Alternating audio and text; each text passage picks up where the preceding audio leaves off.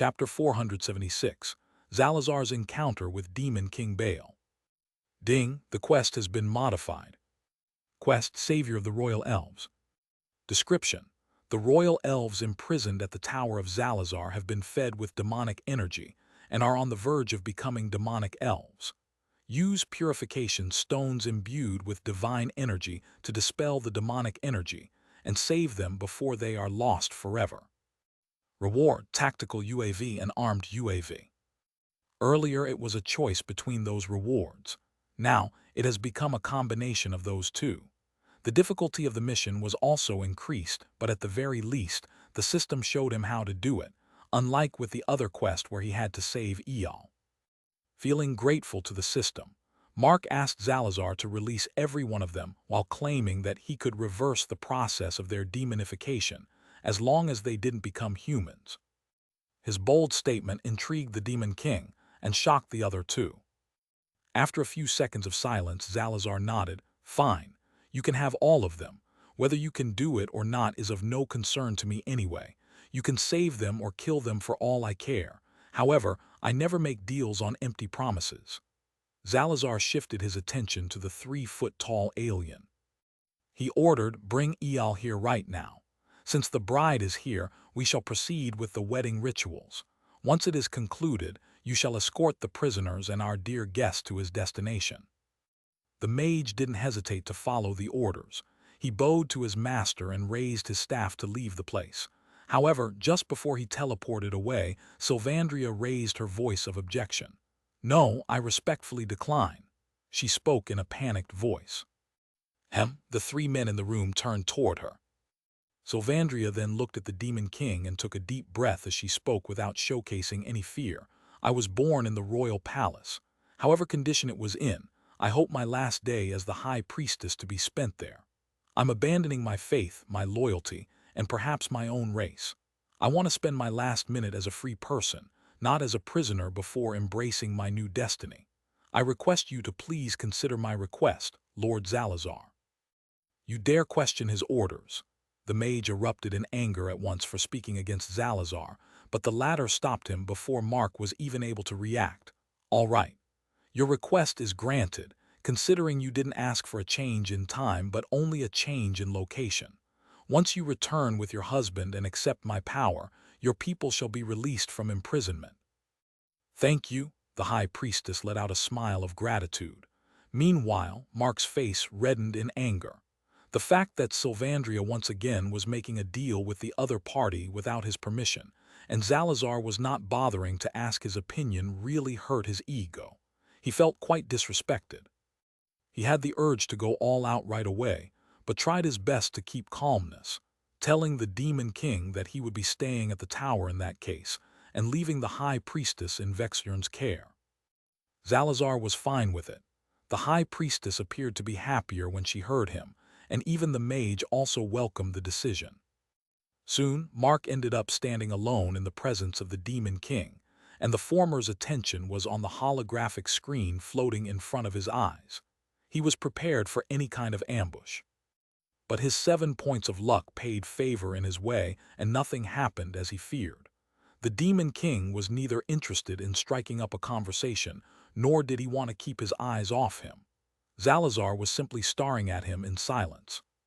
In the meantime, Mark was busy making a strategy. The passive skill of the Divine Throne might improve my stats to that of an Immortal, and the defensive barrier will protect me from even a demon like Baal, but those won't protect me from something like the 7 deadly sins. Once I get caught, it will be over. It is the only thing I need to worry about unless I have someone on my side. After all, I can't put my trust in Baal for saving. I don't think he likes positive things like that.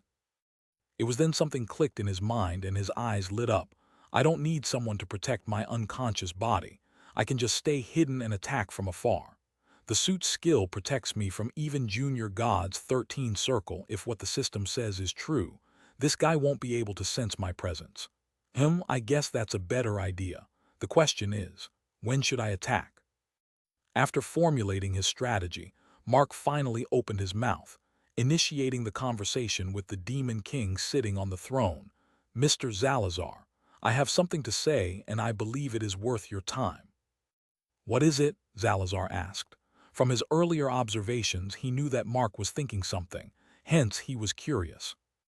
Zalazar thought Mark wanted to make some kind of deal by putting up something as collateral, but he didn't expect the human to say, "A while ago, I formed a contract with a high-ranked demon from another realm. If you allow me, I would like to summon him." Oh, a high-ranked demon from another realm.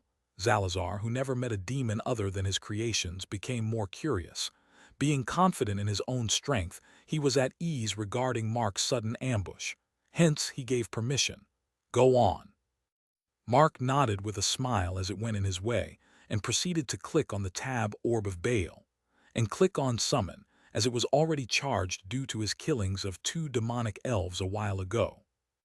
At first, Zalazar was slightly excited, but very soon, his facial expression changed when Baal appeared before his eyes. Baal might look like a human, but it isn't tough for a demon like Zalazar to sense demonic energy from him.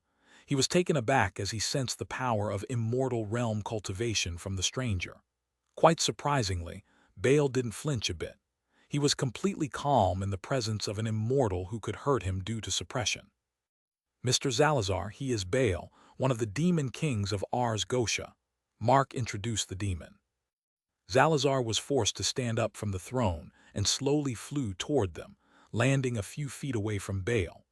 Never thought the first person of my kind I would meet directly in person would turn out to be in the same rank as myself.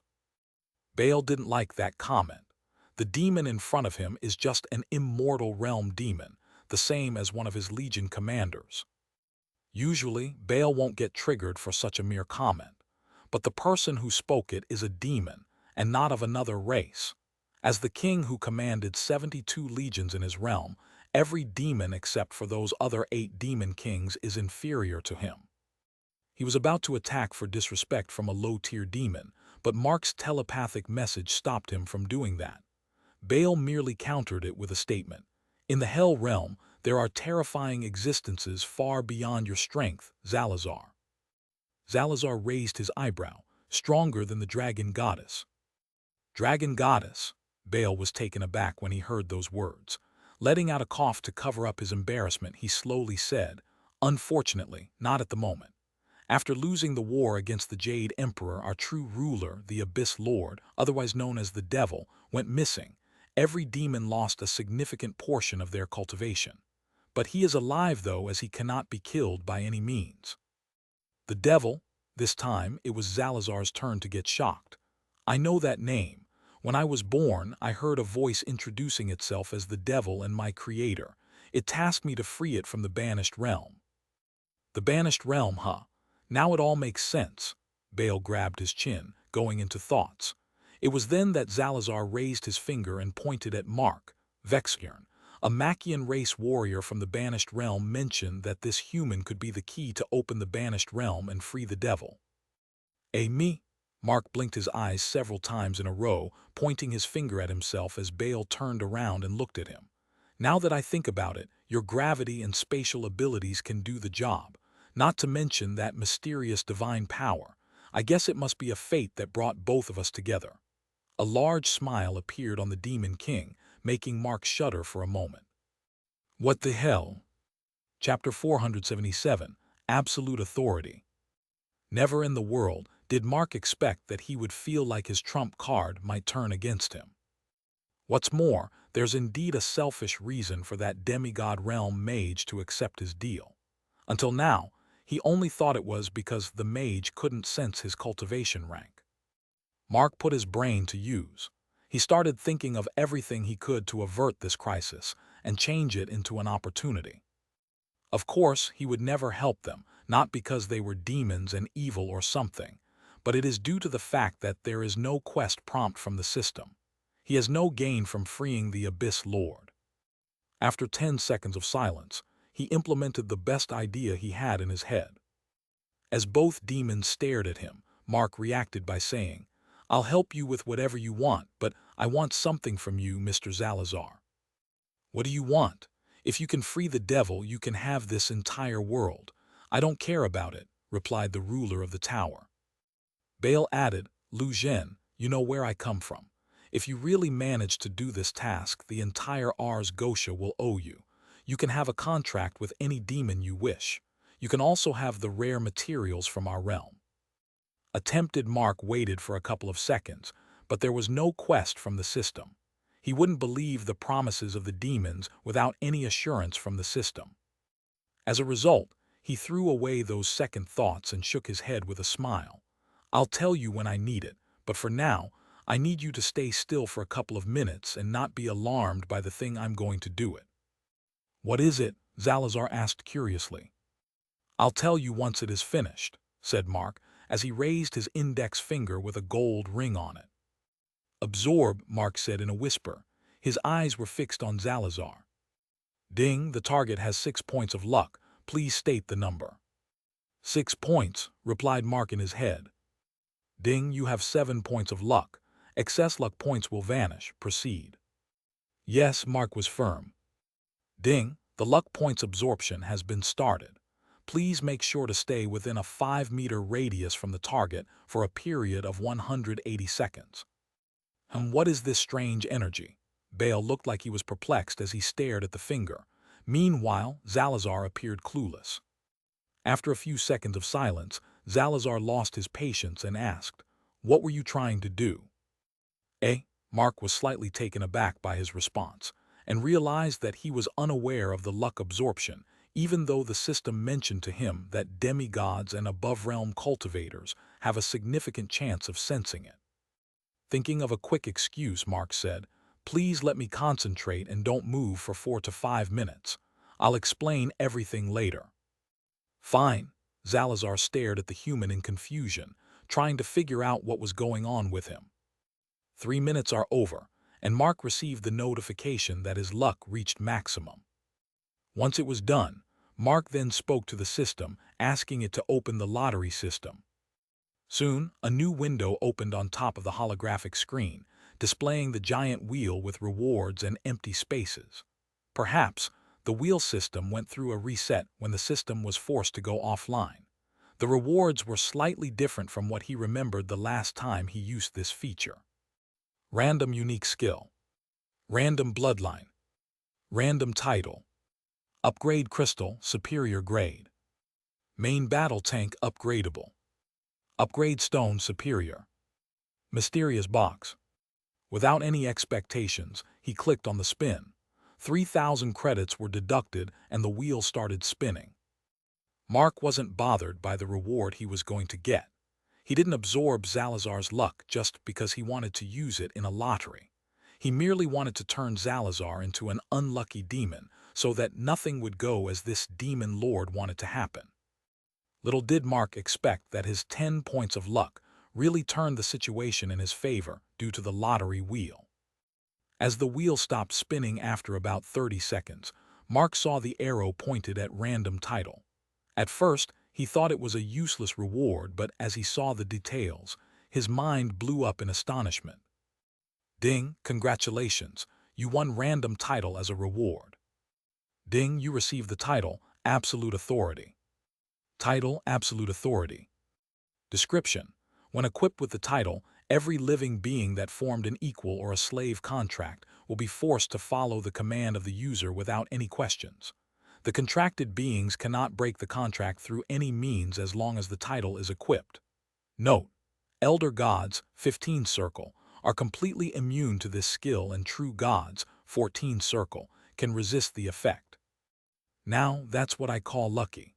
If I equip this title, I don't even need to switch to the other title to control those guardian beasts. While Mark was excited to try this title, he didn't equip it. He wanted to see if he could take advantage of this situation, as he had 10 points of luck for the next 5 minutes. But the task has proven more difficult than he expected. Closing down the window, Mark first told the Lord of the Tower to ease up and further asked him whether he was willing to form a contract with him, just like Bale. Contrary to his expectations, Zalazar firmly turned down the proposal, stating that he didn't like being chained to anyone but his creature. However, he added that he can be his ally. Mark didn't like his answer and immediately dropped his plans of recruiting him, hurrying up to make his next move. He then wished to return to the palace, while leaving behind the demon king Baal in his place. Baal didn't understand what Mark was planning, but he felt like he was being tasked with keeping an eye on this immortal realm demon. As for Zalazar, he was more than happy to converse with Baal. He didn't care about Mark. He obliged Mark's request and sent him away before started talking about the Abyss Lord, wanting to know about his creator. As soon as Mark returned to the royal palace's altar, he saw the demon emperor standing with Vexjern as they were chatting about something. Both of them were slightly taken aback by the sudden appearance of Mark. "You are back," Eyal commented before adding, "but why?" Mark ignored him and looked at the mage. "Are the preparations ready?" he asked. While Eyal frowned in displeasure, Vexjern answered, "The bride is getting ready." "Ready?" This time it was Mark's turn to frown. He said in a commanding tone, "No need for all that. I will bring her right away. Both of you prepare for the rituals and everything needed. Where is she?" "In the queen's quarters," as Vexjern answered with a dumbfounded expression. Mark nodded and turned around to walk away. Once Mark disappeared from their sight, the demon emperor clenched his fist in anger. That human is acting up too much. Vexjern also became serious as he shook his head. "His importance has been elevated, and we cannot just offend him until we are done with him. Swallow your pride and put up with his behavior for a while. Soon, he will be leaving this world anyway." The demon emperor's clenched fists tightened but stayed silent. Meanwhile, Mark hastened his pace and started moving at his maximum speed. However, it took more than 3 minutes to find the room. And that too, he was able to find it because of Steve guarding the place outside with an unconscious princess placed on the couch nearby and Zan Rong inside. "How long it will take?" Mark asked in impatience as Steve greeted him. Steve replied, "They just went there, it might take a while." Mark looked at the pocket watch in his hand and became serious. "No, I don't have much time." He walked forward. "Wait," Steve was about to stop Mark, but the latter already burst into the room in a hurry, taking the ladies by surprise. "Kaya," a scream escaped from the high priestess and Mark's eyes fell on her. She appeared to be in the middle of dressing. While her private parts were covered by the undergarments, the rest of the milky white skin was shown, and Zan Rong hurriedly covered her body with a robe. "What the fuck are you doing?" she erupted in anger. Meanwhile, Sylvandria's emotions calmed down and a deep frown appeared on her face as her eyes fell on Mark.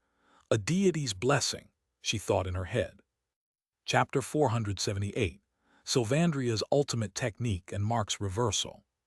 Mark didn't respond to his sister-in-law and spoke without a hint of expression. "Sylvandria, I give you 30 seconds. Dress up as fast as you can. After that, I will take you to the altar in whatever state you are in." 30 seconds. Why? Zan Rong raised her voice once again. However, Sylvandria calmed her emotions and replied, "Fine, just wait outside." "Be quick," Mark urged her one more time and went outside. Steve was dumbfounded by his dad's actions. He just stood there in a daze without knowing how to react as he saw everything about his dad was different from what he remembered.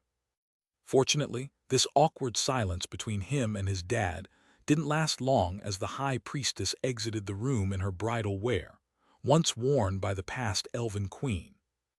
Mark then walked to the high priestess and shocked everyone once again by suddenly lifting her and carrying her in his arms. "You, what are?" Before Zan Rong even reacted to it, Mark rushed off, breaking through the floors and walls on his way to the altar. Meanwhile, at the altar, the mage and the demon emperor were talking about the dark elves.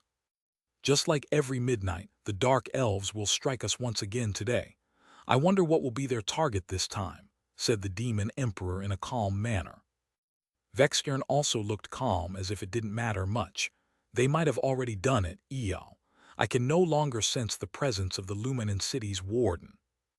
The demon emperor let out a smirk as he folded his hands to the chest. "Foolish elves. They thought that they were smart and cunning. Little did they know that every time they kill a demonic elf with their dark energy, it will only end up benefiting us. Ha ha ha ha." He broke into laughter, thinking about the foolishness of the dark elves, and the mage also giggled along, although for not long. Their laughter was interrupted by the breakage of the wall nearby, followed by the appearance of Mark and the high priestess in his arms. Placing her down, Mark didn't give them any time to chat around and hurried them to proceed with the marriage ritual. He only had like 32 seconds before his maximum luck returned to normal.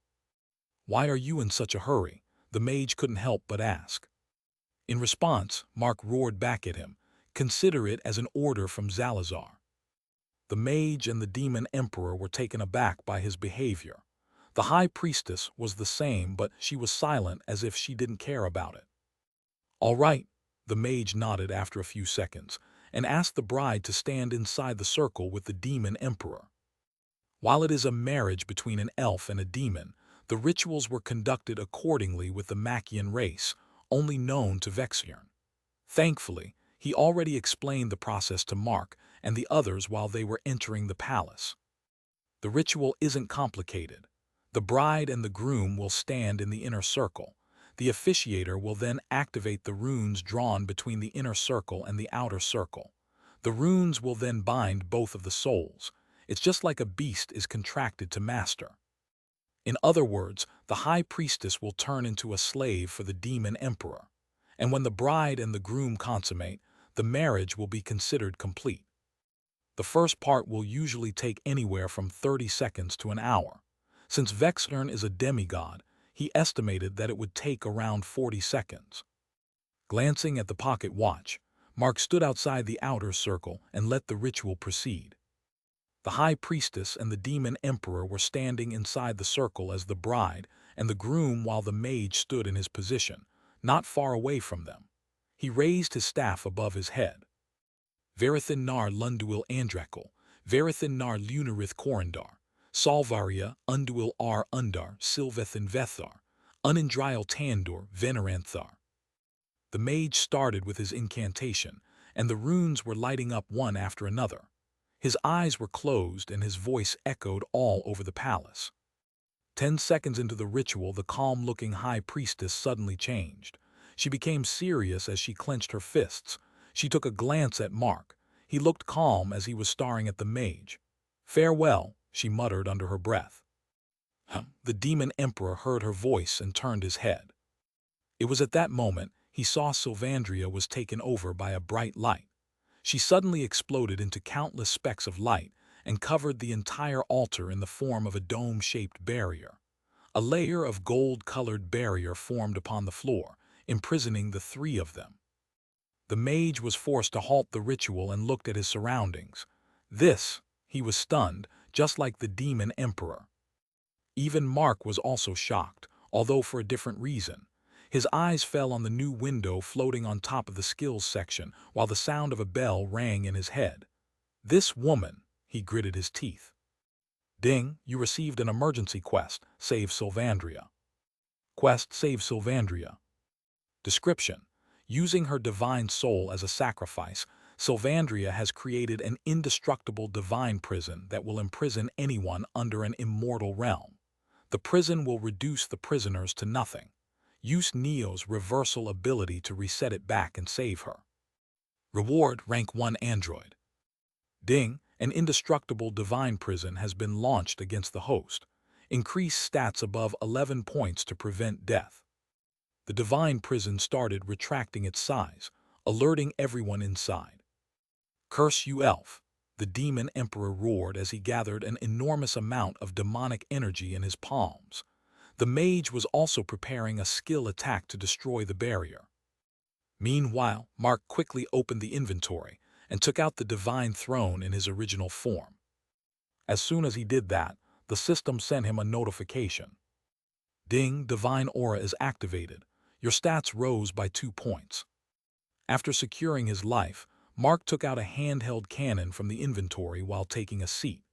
The back of the divine throne was struck by the wall of the barrier, but due to his higher stats, it was stopped, while the rest of the space continued to suppress. On the other hand, the attacks of the Divine Emperor and Vexian failed to put even a crack in the barrier. They found themselves at the center and had their attention stolen by Mark's position, where the barrier bent itself around Mark like an attached teardrop. As they sensed nothing strange in Mark, both of them felt like it was due to the mysterious throne he was sitting on. The mage could sense divinity in it and felt like it was very powerful. At the same time, he couldn't connect to the outside world. He felt like his doom was near. Firing another ball of energy at the barrier without any result, he shouted, "Mr. Lu, are you going to help us out or watch us die?" Mark ignored him and focused on the cannon in his hands. He spoke in his head, "This isn't bound to my soul. I cannot just activate the skill like I did with Danya. Heck, I cannot even see its skill set. What to do?" Ding the green trigger. "Ah, it's that simple." Mark was surprised by the system's reply and looked at the cannon. There were 3 triggers located in the trigger guard in different colors. He doesn't know what others will do, but for now, he raises the cannon, pointing at the ceiling of the barrier. He clicked on the trigger, releasing a beam of green-colored energy. Eek, it's time manipulation. The mage was taken aback, and then filled with astonishment as the beam struck the barrier's ceiling, and the entire barrier was covered by this strange energy. The barrier turned back into millions of specks of light once again, returning to one spot before transforming back into Sylvandria. Haya, she took a deep breath as vision restored to her eyes and she looked around in confusion. It didn't work, she was stupefied. The mage and the demon emperor were triggered at once. "You damn elf!" Sylvandria, both of them roared at the top of their lungs. As Sylvandria's eyes fell on them, Mark's voice filled the surroundings. "Well, there's still 16 seconds left, so let's the party get started." Everyone turned to look at the man sitting on a majestic throne. System, equip the title Absolute Authority. Activate skill, Seal Breaker Target, Sylvandria. Activate skill, Spatial Transfer Target, Sylvandria and Eol. Activate skill, Lightning Clone. Chapter 479, End of the Demons. At the Tower of Zalazar. Zalazar was escorting Baal as a guide while touring inside the tower. The demon king from Ars Gosha halted his footsteps all of a sudden and stared at him in silence. As Zalazar turned his head to look at Baal's face, he saw the latter's pupils dilated, while mysterious black markings appeared on his forehead. The scene took aback Zalazar. He called him out, "Lord Baal." As Baal stayed unresponsive while the markings spread all over his face, Zalazar's facial expression changed to that of a frown. "A sealing technique. Nope. Possession. No, that can't be. Perhaps this is how he will return home." Before Zalazar got to the conclusion, Baal's hand was raised. Demonic energy was gathered in his palm, alerting him. Zalazar jumped away to gain a bit of distance and observed the visitor. A ploy from that human, or is it something else? Meanwhile, the mage was getting beaten black and blue by the lightning clone. He was completely defensive, trying his best to reduce the damage inflicted on his body. At the same time, Eol was in an intense battle against Sylvandria, who had her strength returned and then teleported far away with the demon. As for Mark, he comfortably sat on the divine throne without any tension or so whatever. He has no idea whether Sylvandria was able to defeat her opponent or not, but he could care less about her situation. He only cared about removing Vextern and Zalazar from the situation. As saving Eol wouldn't give him great rewards either, Mark wasn't that interested in whether he was alive or not. And due to the fact that his lightning clone completely dominated the battle, Mark eased up a lot and enjoyed the scene unfolding before him. The royal palace turned into ruins, and the city was razed to the ground, by the time Vextern turned into a bloody figure, with a little bit of life left in his body. Mark saw the lightning clone reach Vextern, who was barely breathing and begging for his life. Please, leave. Meow." The lightning clone raised its leg and crushed his skull with a powerful stomp, finally ending his life. Mark nodded in satisfaction after confirming that he was dead, and controlled his flying divine throne to land on the ground. He came down from the throne and checked his hands to see if his storage ring was still intact. There was indeed a ring on his disfigured index ring, but Mark found nothing inside. It was empty. This sly would have stored his wealth somewhere else.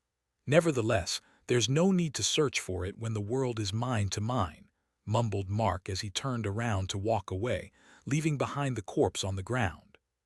Currently, he has no idea where Steve and the others are, but hopes that they are fine. During the little time he waited for the High Priestess to come out in her bridal attire, he ordered Steve to take away the remaining 2 ladies with him to the forest, by giving an excuse that he doesn't trust the demons in fulfilling their words. With the demon emperor fighting against the High Priestess, the mage was killed by his lightning clone, and Zalazar was busy battling against Baal.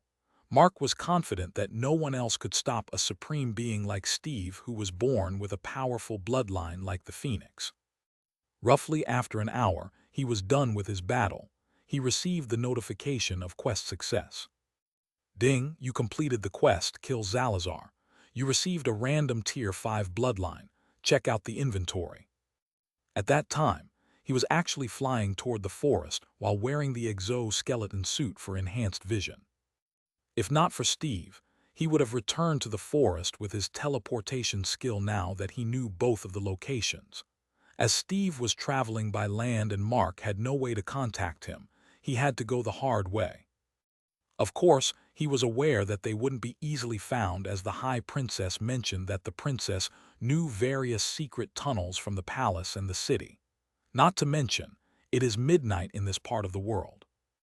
But since they will still have to end up at Sylvandrial Dominion, Mark assumed that they might meet at some point on the way. So, he was completely focused on the ground. Unfortunately, he had yet to find success so far. Mark was torn between impatience to leave and regret for putting too much trust in Steve's strength, but fortunately, the notification momentarily improved his mood and shifted his attention. Oh, it was finally done, mumbled Mark as he looked at the glowing holographic screen. He opened the inventory and scrolled until he found the image of a pouch with a question mark on it. As he clicked on the slot, a new window was opened with something like a slot machine displayed on it. Mark clicked on the lever and the slot started scrolling down. It went for about 10 seconds before the arrow stopped on the image of a muscled humanoid figure with the fur and the head of a monkey. Ding, congratulations, you received the bloodline of Sun Wukong. Sun Wukong, as in the legendary Monkey King. Mark's first reaction was that of excitement, but it soon turned into horror as the second notification popped up. Ding, warning. Initiating a new Tier 5 bloodline integration with your DNA will put you to sleep for 280 days. Proceed. No. Mark quickly rejected it, as there was no way he would want to sleep for another 280 days when he was preparing to return and reunite with his lover. While it is an incredible reward, it is still something he received without working hard, and gaining it will not make super stronger compared to the present. But at the same time, would a greedy and opportunist fellow like Mark make such a reward go to waste? Obviously not. Mark jumped into negotiations without wasting any time. System, I'm satisfied with my current bloodline. Can I transfer this bloodline to someone? Or can I get materialistic rewards in exchange for this? Like a new android or some battle gear, even credits or gold coins would be fine. The system didn't respond for a few seconds, unlike its usual self. Then it sent the notification in reply, bringing a smile to Mark's face. Ding, the system accepts the host's proposal. Ding, trade request. Exchange non-integrated Sun Wukong's bloodline plus exoskeleton VIII for integration of Mark's factory with the material world. Ooh, what? Mark stopped his flight and stared at the latest notification sent by the system in shock. Meanwhile, thousands of kilometers away from the royal palace, somewhere in the snow-capped mountains near the north pole of the planet, Eyal was seen with heavy injuries all over his body, while Sylvandria looked perfectly fine without a scratch on her body. Trapped inside a golden barrier that was shooting golden needles at him randomly, he looked like he was terrified at the moment. Just kill me, you fusing BTCH, he roared in anger as 3 more needles pierced his back, left calf, and abdomen simultaneously. They didn't inflict too much damage upon his body but surely increased his pain. The divine energy present in those needles only boosted that pain from inside, and his recovery ability is also blocked. Looking coldly at the trapped divine emperor, the high priestess spoke, "Without that mage on your side, you are nothing more than a toothless tiger, and you committed so many crimes on our race that instant death will be a blessing for you. So, beg for it. Apologize for all the elves you massacred. Maybe I will have a change of heart." Chapter 480, The Return of Vexern. With no way out of the divine prison, and not being able to bear the pain instilled by the needles brimmed with divine energy, the demon Emperor Eol was forced to ignite all of his cells and went with a suicidal attack. His body exploded and released powerful demonic energy that could only heavily crack the barrier due to the sheer dominance of divine energy over an evil attribute like demonic energy. Seeing that there was nothing but blood spilled inside the barrier, she dismissed her technique and let out a smile of satisfaction. "Okay, my job is done here. I hope whatever you are planning will turn successful too, Mr. Lu."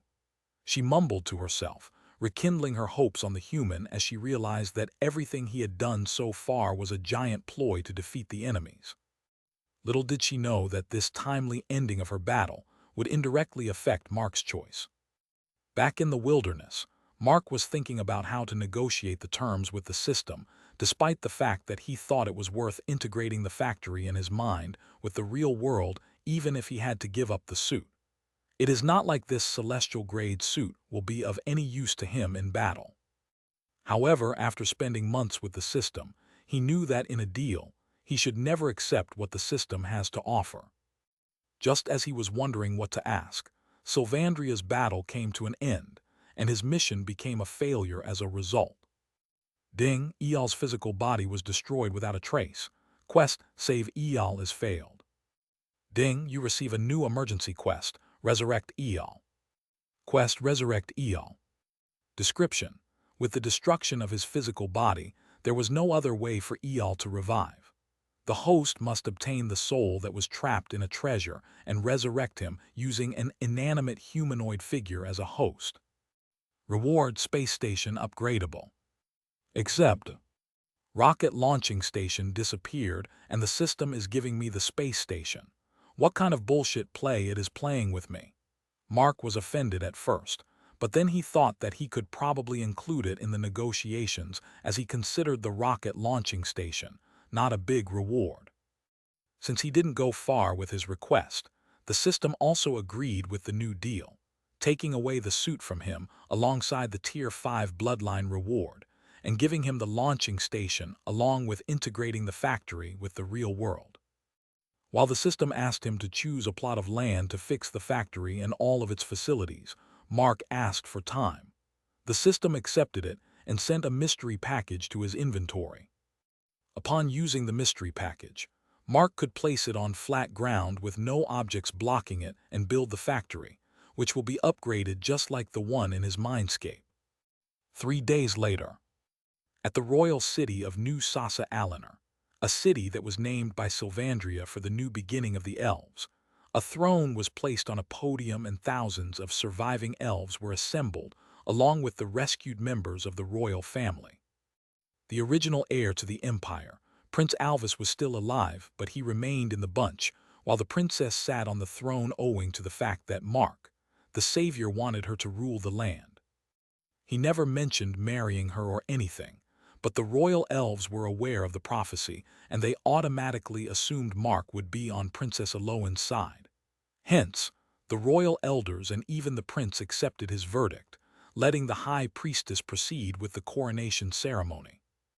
Mark wanted to leave for his world as soon as he met with Steve and James, but the princess requested him to stay until the coronation ceremony. She wants to formally thank his services as a ruler, in the form of presenting him with a deed in front of the elders and the citizens.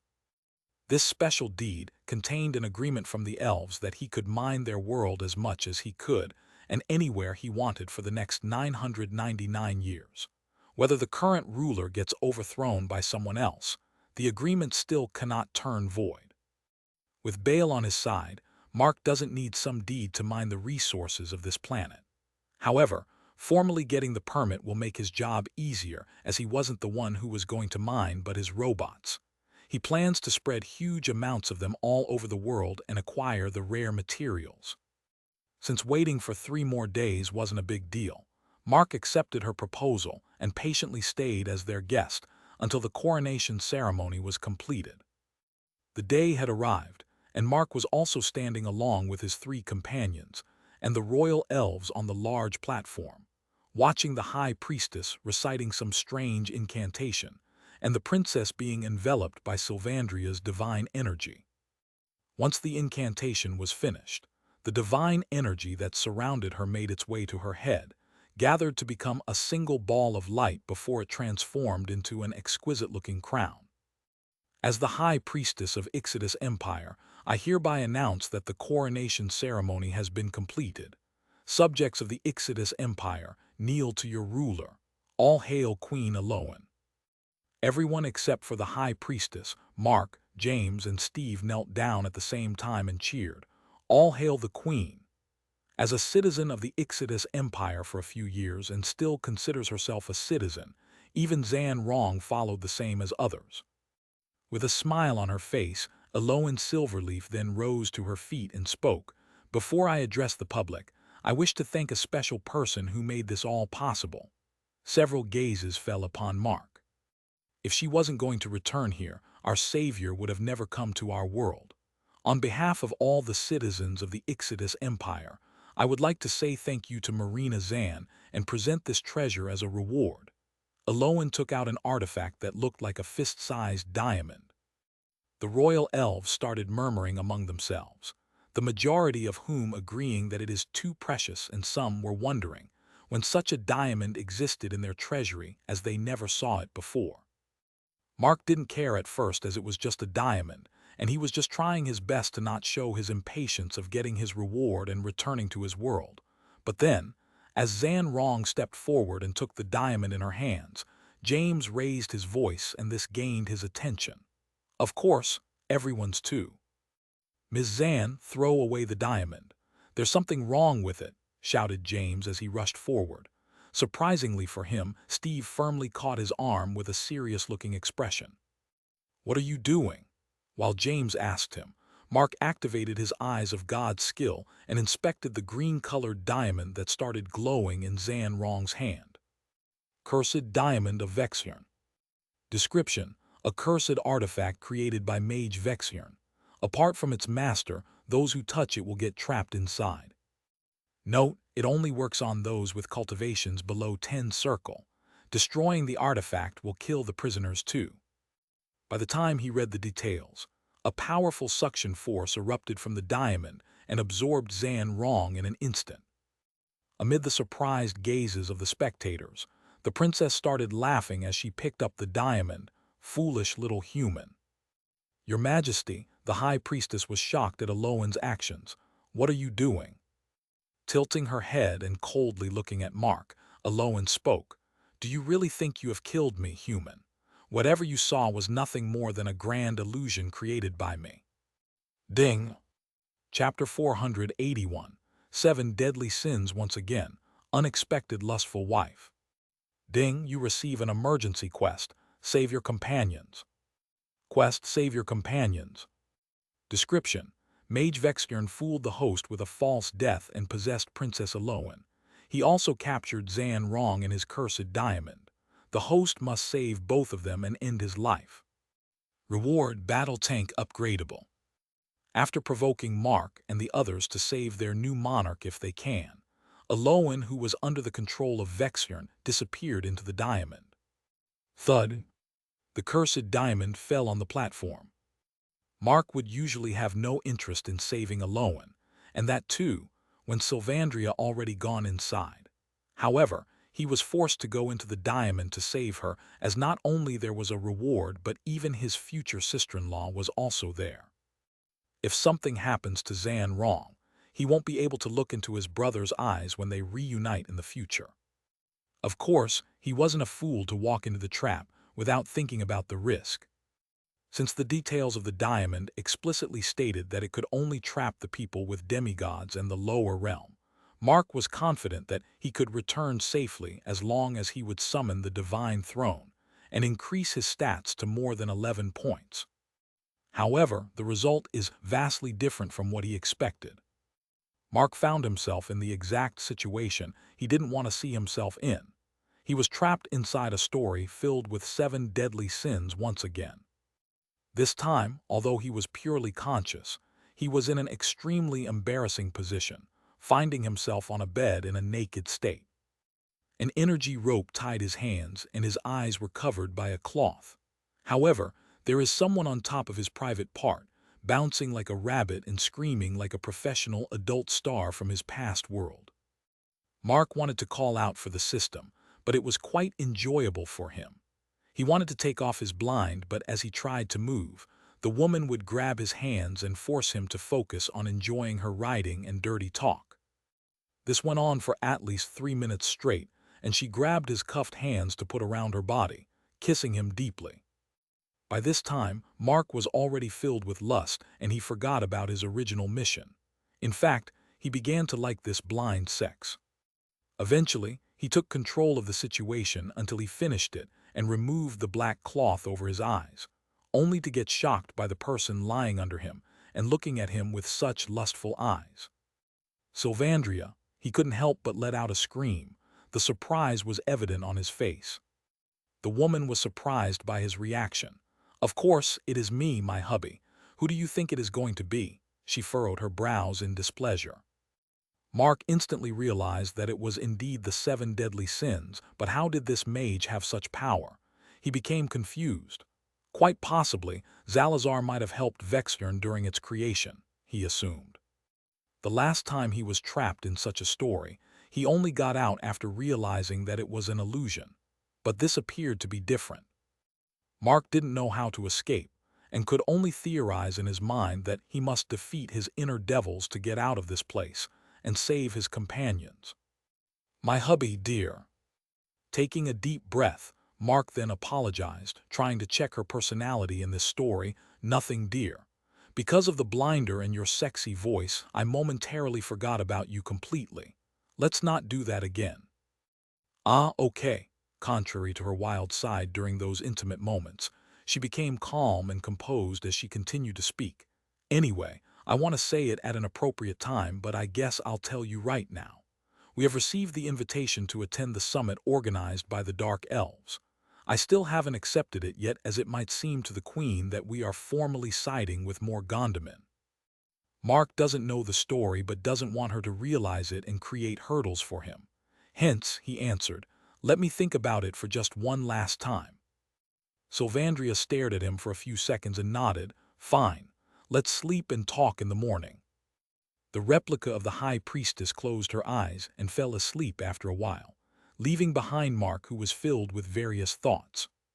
"System, are you there?" he asked in his head. "Ding, yes, host." Seeing that there was a positive response, Mark felt relieved. He went on to ask, "How should I get out of here?" Ding, the host already knows the answer. Follow the storyline while defeating all the deadly sins in the process. Ding, a reminder. This world only could challenge the host with the 3 most powerful deadly sins, i.e. lust, greed, and pride. Ding, another reminder. 100 days spent in this world is equivalent to 1 day in the outside world. Okay, thank you for the help. Mark felt grateful that the system has become more and more helpful lately. Instead of taking advantage of the situation, it was actively trying to help him in every grave situation.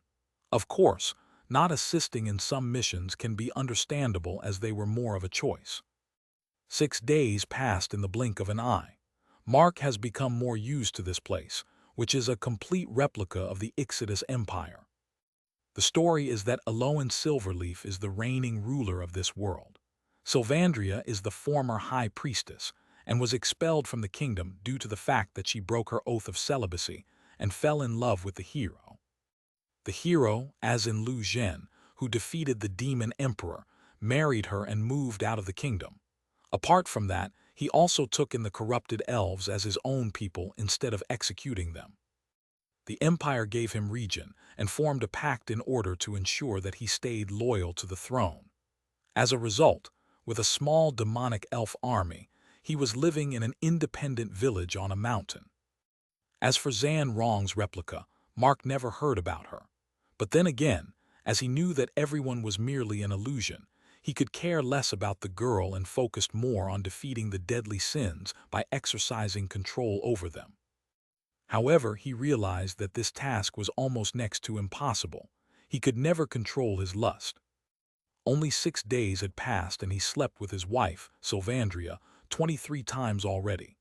Every time, the session would last a minimum of 30 minutes and goes as long as 90 minutes sometimes. Yet, he never felt tired or uninteresting, not even once. It was like he was fed with an aphrodisiac or something for every meal. In the meantime, he also took the decision to take over this world by becoming the villain and eradicating all of life so that these so-called deadly sins would no longer pose an effect. They can only work if there are people. Mark's thinking was simple. What is the use of pride if there is no one to challenge him? What is the use of lust when there is no woman to sleep with? And what is the use of greed after achieving everything in the world?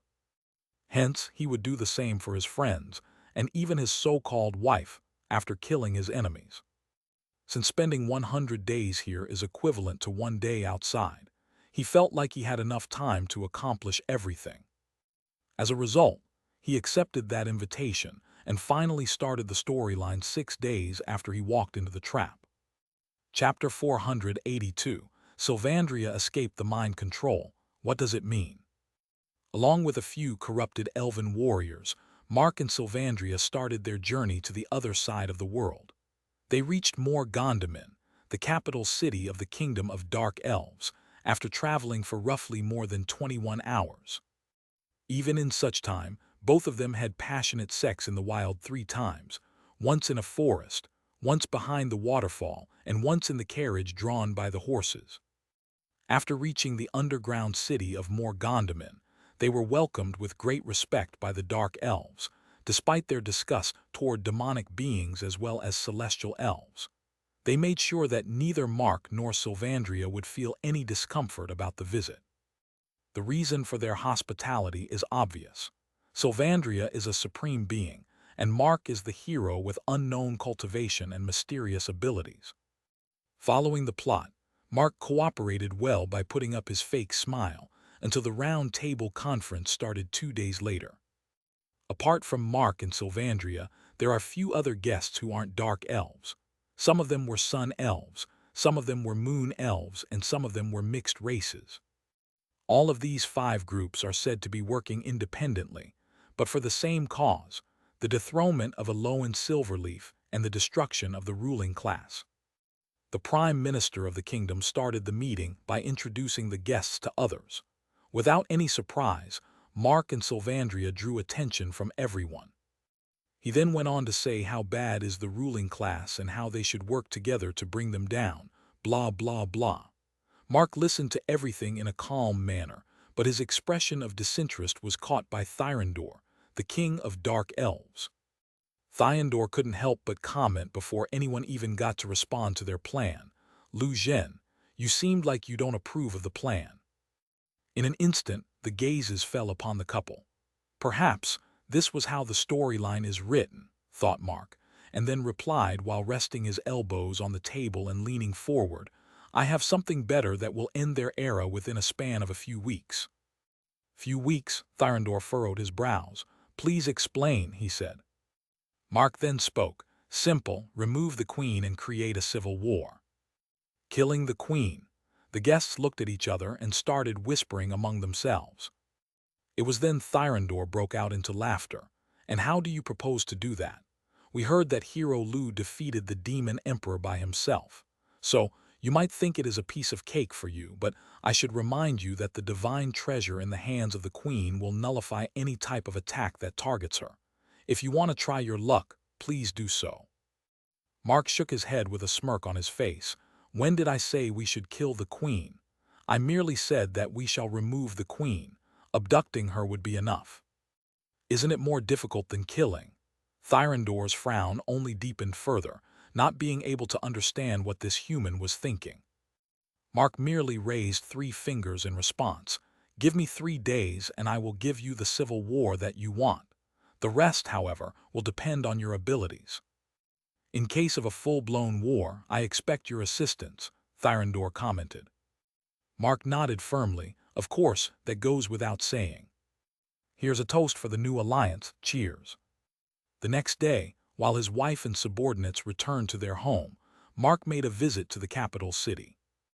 As the world is a replica of the real elven world, Mark is able to teleport directly to the destination in an instant. Okay, half of the job is complete. Now, the other half remains, Mark mumbled as he stared at the majestic royal palace, standing not far away from it. He opened the inventory to take out the suit and equip it so that he would be able to infiltrate the palace in invisibility mode. It was only when he searched the inventory did he finally remember that he had given away the suit to the system. Because of all that fun he had with the elven beauty for the past week, he had forgotten about it. Teb. Mark couldn't help but slap his forehead for his idiocy. How in the fuck did you plan on abducting her forgetting about the suit? Sigh, these days, you are really making the silliest of mistakes in every situation. Teb. Slapping himself once again, this time on both of his cheeks at the same time with a bit of force, Mark mumbled, plan change. Let's just go on a killing spree and abduct her forcefully. Killing all the royal elves can also create a civil war. Not to mention, I don't think that Vexjern could create a world where the opponents could kill me when I could use all my abilities. He made his decision in an instant and charged forward. 1 day later, Sylvandria returned home, only to witness Aloan and her husband eating something that looked like a noodle dish in a bowl. Of course, the atmosphere doesn't seem pleasant in any way. As if the elven queen developed a great fear of Mark, her hand was still trembling uncontrollably even while eating. Aloan Silverleaf, Sylvandria almost growled in anger as her eyes fell on the girl. This led Aloan to jump up in fright and the food was spilled on the floor, bringing a frown to Mark's face. However, he didn't comment on that and simply greeted the woman who was said to be his wife in this realm. Hey Syl, you are finally here. As I have promised you, here is our dear queen. I brought her before you reach home, although in a slightly forceful method. I know, dear. The news has already spread all over the world, the hero taking his revenge upon the royal elves that betrayed his sacrifice, replied the woman as she walked past the prisoner and reached Mark with a smile on her face. You did great, thank you. Without minding Aloan's presence, she planted a kiss on her husband and looked at her, speaking in a mocking tone. Look at you, the mighty queen who ruled the world. Let me say this to you again. The prophecy never spoke about you. It's me, the princess who is destined to be with the hero. I push you forward only to protect my oath, but in reality, I know that you have no chance with him. In the end, your actions only lead us to fall in love and marry each other, breaking my oath in the process. In order to compensate for fooling you all along, I let you become the queen, favoring you over your half-brother. But you thought too highly of yourself, and in jealousy, you exiled both of us.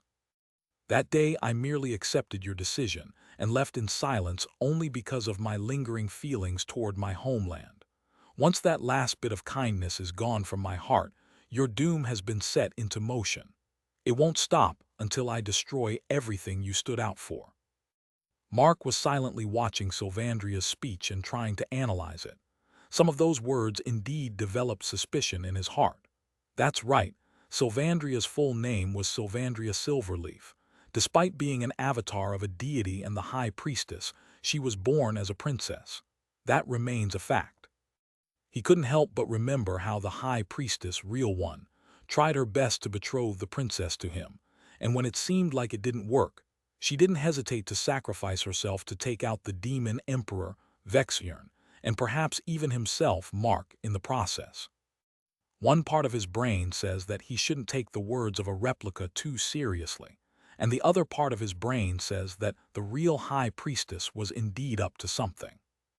With such conflicting thoughts in his head, Mark tried his best to show that he was calm on the outside and blankly watched the scene unfolding before his eyes. Soon, the situation evolved to the point that even Mark felt bad for the replica of Aloan he abducted with force. In the living room, she was stripped naked by Sylvandria and had her hands tied by the energy rope. Compared to the women he had seen naked in his past life, whether directly or through the internet, she wasn't definitely appealing. She has more or less an underdeveloped body, like a minor human girl. Yet Mark couldn't help but want to play with that body as he has yet to become immune to the lust. In fact, by giving in to lust many times in the past few days, he couldn't shake off his urge. His mind was corrupted to the extent that he doesn't mind rapping her, just because she is an illusion. When Sylvandria intended to humiliate Aloan by letting her subordinates have their way with her, Mark immediately acted and volunteered for the job. Sylvandria, for some reason, accepted it too. As she forcefully spread Aloan's legs apart, a naked Mark crouched down to play with her private parts before getting to the main deal. Aloan was pleading them to kill her, but Mark didn't listen. He stretched his index finger forward. Just as he was about to commit the deed, all of a sudden, divine energy suddenly erupted from Sylvandria and pushed him away. Mark was pushed back a couple of meters and had his face hit the wooden floor. As he raised his head, he saw Sylvandria hugging Aloan with an angry look on her face. "You roach of a human, keep your filthy hands off the princess." "Princess?" A look of surprise appeared on Mark's face. Before he expresses his confusion, the system decides to drop a nuke on his brain in the form of a notification. Ding, Sylvandria escaped the mind control. You triggered an emergency quest. Chapter 483, The Third Official Fiancé. Ding, you triggered an emergency quest. Save everyone from mind control. Quest, save everyone from mind control. Description: Mage Vextern released his possession of Queen Aloan after she was trapped in his cursed diamond. However, her mind was still being controlled by the effects of the curse. Zan Rong and everyone who was captured by the diamond was also forced to become a part of the storyline created by Vextern. Remove the influence of the curse from their mind by applying purification stones on each of them or completing the storyline. Reward: Upgrade Crystal Normal. Mind control. That means all these people weren't illusions but real. No wonder the system said that I could use all of its functions. Mark's face turned pale as certain memories popped up in his mind. So, I have been fusing this blonde for real all this time, and I almost raped the princess. More than the fact that he lost the virginity of his current body, and how he had it with the woman so many times in a row, he was disturbed by the act he was going to commit a while ago. He was okay with killing people, but not this. Meanwhile, Sylvandria covered Aloan's body with a carpet lying on the floor as the latter clothes were ripped off. After freeing her from the energy rope, she took her to the bedroom and provided her with clothes. Closing the door, she walked toward Mark with heavy steps. Her expression looked quite serious. "You freed yourself long ago, weren't you?" she asked while clenching her fist tightly. Before Mark replied to it, she further said, "Don't try to feign ignorance. I could see when one's mind is being controlled by someone or something. As far as I remember, you are the only one without the halo of foreign energy above your head." As Mark was still in shock, his mind didn't try to think about what she explained and merely nodded to her question. "Yes, I was never mind-controlled." "And you still committed all those things to me." She pointed her trembling finger at him. Her voice was also shaking as those embarrassing memories came to her mind. Mark snapped at her accusation right away. "First of all, whenever we had sex, it was initiated by you, not me. Secondly, I was affected by the deadly sins of lust, pride, and greed. Or else, why would I want to enjoy the body of an old woman like you?" He could admit being a little bit of guilt for his earlier actions to the queen, but Sylvandria is completely another thing. "Old, you fiend," Sylvandria couldn't help but lose her composure. In the mixture of frustration, helplessness, and embarrassment, tears filled up in her eyes. "You defiled me, you broke my centuries of oath of celibacy, and now you dare to put it on me. I was under mind control. You are not." She roared at him in anger. The divine energy erupted from her and attacked him in the form of a laser beam. This time Mark wasn't caught off guard. He timely reacted by activating a skill through voice mode. System: Activate metal armor. From face to toe, His skin instantly turned into steel and increased his defense and strength to more than 11 points for the next 10 minutes, blocking her attack and taking her by surprise. Staring coldly at the surprised High Priestess, Mark spoke. "Sylvandria, I will say once again, whatever transpired during the past few days was out of my control. If you don't want to believe my words, then you can go your way and I will go my way.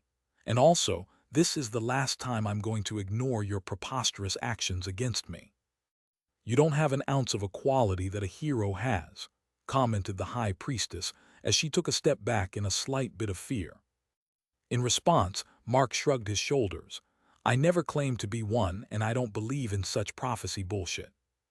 Sylvandria stared at him in silence. Mark stared back at her as if he was asking what she wanted now. After 10 seconds of starring contest, she opened her mouth, speaking in a firm tone. "Regardless of whether you were influenced by deadly sins or not, you defiled me of your own will. Because of your actions, not only my oath has been broken, but it was also done without my own will. Take responsibility for your actions and become my husband as you are right now. Or kill me with your own hands and give freedom to my soul right now."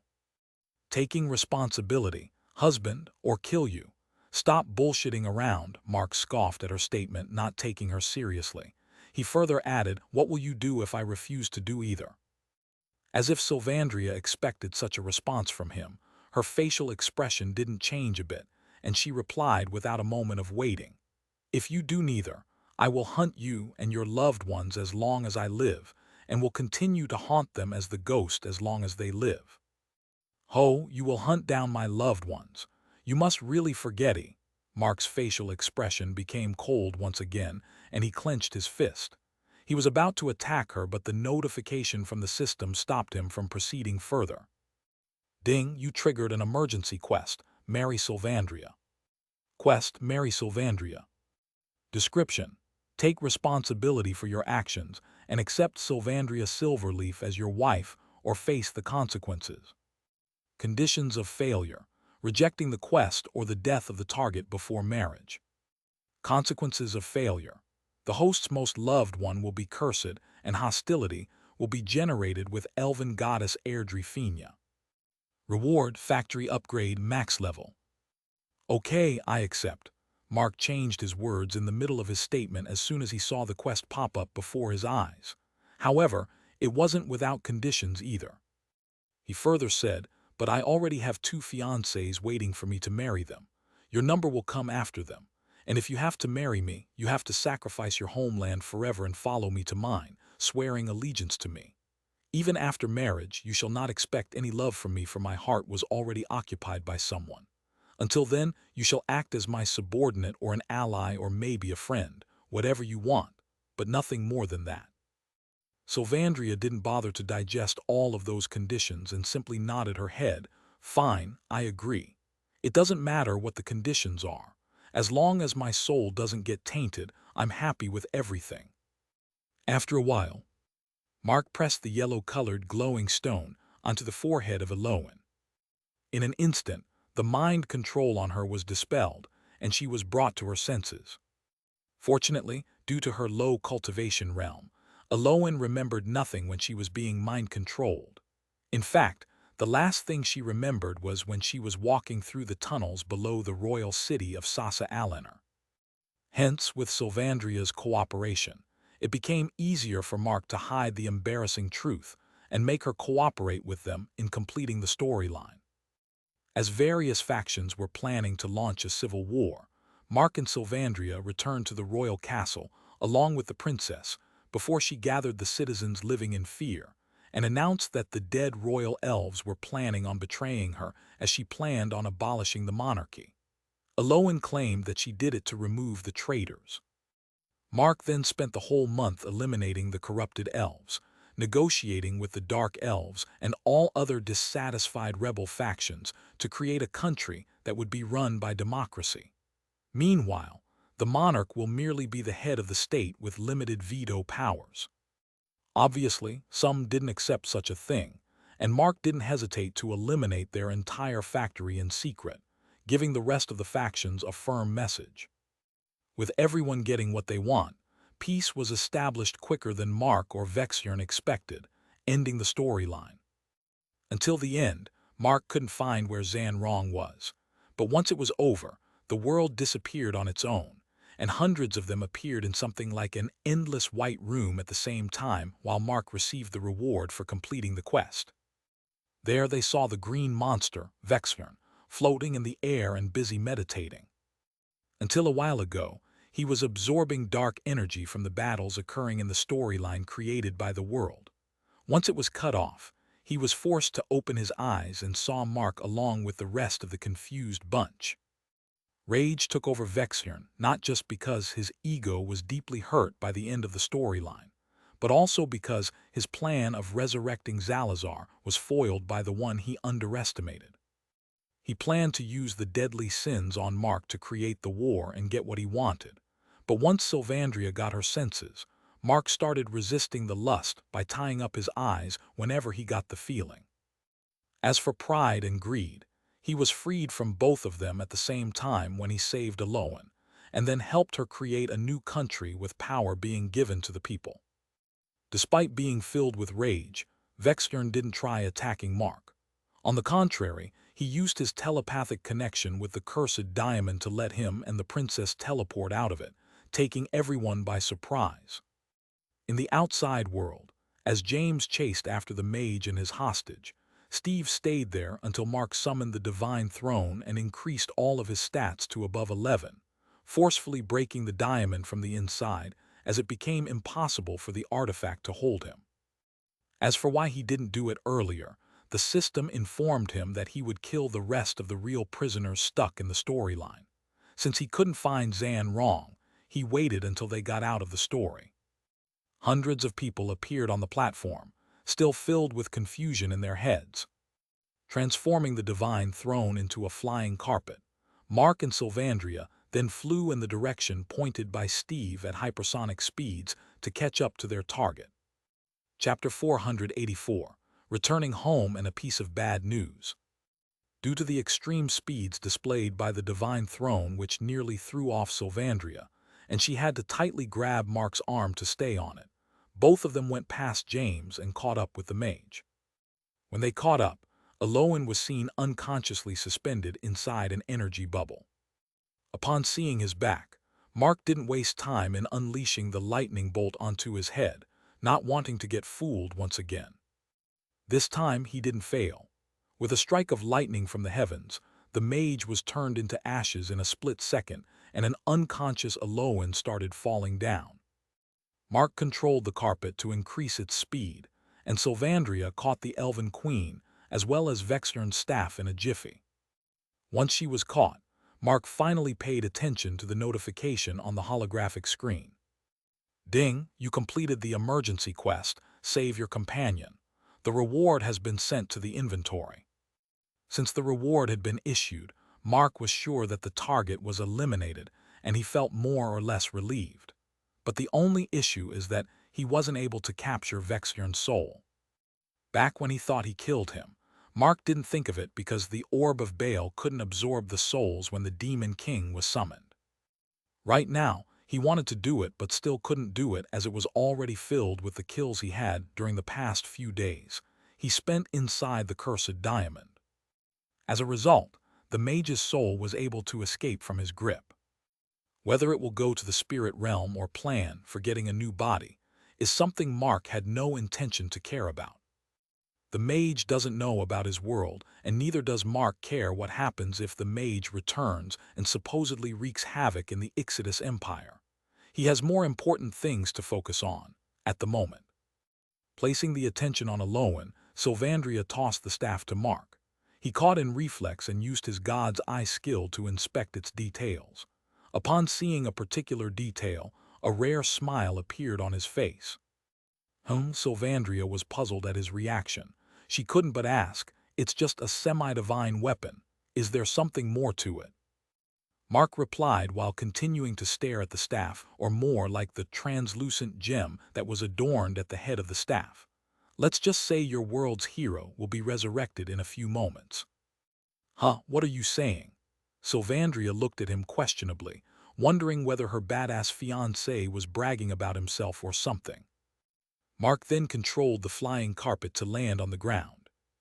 As Sylvandria stepped down while carrying the Elven Queen, Mark spoke in his head, "System, activate weapon transmutation." The holographic screen appeared with the image of a circle and the word transmute below it. As soon as he placed the weapon in the circle, Sylvandria saw that it disappeared. She merely thought he kept in his storage ring but stayed still as a spectator, watching her fiancé poking his index finger in the empty air. Ding, all the items are extracted and sent to the inventory. System, open inventory. There were a few precious raw materials he saw, but he didn't pay much attention to their amount and just scrolled to the side until he found an image that resembled a wisp in the inventory. He then clicked on Ark, the rank 7 android with an appearance of his past life, and summoned him to the world. Sylvandria was first taken aback by the sudden appearance of Ark at first. She thought he was probably like Baal, but then as she probed him, she found nothing. She couldn't even feel the source of life inside the android that was looking and talking like a human. Everything was so strange to her. Yet she kept her mouth shut and watched it in silence. Meanwhile, Ark greeted him with a standard military salute. "Your orders, master." Mark didn't answer him and spoke to the system about the transfer of the soul. Soon, the golden wisp flew out of the inventory and flew into the chest part of Ark, merging with his core.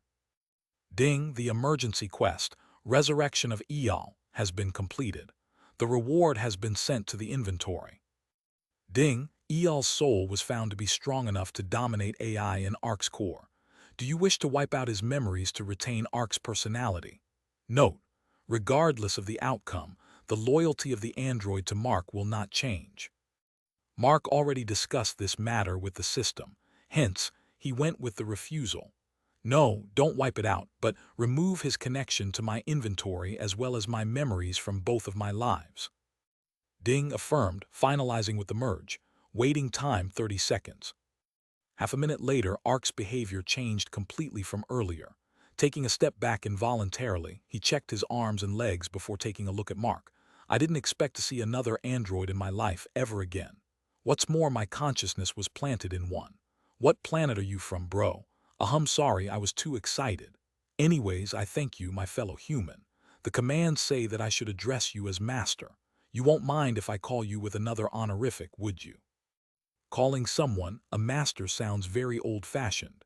How about I address you as boss?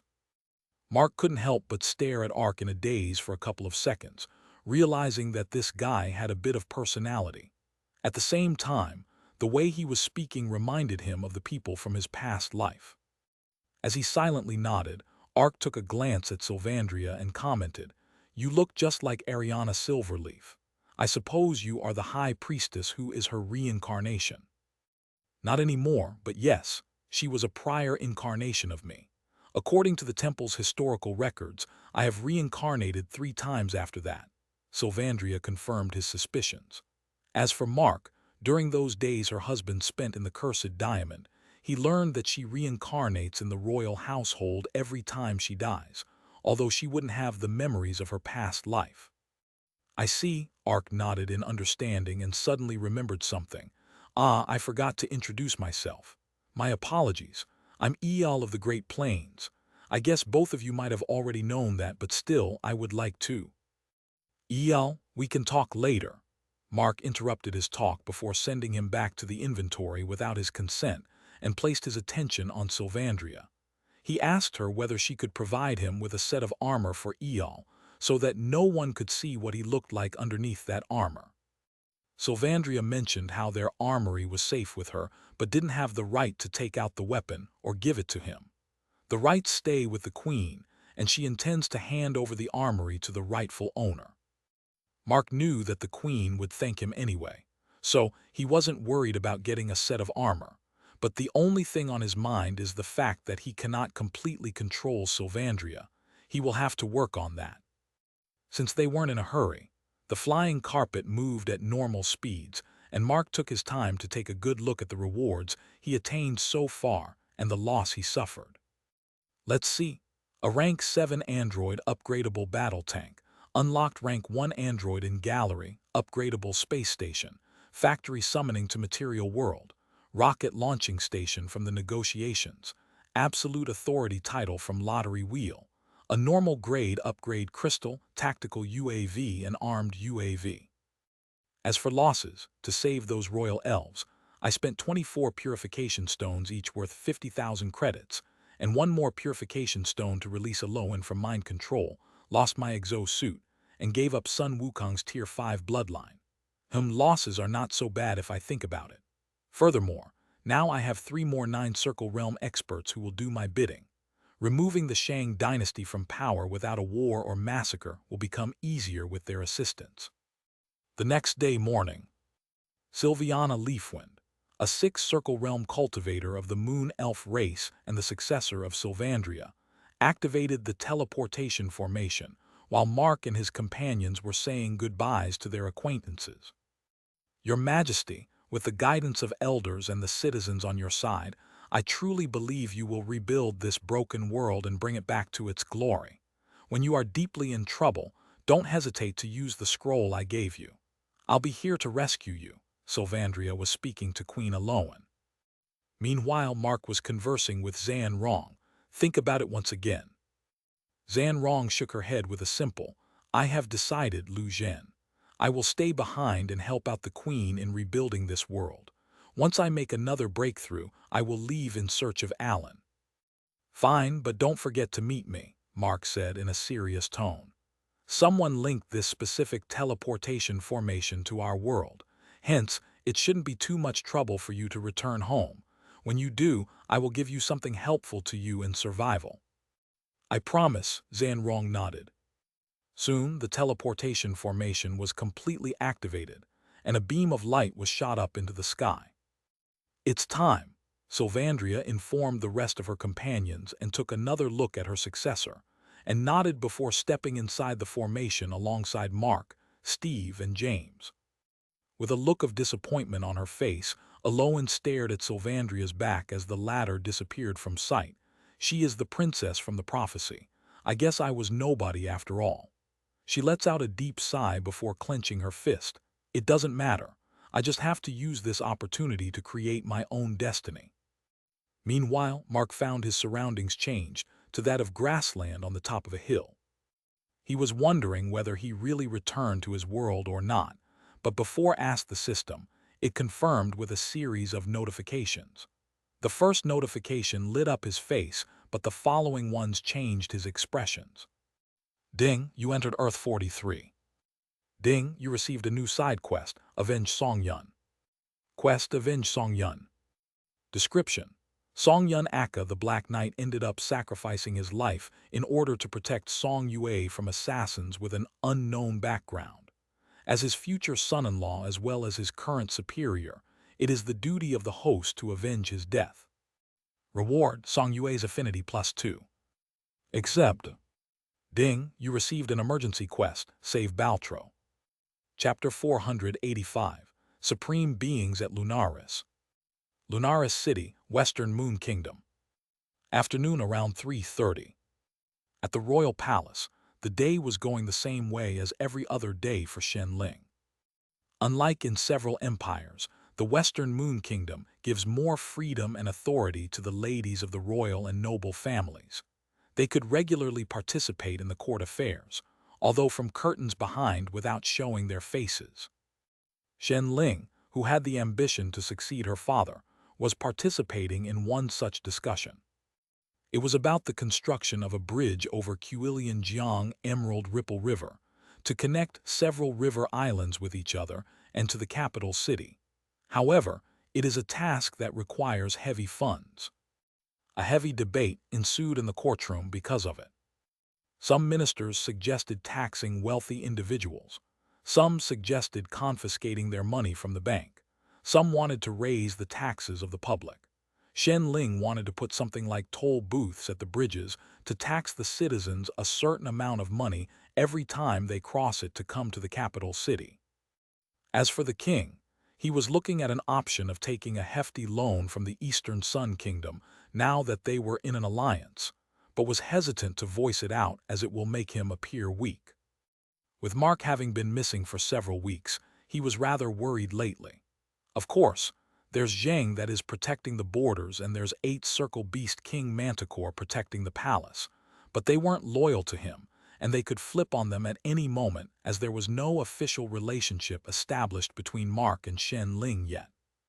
Adding on top of that, not only there is the stability of rule in the Phoenix Empire under Shang Jun's leadership, but the Lian Empire was also getting closer to the Southern Empire through the marriage between Shang Jun and the favorite granddaughter of Lian Empire's ruler.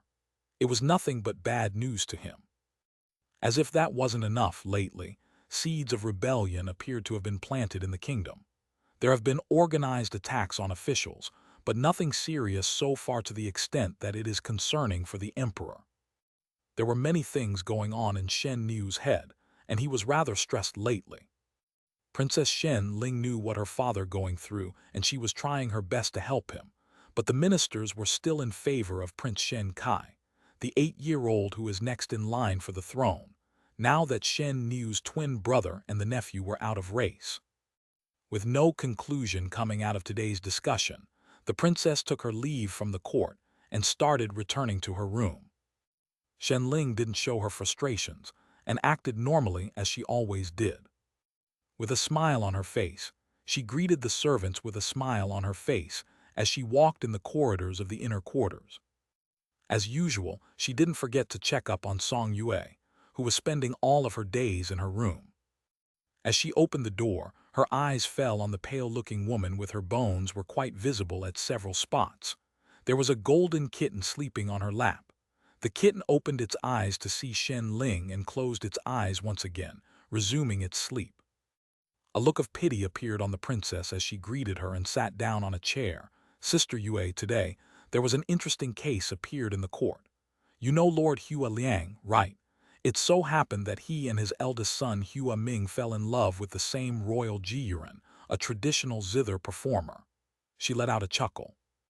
However, Song Yue didn't have any reaction. She was silently looking outside from the window. Sheng Ling continued. She left the decision to His Majesty. Both of them were at the court, arguing with each other to marry her. It became a huge headache for the father and the ministers. They keep on him. Shen Ling was explaining the story with cheerfulness to improve her non-biological sister's mood, but she suddenly stopped talking as a glowing scroll appeared before her eyes. This communication scroll, it is from Sister Zai, she said as she opened the scroll. Song Yue's expression didn't change a bit. After reading for a few seconds, Shen Ling stood up on her feet. Excuse me, I'll be back soon. Song Yue didn't react to her statement once again. Shen Ling didn't mind it and rushed outside before rereading it. She then recorded the message and sent it to the sender. After a while, she returned with a genuine smile on her face. Sister Yue, a royal guest is coming. Your presence is also requested. Can you please wear your best clothes and wear them? This is important as we are dealing with more than one Supreme Realm expert here. Song Yue didn't turn her head and simply nodded, implying that she understood it. I'll return after an hour to pick you up. Shen Ling left the room with a bit of excitement on her face. She was no longer acting. Once she was gone, Song Yue mumbled weakly, "It is probably great-grandfather. What's the use of coming here to console me now when he did nothing to defend my father?" Roughly 90 minutes later. Looking like a bag of bones, even with her best attire, Song Yue no longer looked more beautiful than Shen Ling as they stood behind King Shen Niu. Zai Mei dominated both of them in beauty, well, according to the spectators. The servants whispered among themselves about various things, from Song Yue's appearance to the possible identity of the guests. It was then a black dot appeared in the sky far away. As seconds passed, it was getting bigger. Within no time, its appearance became clear to the spectators, causing panic among the guards and the servants. Of course, the citizens were in a worse condition. The giant spider ship with scary-looking long spikes made even Shen Niu let out a gasp, but he was clenching his fist, and joy was evident on his face. Even Shen Ling and Zai Mei were in the same mood. Song Yue, on the other hand, had her sight on the ground. She was already trying her best to stand on her feet. As the spider ship landed and 4 guests exited it, the servants couldn't help but whisper a bit loudly. "It's him, isn't he, Lord Lu? But who are the other 3? Lord Lu has returned. I thought he died, me too. Wow, she looks like a goddess. Who are those kids?" Lord Lu. Song Yue's face was raised for the first time since she had been standing there for the past 15 minutes in silence. Her vision looked a bit blurry, and she couldn't see the 4 figures walking toward the palace. She stepped forward, trying to push forward the king standing in front of her. However, her hand was grabbed by Shen Ling. With a firm grip around her arm, the princess whispered, "Not now." Song Yue looked at her with tears filled up her eyes. "Please." Shen Ling looked at her father, glanced at her surroundings, and then at the incoming figures. Letting out a sigh, she freed Song Yue's arm while muttering under her breath, "I shouldn't have agreed to a formal welcome." As soon as she was freed, Song Yue used all the strength she had in her legs, momentarily forgetting about etiquette, and just pushed away the king's shoulder and rushed forward. Her actions took everyone by surprise, including Mark and the others. She started climbing down the stairs, with nearly 30 steps to the ground, as fast as she could. However, just after 8 steps, she lost her footing and started falling. "Sister Yue, Lady Song." King Shen and Shen Ling went alarmed. The nearest guards moved to save her, but before they reached or before she crashed onto one of the steps, a blurry figure reached there and caught her in his arms. Mark had the look of shock on his face as he saw her appearance. He caressed her face in worry as the latter forced out a smile and weakly spoke, "Marky, you returned." Once she spoke those words, Song Yue lost her consciousness right away. "Song Yue," Mark raised his words as he shook her face. And before others made any move, another figure appeared beside him. "It's Sylvandria." Sylvandria took a single look at her and commented, "Her life force looks very weak. Give me a moment." Mark didn't even react to her comment, and she already conjured a ball of light before inserting it into Song Yue's abdomen. In just an instant, Song Yue's body was covered by divine energy and color returned to her pale face. Her skeletal body had healthy skin. A miracle happened before everyone's face before they realized what happened. Mark felt like Song Yue looked as beautiful as she was at her engagement, although her consciousness has yet to return. Clab clab. Shen Ling took action in a calm manner, ordering the servants to bring the litter, a portable bed couch that is used to transport an unconscious or immobile individual. The attendants or the eunuch with ether energy usually carry those things in their storage rings all the time. Once Song Yue was carried away and disappeared from his sight, Mark greeted the king formally before introducing his 3 companions, without forgetting to inform them that they were supreme beings and ask him to look after them very well. The piece of new information momentarily stunned the king and the other spectators, making them forget about the earlier embarrassing incident for the royal family caused by Song Yue's behavior. Chapter 486, Shang Wei Seeks Guidance. 486, Shang Wei Seeks Guidance. Sometime later, in Song Yue's room, Song Yue slowly opened her eyes, coming out of her sleep, and saw Mark sitting on the chair beside her bed. "Marky," she abruptly got up as if she found newfound strength in her body. Mark, who was taking a light nap while stroking the kitten's back, opened his eyes right away. "My shats," he hugged her as she leaned to his chest while tearing up. "I missed you. Where were you all this time? You disappeared suddenly without leaving a note or anything. Do you know how worried I was? If not for Annan and Baltro's constant reminder, I would have lost my mind. And sniff sniff my father, I. Shhh, I know. Calm down." Mark caressed the back of her head while keeping his tone as soft as possible. "I know, I swear to you, whoever is behind the incident will pay it dearly." After a brief pause, he grabbed her face and looked into her eyes. "I'm sorry for everything. If only I was here, this wouldn't have happened. And I also wanted to tell you the truth, but seeing your hatred for your father, I couldn't bring myself to speak of it." Sniff. He wiped her tears as she moved back, speaking in a hoarse tone. "I can understand, but he is no more, Marky. All because of me. If only that sword pierced my neck and ended my life, he would have been alive. Wah." As she started crying at the top of her lungs once again, Mark took her hands into his and said, Your father sacrificed his life for you, redeeming himself from every sin he has ever committed in his life. Don't belittle his sacrifice by saying such things. You cannot blame yourself. The best thing you can do for him is to live happily. As for giving him the justice, leave it to me." She nodded a few times, letting him wipe out her tears. For the next 10 minutes, he explained everything that happened, from how he accidentally stranded in the world of elves to his involvement in saving the population. Of course, he left out several important details like the storyline in the Cursed Diamond, the real identities of Steve and James, or meeting with Immortal-level demon Zalazar. Meanwhile, Shenling was busy conversing with Sylvandria and the two teenagers. While the two of them were engaged in conversation, Steve looked quite restless. Shenling spotted his behavior and asked whether he was uncomfortable or needed something. Steve immediately used the excuse of needing fresh air and escaped from the room, leaving James to listen to Shenling's deep explanation about everything that they need to know about the powers in this world. After asking around, Steve went to one of the guest rooms where Song Yue and Mark were currently staying. By the time he knocked on the door and entered the room after getting permission, Song Yue was already drawn into sleep. He asked, "Is she still unconscious?" "No, she woke up and just fell asleep." Mark shook his head, explaining to him that she was too tired at the moment.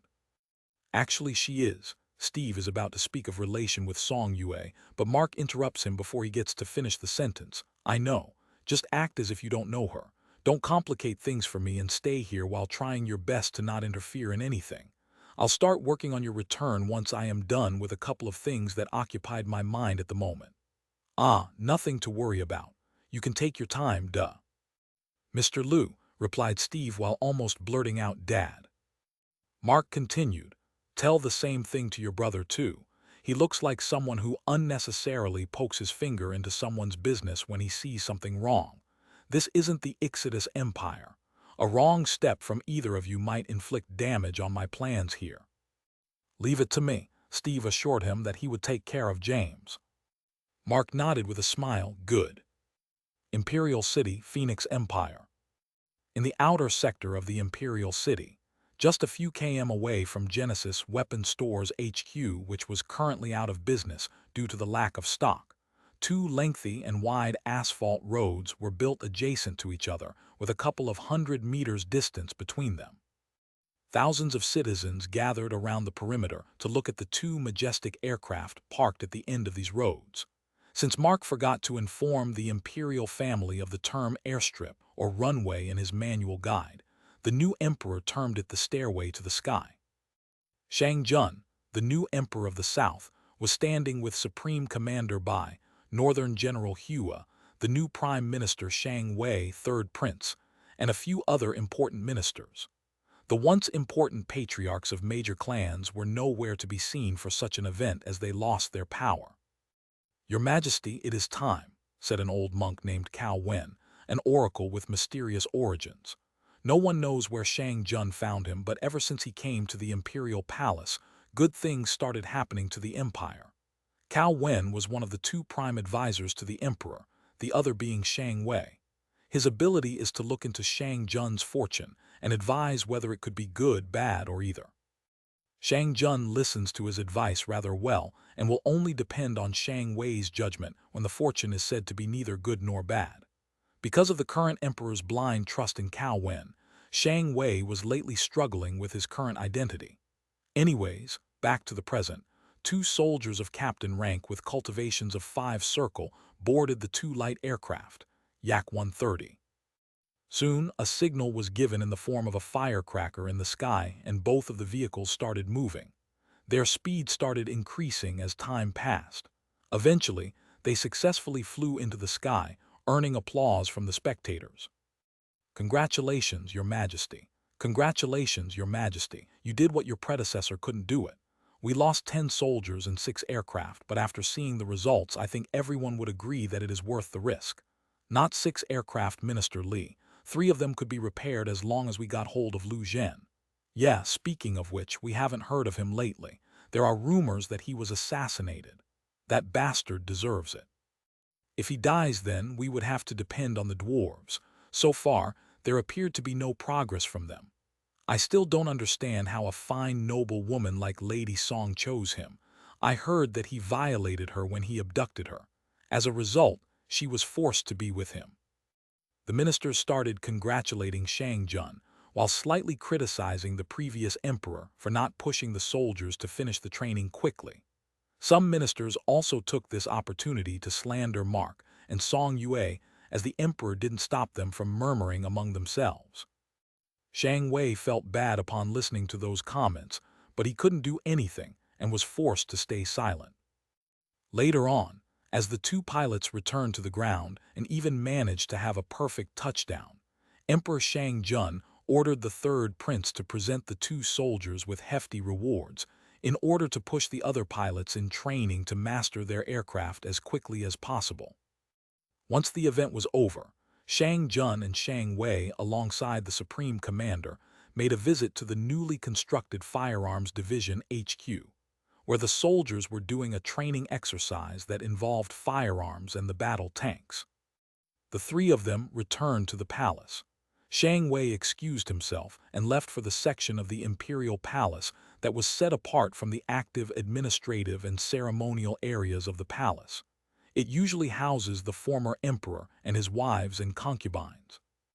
Unlike the royal palace in the Western Moon Kingdom, which is nothing but a huge residence, the imperial palace at Phoenix Empire and other empires won't be one residence. According to the sections, there are several residences within the compound, and collectively, it is called the palace.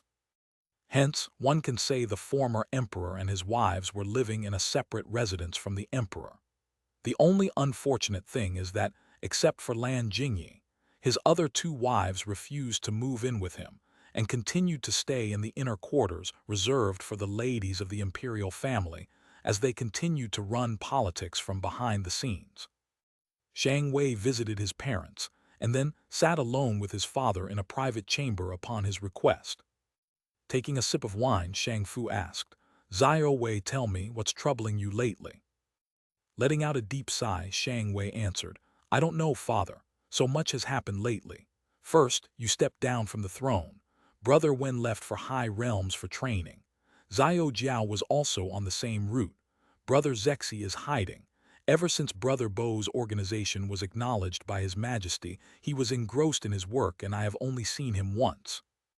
Lately, His Majesty has been depending too much on Cao Wen, and he was also working hard enough to lessen my tasks to a lot of extent. I just no longer feel the same as when I took up this job, even though not much time has passed. I feel so lost without any vision of the future." Shang Fu took his son's words seriously and thought for a bit before he replied, "I have a suggestion for you. Why don't you marry a girl you like and start a family of your own?" Chapter 487, At the Dragon Empire. 487, At the Dragon Empire. After a while, Shang Wei bowed to Shang Fu and Lan Jingyi, bidding them goodbye. "We will meet again, father, mother." As he turned around to walk away, Lan Jingyi spoke as she looked at her son's back. "Your Majesty, why didn't you ask him to pursue the power? You always wanted him to succeed you." "It's the choice he made." Shang Fu shook his head with a sigh. "During the final round of the trial, he was the one who gave up and let Shang Jun ascend the throne so that there would be stability in the empire. His choice also turned out to be right. How could I ask him to choose the path of betrayal just because he was frustrated with his job? The one with power and the support of the people has the right to seize the throne, Your Majesty," commented his wife. As he looked at her with a bit of surprise, she further said, "There is stability in the empire, but I don't think the people love Shang Jun as much as they do Xiao Wei or you when you ruled the land. They were merely afraid of him due to his harsh punishments, and he ruthlessly crushed the rebellions without trying to negotiate, or so the maids say. But that kind of emperor is what this land needs. A softy like me who would put the lives of soldiers and my people above the reputation of the empire won't be able to live up to our ancestors, dear." Shang Fu expressed his support for his successor, earning a frown from his wife instead. She wanted to argue with him, thought of revealing to him how he was duped by Mark, but didn't do so for the sake of keeping her son's secret. In the end, she could only forcefully let out a smile and grabbed his arm. Whether you are a good ruler or not, let the people decide it for themselves after they experience the ruling of your successor. After a brief pause, she said, "By the way, I forgot to mention. Xiao Jiao appears to be at the doorstep of her breakthrough to the Eight Circle Realm. She might return sooner than we expect." Eight Circle Realm. Already. The former emperor was stunned by the news. But she just entered Seven Circle just a few weeks ago. His mind couldn't comprehend the fact that his 15-year-old daughter was going to achieve cultivation that takes decades for genius cultivators. Lan Jingyi couldn't help but let out a chuckle as she saw her husband's expression. "Your Majesty, our daughter is the daughter of heaven. She isn't someone you can compare with mortals. All she required is a worthy guide, and she met one now." A few weeks ago, Lan Jingyi found Shang Jiao training with the guardian beasts, but she didn't meet her in order to not disturb her training, and of course to protect her own secret.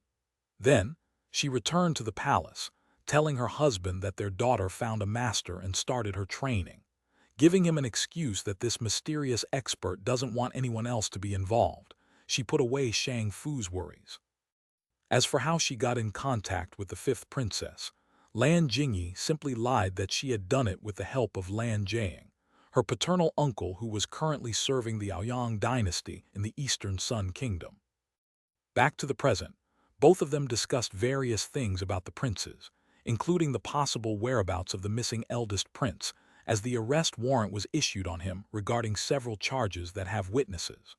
While Shang Fu was under the impression that the Yuan clan was backing him because of the former empress, Lan Jingyi believed that sects or secret organizations might have been involved. Then they discussed the marriage of Shang Wei. There are many prospective brides available for him, and it is difficult to choose one as political marriages often involve complex situations. During the talk about the princes, Lan Jingyi felt the urge to see her son, but since she couldn't say that, she brought up the topic of the rumors about Song Yun's death. She wondered out loud whether they could visit the neighboring kingdom to visit Song Yue and console her. Shang Fu felt weird when he heard that they should go and meet Song Yun's wife who was living with her maternal family. Why would they travel hundreds of kilometers to meet with the girl who abandoned her homeland? Not to mention, he was the prime reason Song Yun was forced to run away and live in disguise. Well, at least that was what he believed, and hence, her suggestion didn't make sense to him. But then, as Lan Jingyi told him how she was bored by staying between four walls all day, and wished to go on a vacation outside of their empire, the former emperor thought for a bit, and agreed to stop at Lunaris City for a day before they resumed their journey to the Dragon Empire. 2 days later, both of them boarded Amara, the giant flying stingray with a 4-room house, somehow built on top of its body with its foundations, penetrating the beast's skin and attached to its nerves. However, they weren't alone. Song Tai and Chen Zio, Song Yue's mother, were also tagging along with them.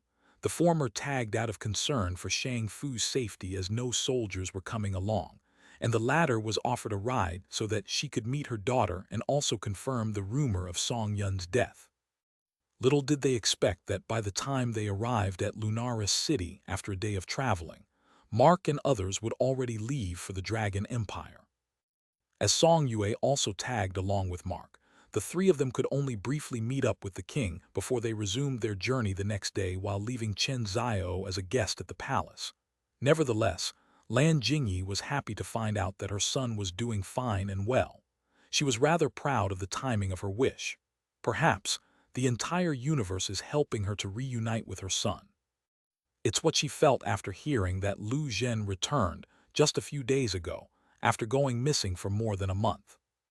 Originally, they were scheduled to move at a later date, but after hearing the news about the letter sent to King Shen Niu, Mark changed his plans using an excuse so that he wouldn't meet them.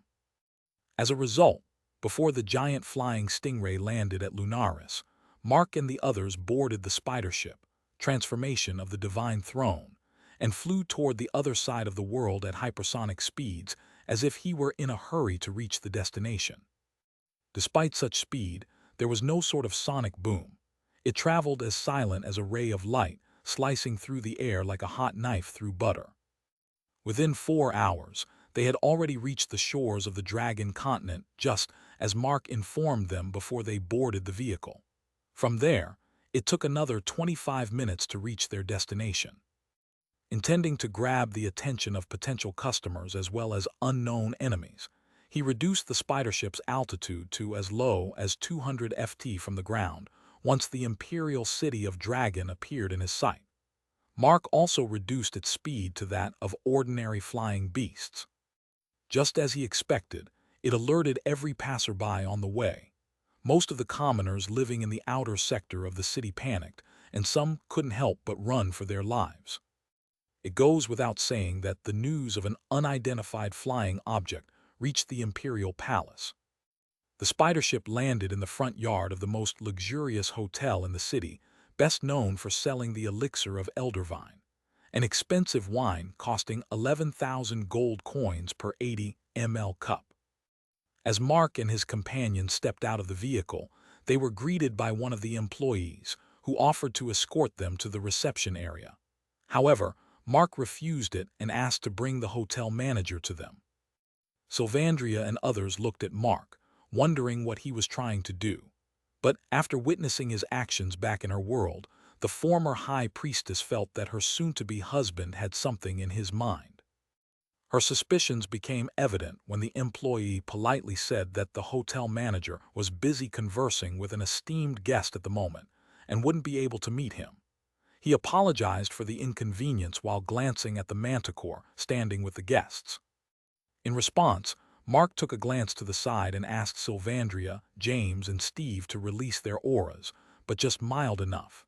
It was so that the other two ladies remained unaffected. Just as he wanted, the hotel manager quickly rushed out of the hotel without letting Mark and the others wait for even a minute. The job was done, and Mark was satisfied, thinking that this incident would now create a rumor with the help of the employees or the other guests at the hotel.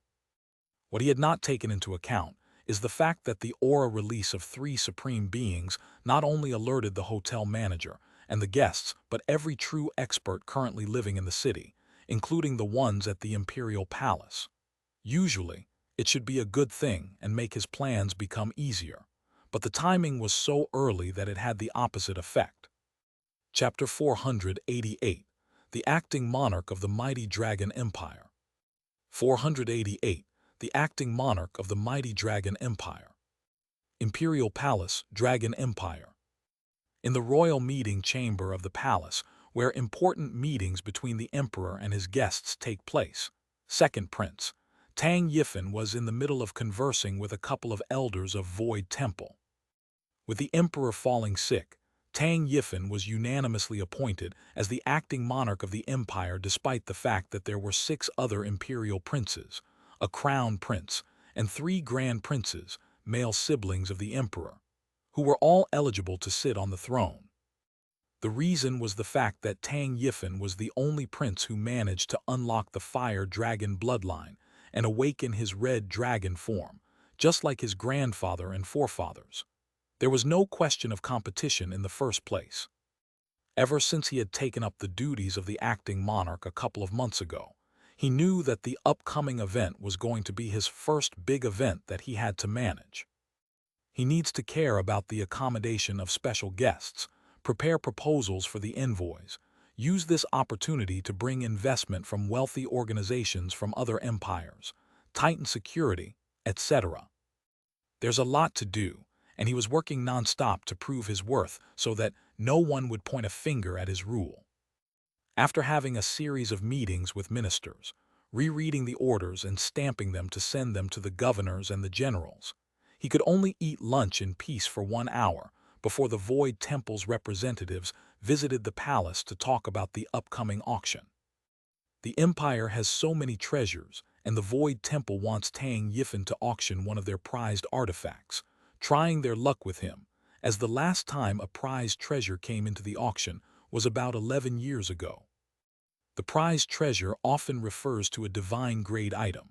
The Dragon Empire might not have high-quality ones like the Divine Throne, but they still hold a significant number of Earth-grade items, low-quality, divine/mithril grade.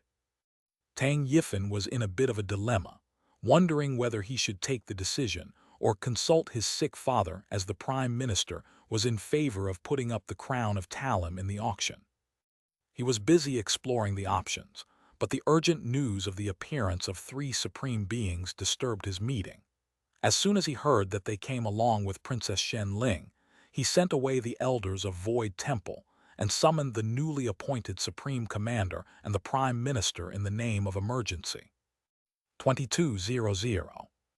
As the 9-circle realm expert arrived, Tang Yifan reminded him of the recently concluded investigation of the deaths of his ancestor, one of their 2 supreme commanders, and the rest of the men at Phoenix Empire.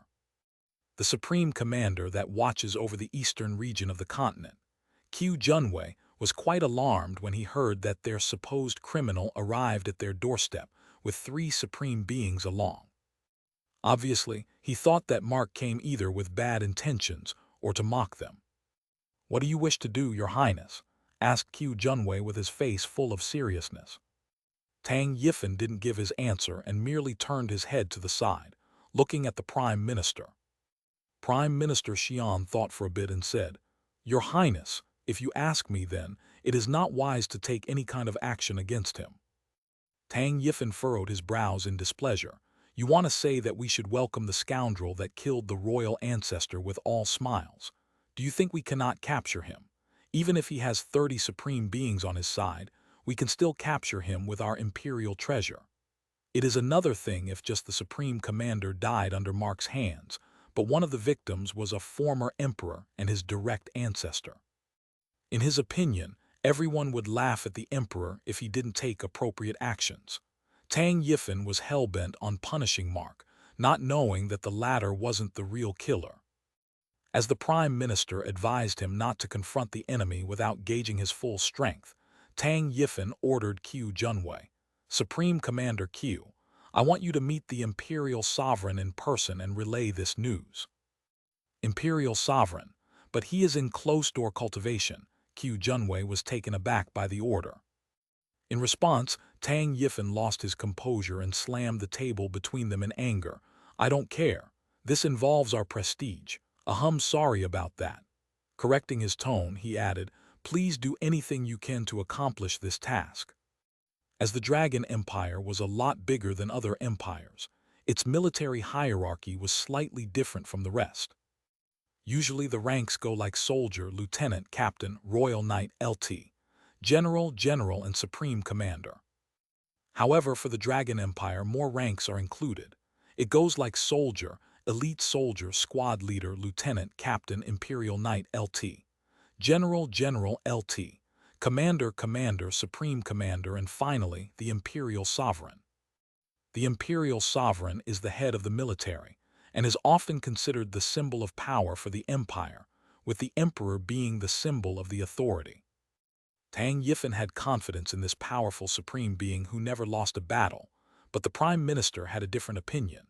He couldn't help but interrupt the second prince, reminding him that they hadn't even confirmed that the young man who came along with the princess was the one they were looking for, and neither there has been any formal relationship formed between the Western Moon Kingdom's royal family and Lu Zhen.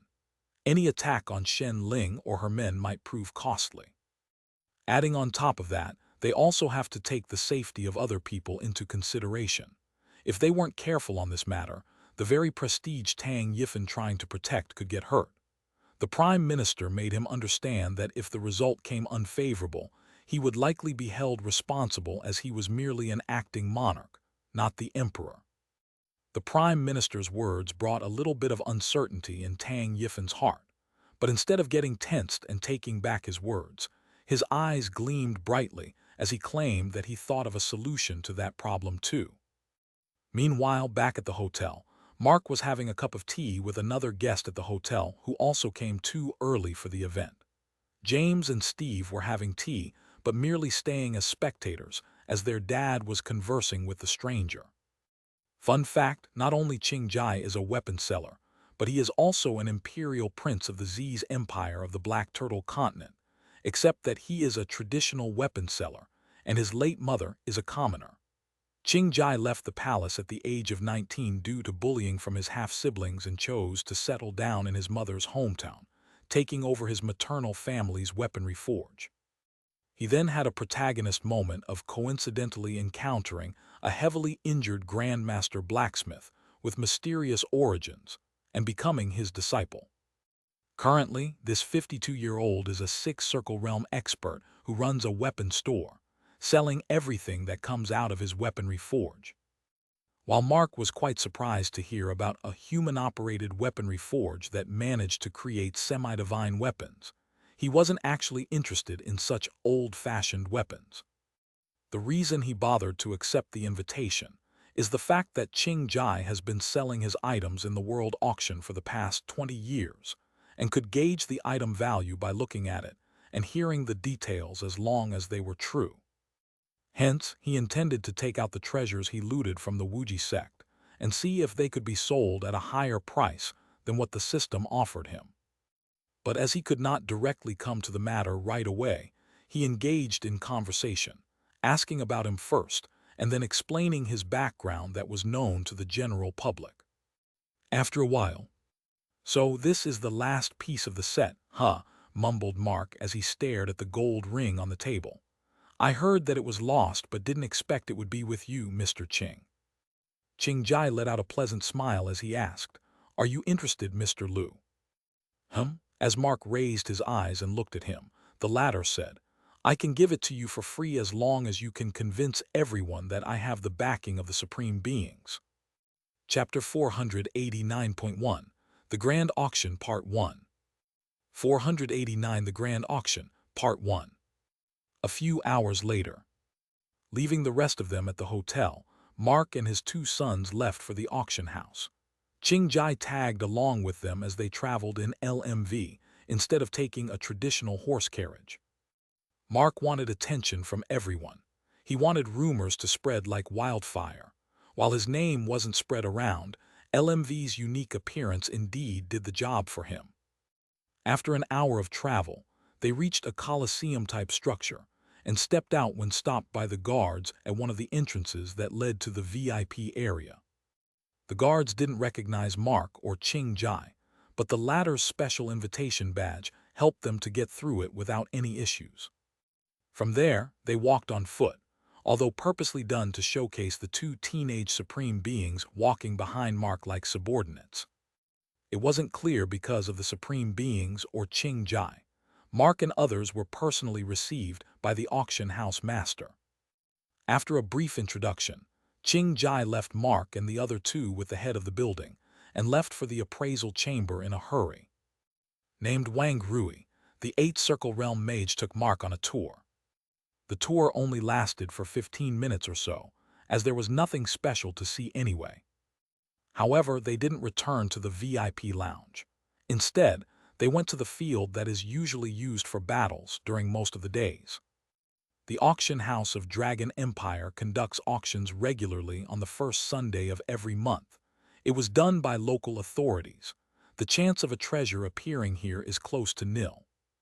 Then there will be an annual auction at the end of each year, conducted by Void Temple. Here, there will be a significant chance of a treasure to appear. But the one Mark arrived coincidentally happened to be a grand world auction that only occurs randomly, depending upon the items gathered by the temple. As for this type of auction, there is no question of doubt. The chance will be 100%. As Mark heard it from Qing Jai, he decided to bank on this opportunity to introduce sophisticated firearms to the world which could be compared with artifacts and treasures. That is why he offered to showcase something to the auction house master and asked for a large space. The auction house master wasn't sure what Mark wanted to show him instead of their master appraiser, but due to the appearance of supreme beings, he couldn't help but become curious.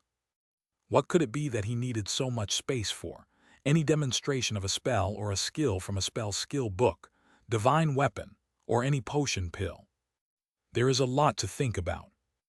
Little did he expect Mark to pull out something that indeed took him by surprise. The following demonstration made an even greater impact on his mind that he almost begged Mark to sell it to the Void Temple. Obviously, Mark isn't interested in just money. He rejected even an exorbitant offer of 100 million gold coins without any hesitation. In the meantime, some people who coincidentally witnessed the demonstration passed the information to their colleagues, friends, bosses, etc. After a while, Mark and Wang Rui returned to the VIP lounge, where Qing Jai was waiting for them. The prince-turned weapon seller let out a gasp of surprise when he saw them. He couldn't help but ask, "Brother Wang, what happened to you? You looked like a beggar." The auction house master's clothes appeared ruined and dust smeared all over his body. Yet he didn't care about his image and only placed his focus on showing hospitality to Mark. It was only when Qing Jai pointed it out that he realized why the staff members on the way were whispering among themselves in surprise. He thought it was because of supreme beings. It's nothing, Brother Qing. Please excuse me for a second." He bowed to Mark and his sons from the future before leaving in a hurry. Qing Jai looked at Mark in curiosity. "Did something happen, Mr. Lu?" Mark shrugged his shoulders. "Nothing, just a result of a challenge." Qing Jai misunderstood that the auction house master probably challenged Mark or one of the supreme beings and lost badly. His curiosity about Mark's backing increased further when the latter took out a bunch of semi-divine weapons to put up in the auction. He claims to be a commoner who owns a weapon store, but he has a princess of a kingdom as fiancée, 2 supreme beings as underlings, and an elven supreme being as an ally, and uses a divine-grade item as a transportation vehicle. Surely this new acquaintance of his must have a hidden identity. Maybe he is from a higher plane of existence, or so thought Qing Jai as he accompanied Mark back to the hotel. A few days passed away in the blink of an eye. During this period, Mark just spent on touring the imperial city, which was far bigger than any city he had visited in his current life. It was also so developed that even 9 days weren't enough to cover the major tourist attractions. Not that he was greatly impressed, but since Song Yue cheered up, he was happy. In the meantime, he surprisingly became lucky in the lottery wheel and won a superior grade upgrade crystal from the mystery box. However, since Elena is currently in the body of robotic Cerberus, and Alan is in the hibernation stage to become a human, Mark has to hold his temptation to use it on Android Arc. There should always be a powerful active android for security purposes, right? On the morning of the 3rd week of the 9th month, the entire Colosseum was jam-packed with more than 100,000 spectators, all just to watch the battle between wealthy powers in the grand auction. Unlike in usual auctions here, there are no anonymities for the bidders. The option is only available for the sellers who wish to do it. Void Temple believes that the one who won the item in the auction should also have the power to protect their treasure. Even the royal families from various empires aren't exempted from this. It is a twisted sense of logic, but it is what it is. If one has a problem, then they don't have to come. Void Temple would tell the same to everyone who objects to it. Then, why would one even want to come when there is such a heavy risk of death? Well, the first reason is probably because of the fact that the Dragon Empire's imperial family guarantees safety as long as the participant stays in the imperial city. As for the second reason, it is the challenge round that offers lucrative rewards for the warriors. This is what that brings the citizens to the Colosseum and become spectators. Mark and his group made their way to room number 8, parting ways with Qing Jai as the latter gave an excuse that there were unmarried ladies in the group, and it was not appropriate for him to sit with them. Mark knew the cultural difference between this world and his previous world. Even if Qing Jai is comfortable, Song Yue and Shen Ling might be uncomfortable. So, he didn't try to convince him out of it, despite the fact that he intends to discuss a partnership with Qing Jai.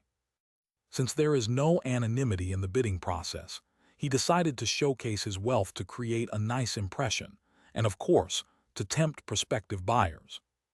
But before that, he made sure not to get any attraction by asking Sylvandria and the 2 kids from the future to mask their auras. Meanwhile, the other royal princes and various envoys also arrived and occupied their allotted chambers, which were more like small rooms with an exclusive tiny balcony. A large slab of concrete covering a wide area abruptly erupted from the ground, resulting in cheers from the audience that settled in.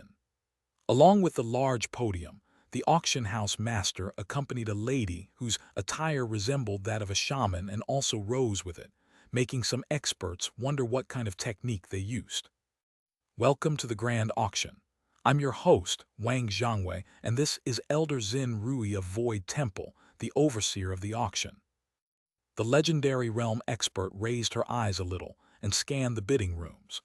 Upon finding the sixth imperial prince of the Dragon Empire representing the imperial family, she clenched her fist for a moment and released it immediately before averting her gaze back to the audience. She then opened her mouth.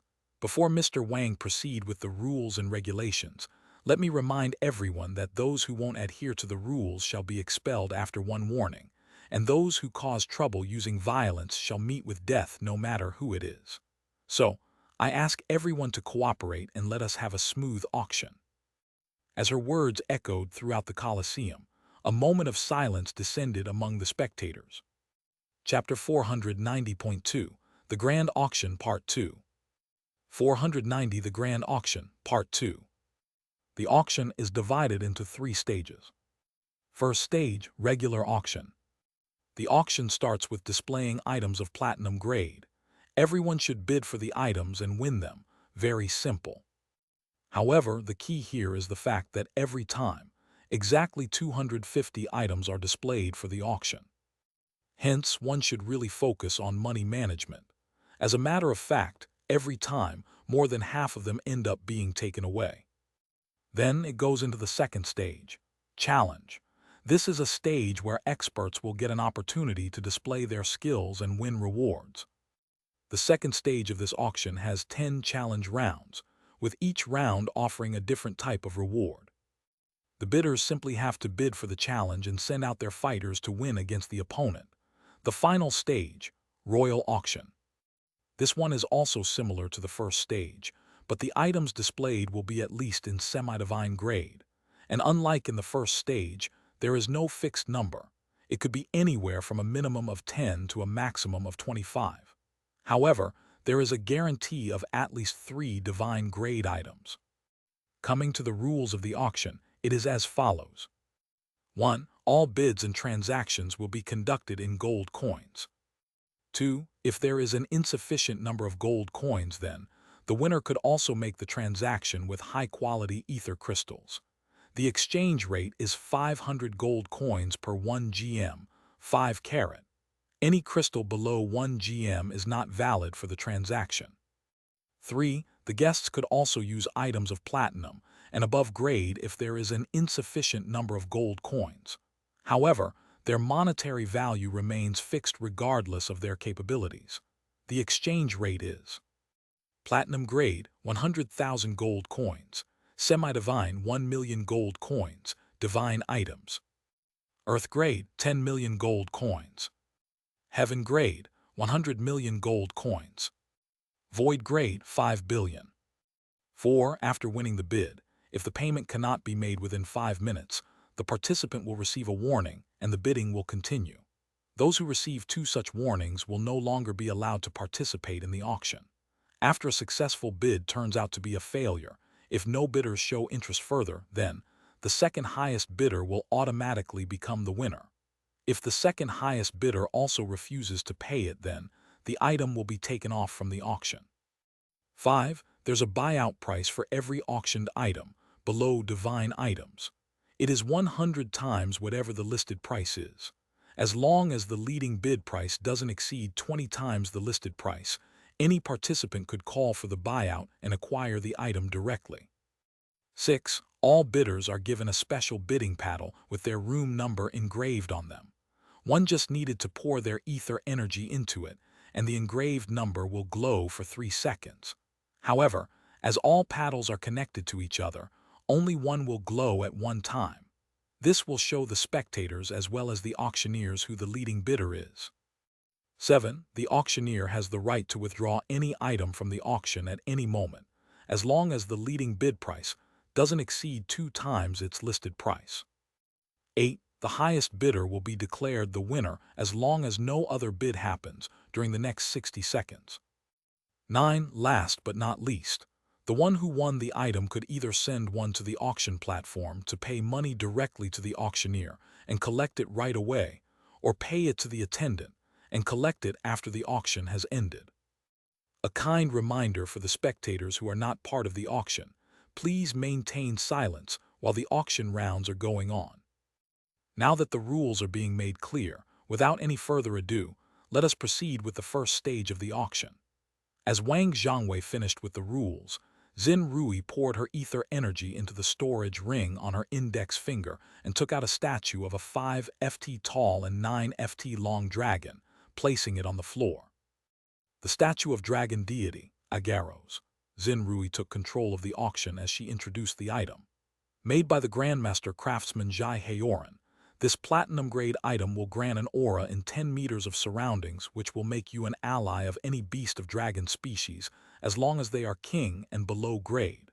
As long as this statue stays in your vicinity, your chances of forming a contract with a dragon will also rise significantly. The listed price of this item is 100,000 gold coins. The bidding raise will be 1,000 gold coins. Any bidders?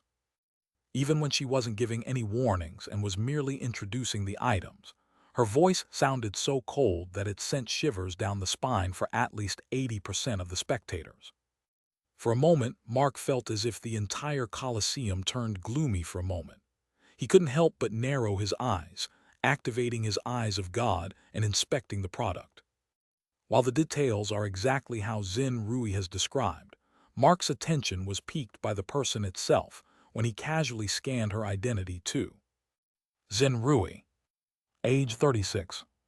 Species human dragon. Rank 8 circle elementary stage.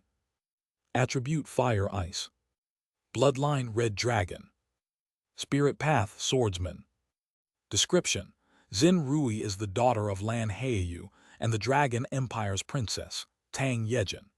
After her parents were publicly executed by the imperial court on the grounds of a forbidden relationship between an imperial princess and the imperial preceptor, her teacher, the Void Temple took her in.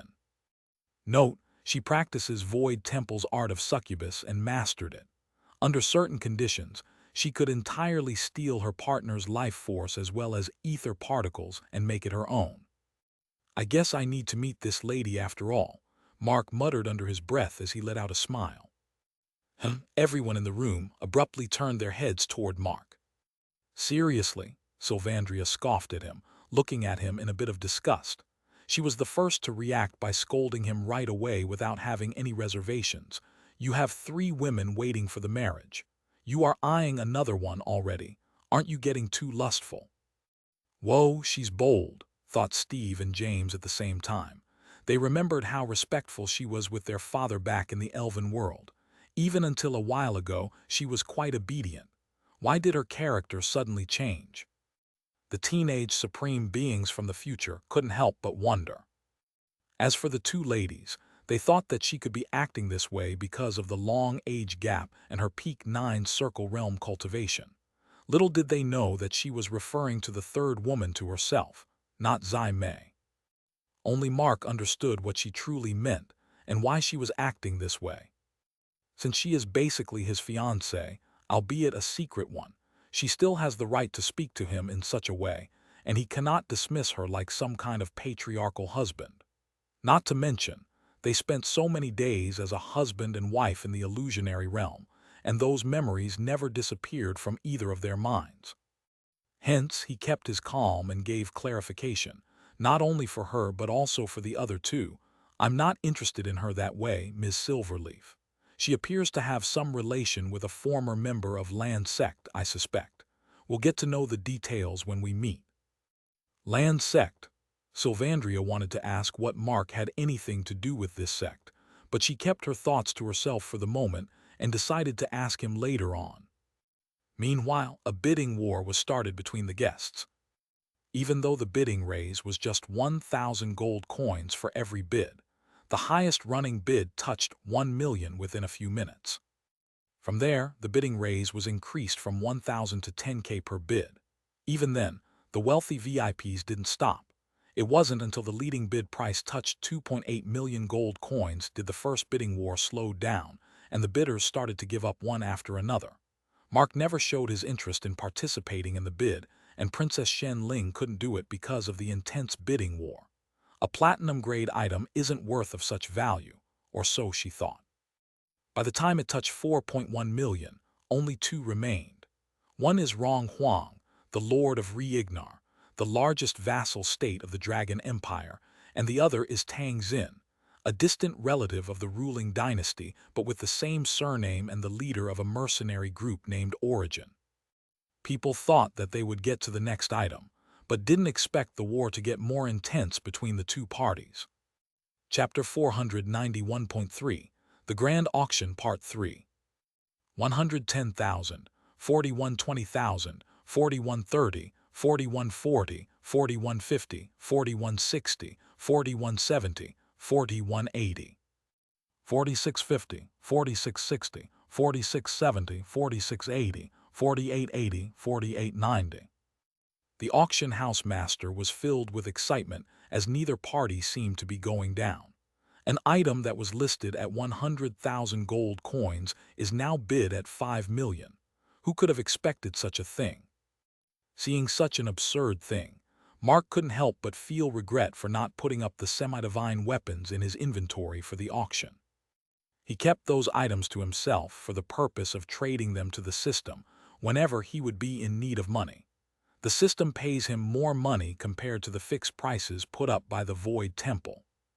But what is the use of regretting right now? The deadline is already over, and there is nothing he can do unless he resorts to threats of pulling out the lone item he put for the auction if they don't overlook the rules and list the items sitting in his inventory. But that's not good for business either. Hence, he could only swallow his frustration and watch the bidding war between Rong Huang and Tang Xin.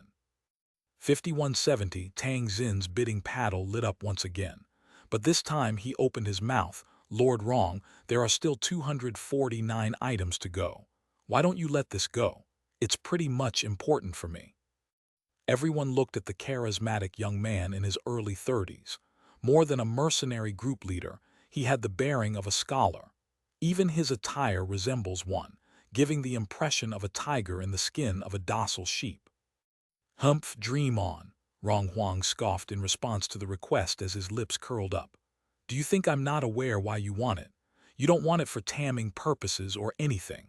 You merely want to destroy it and absorb its core, thereby awaken the dragon bloodline. He then let out a snicker. Too bad that you have already missed your chance of the buyout. Tang Xin got up from his seat as he tightly clenched the paddle. Only those of dragon descent can awaken the bloodline. Well, I can still gift it to someone who needs it though. Rong Huang shrugged his shoulders as he crossed his legs. He raised the bid once again and added a comment. I don't lack the money. At once, the entire Colosseum shook by surprise. Even Xin Rui and the auction house master were taken aback for a moment. While several VIP guests started discussing with their respective acquaintances, Mark, on the other hand, had a look of disgust appear on his face as he mumbled, "These fellows are terrible actors." Sylvandria's pointy ears perked up as she heard him clearly. She looked at Mark and asked, "What do you mean, they are acting?" Mark answered, "The statue doesn't have such capability. It is likely they were acting to bait someone." Quite possible." Shen Ling also nodded in agreement.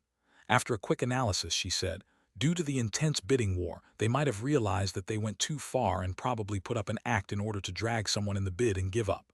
After all, who would reveal such a hidden ability openly? The Void Temple's representative didn't even speak of it. There are a lot of nobles and wealthy individuals here. There must be a couple of people who would definitely fall for it. Maybe they were speaking the truth and were frustrated that the bid is getting out of their hands." Song Yue also threw in her opinion, but Mark immediately refuted the suspicion. "No, I'm sure that the statue doesn't have such capability. It is not easy to deceive my eyes." His tone was very confident. In reality, he was confident that the system's given eyes of God ability could uncover any secret. Perhaps it is because of their collective effort, or due to his 7 points of luck. Someone who looked like a teenager bit the bait right away. Ever since that memory loss fiasco occurred in the elven world, The descriptions of the inspected item person have become more detailed. He was sure that they were trying to bait someone by letting out false pieces of information, and he was also looking for the idiot who would fall for it. Perhaps it is because of their collective effort, or due to his 7 points of luck. Someone who looked like a teenager bit the bait right away. 5200, the 17-year-old in luxury attire and 2 Exalt Realm experts. 7 Circle, as guards on the side announced the bid, attracting the people's attention. Tab. Shenling slapped her own forehead and shook her head with a comment. The fool has fallen for it. But then again, it is expected. Do you know him? Song Yue asked in curiosity.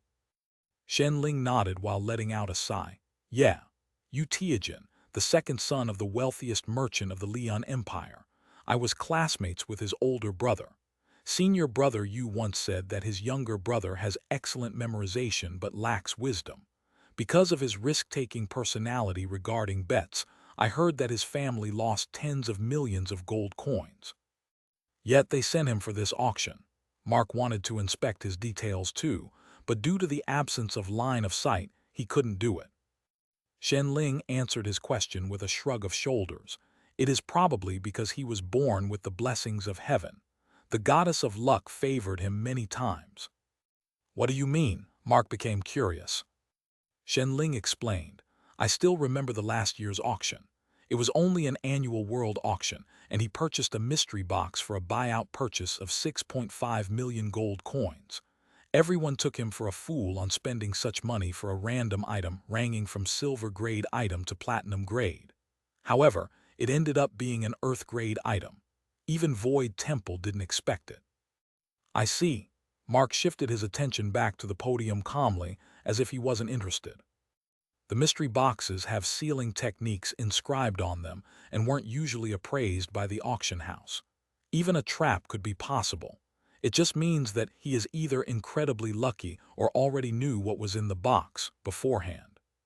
Since he doesn't know about him, Mark decides not to have any opinions for the moment until he inspects his soul and sees the details. The auction continued at the same aggressive pace, making them look like madmen and almost confusing Shenling with her earlier analysis. Mark, on the other, was confident and watched calmly in silence. 5210, 5220, 5230, 5300. 5510, 5520, 5600. 5910, 5920, 5980. 5990, called out Yu Tianjin. Usually, it was supposed to be Rong Huang's turn to bid for the higher amount, but he put away the paddle instead without any expression. The spectators shifted their attention toward Tang Xin, who seemed like he was discussing something with his teammate.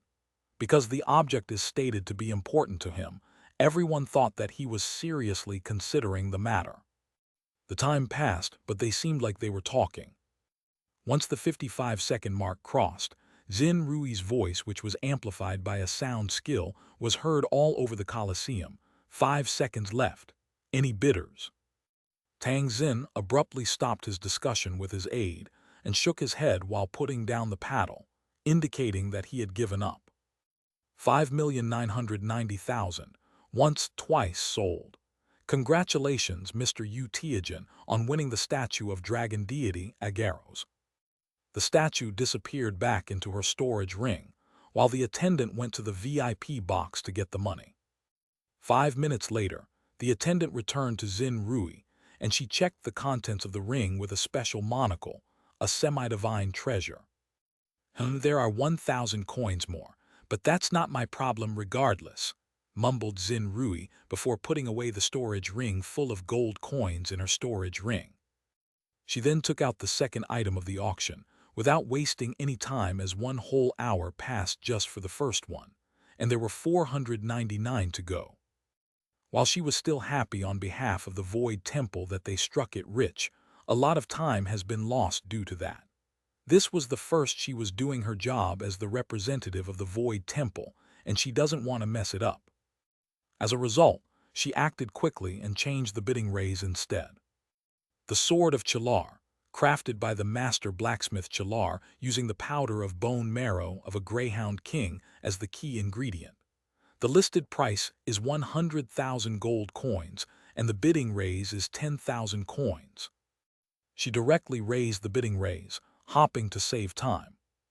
But her plan backfired as only 2 bidders came forward for the item, and the bidding was over in 2 minutes, selling for only 150k.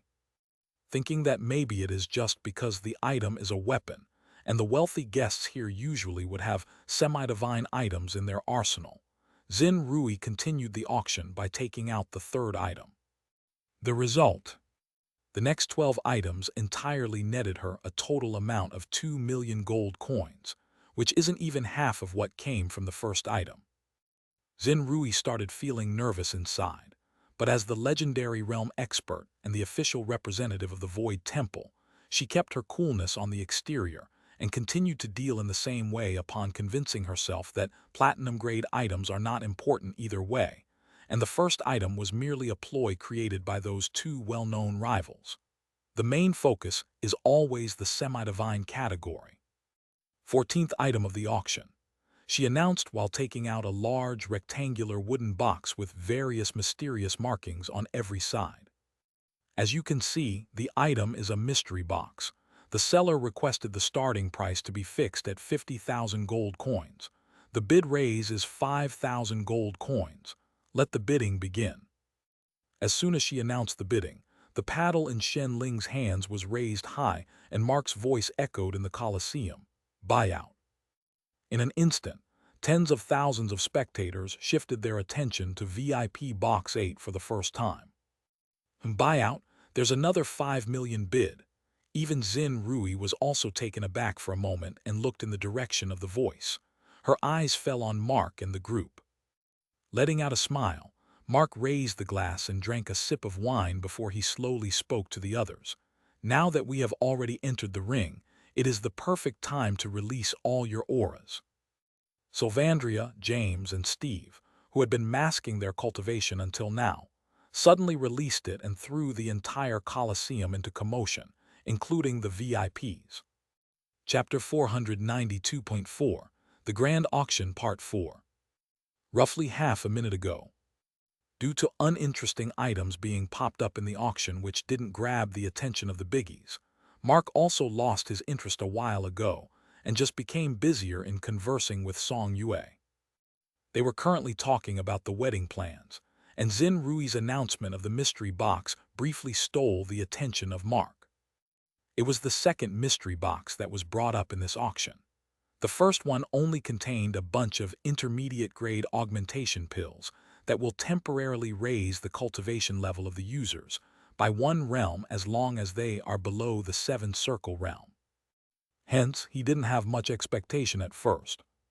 But then, as he inspected the item using eyes of God's skill, he instantly halted his conversation with his fiancée and focused on the seemingly ordinary-looking wooden box.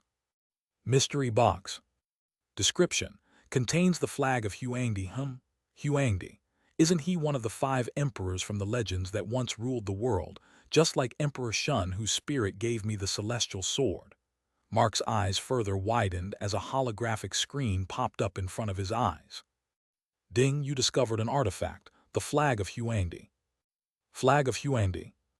Description: also known as the flag of the true emperor, the flag of Huangdi shall boost the strength of the user's allies as long as their rank is lesser than the demigod.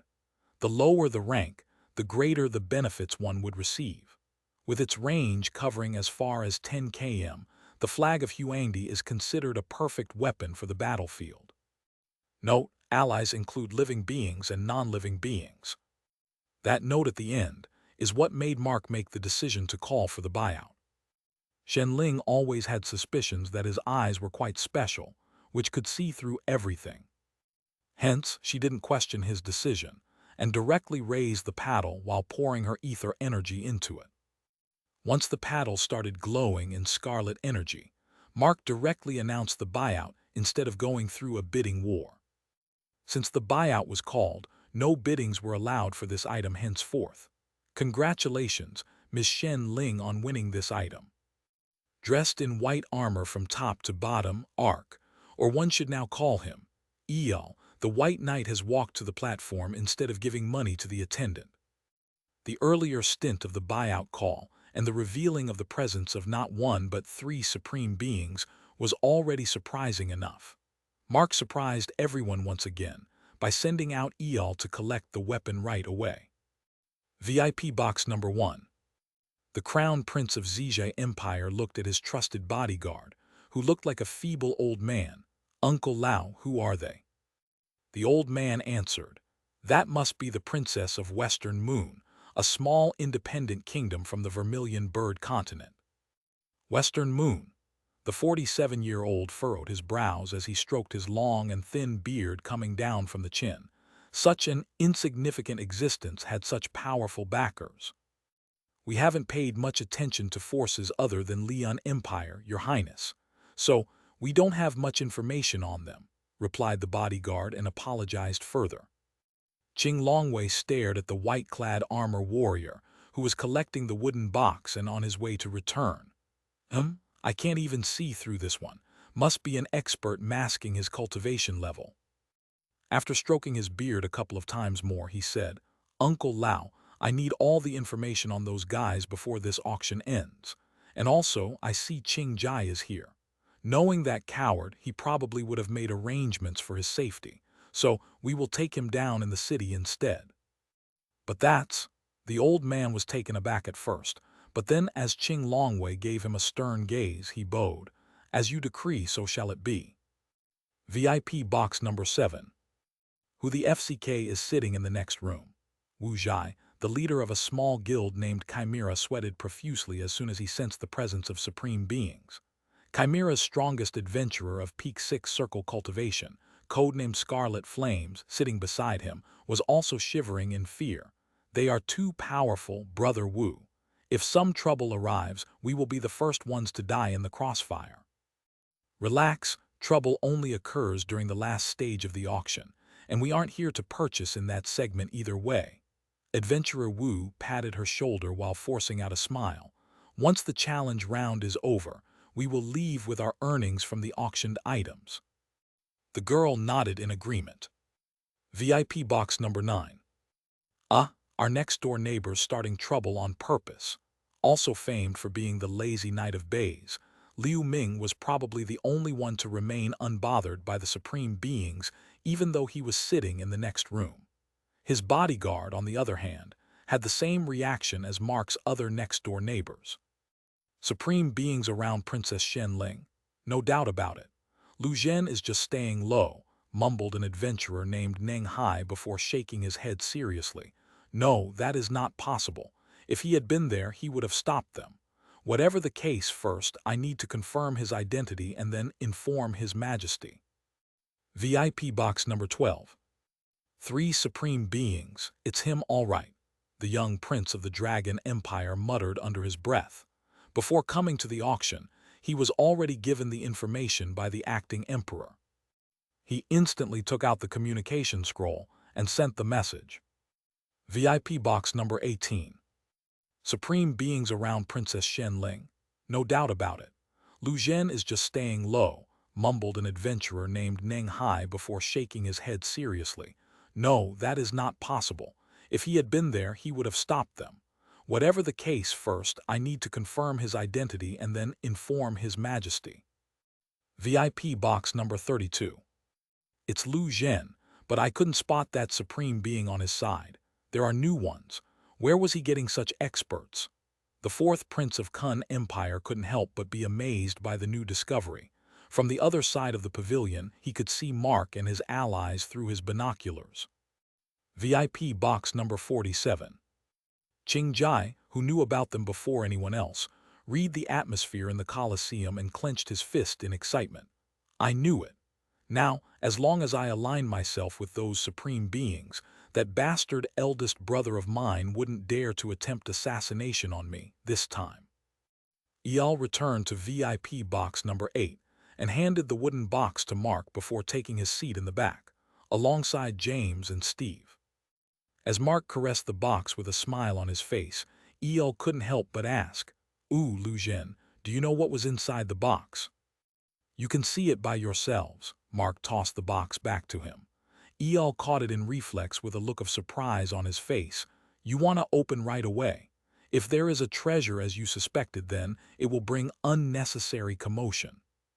We have Big Sis Sylvandria, James, and Steve, though, commented Shen Ling, defending her fiancé's actions. In response, Eyal answered, Exactly, Your Highness. If they attack despite such powers, it means they will have a stronger expert on their side.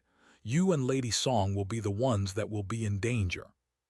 No need to worry about that, Eyal. With me on the side, none of my loved ones shall ever be hurt. Meanwhile, at the Imperial Palace of the Dragon Empire, the acting emperor, Tang Yifan, reached a large door located in the forbidden section of the palace, where not even ministers or members of the imperial family were allowed to enter. Now that Tang Yifan became the emperor, he earned such qualification, but for some reason he didn't open the door. Instead, he knocked on the door a few times and waited in patience. A whole hour passed, but he didn't move an inch from the spot. Every 15 minutes, he wouldn't forget to knock and then wait in patience. After nearly 70 minutes, his patience was finally rewarded with the door opening on its own, revealing endless plain grassland on the other side. Taking a deep breath, he entered the bright place but with no sun in the clear sky. There, he saw a messy white-haired boy sitting all alone on the grassland in his pajamas. He appeared to be lost in thoughts. One look at him, and people couldn't help but wonder whether this boy was sick or something.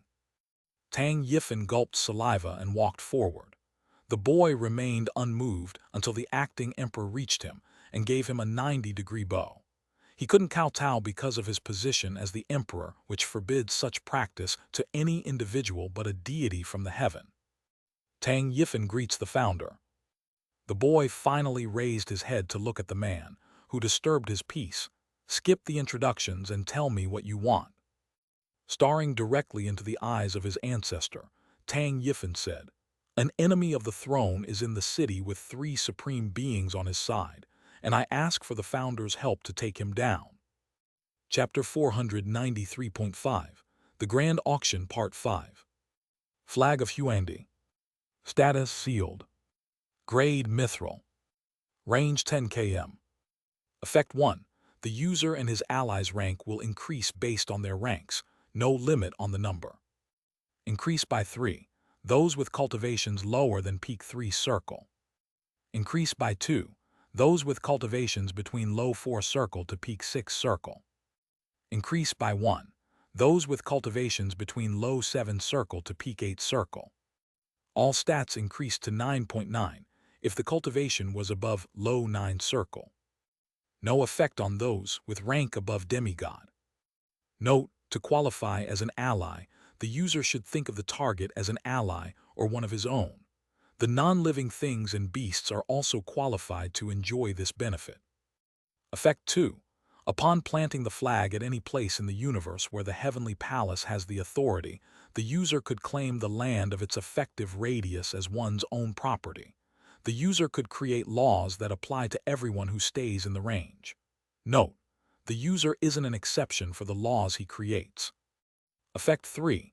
The user could use the aura of the Huangdi left inside the flag to invoke his spirit in the battle. Note, it has the strength of a peak stage demigod and could be used only once. After that, the item's benefits will be gone. Description. Also known as the Flag of the Ruler, the Flag of Huangdi, once wielded by the first emperor who conquered the entire world, is gifted by the guardian deity, Yuqiang, as a congratulatory gift for becoming the first mortal demigod from his region. System, I can break the seal, right? Mark doesn't want to rejoice too much before confirming the usage. Luckily for him, the seal didn't end up being something he could not handle. Ding, the seal is of Emperor grade. The seal breaker skill can break the seal placed on this object. Great, now I can celebrate. Mark didn't break the seal right away and merely handed it to Shen Ling. Do you recognize this? He asked. Shen Ling took at the scarlet flag, where a sphere resembling a planet was drawn in the center. A majestic gold dragon's tail was coiling around it as it was raising its head, and looking at the sun and the moon. Shen Ling went into a trance for some reason and kept staring at it until her arm was shaken by Song Yue, Sister Ling. "Ah, I'm sorry." Coming back to reality, Shen Ling, who started sweating, handed it back to Mark quickly. "For a second, I felt like I have seen the illusion of this drawing. It felt like the dragon is telling the heavens that the world belongs to it." Sylvandria finished the sentence for her, "Isn't it?"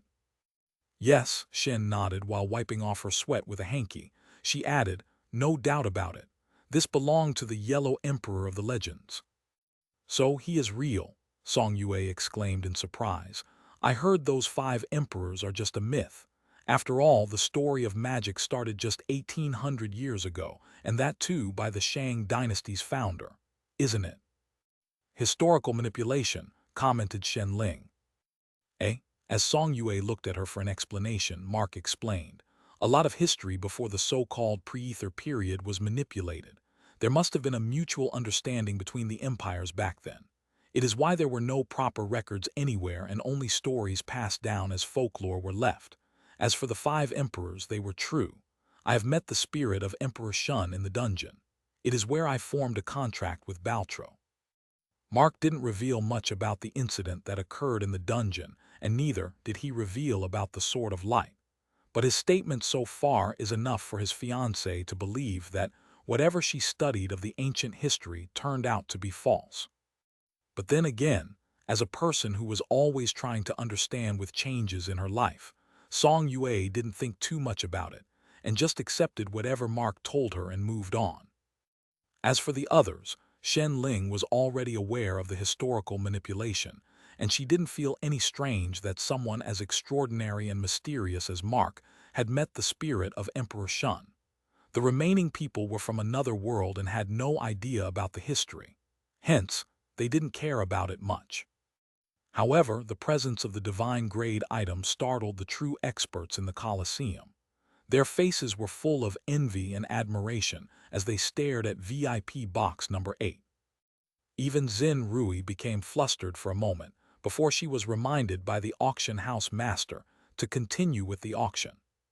She forcefully calmed herself and proceeded to take out the next item. During the next 8 hours, all of the platinum-grade items were auctioned. That's almost like one item every 2 minutes. Surprisingly, not even one of them remained unsold.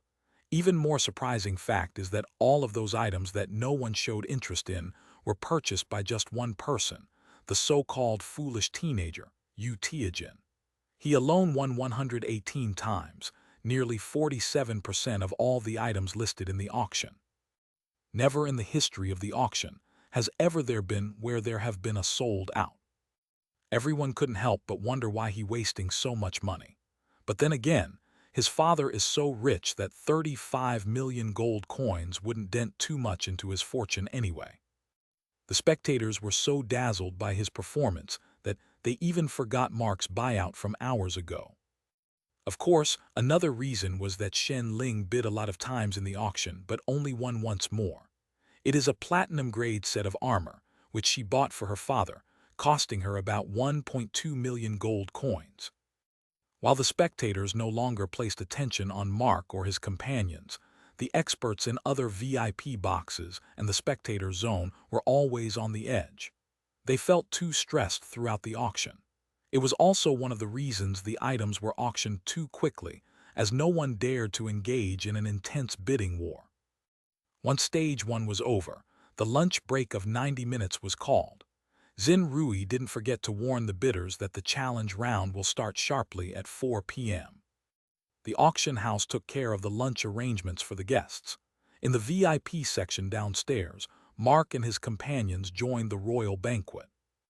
However, owing to the traditions, once again, he had to get separated from his 3 fiancées, but he was still at ease considering the fact that Sylvandria was with Song Yue for protection.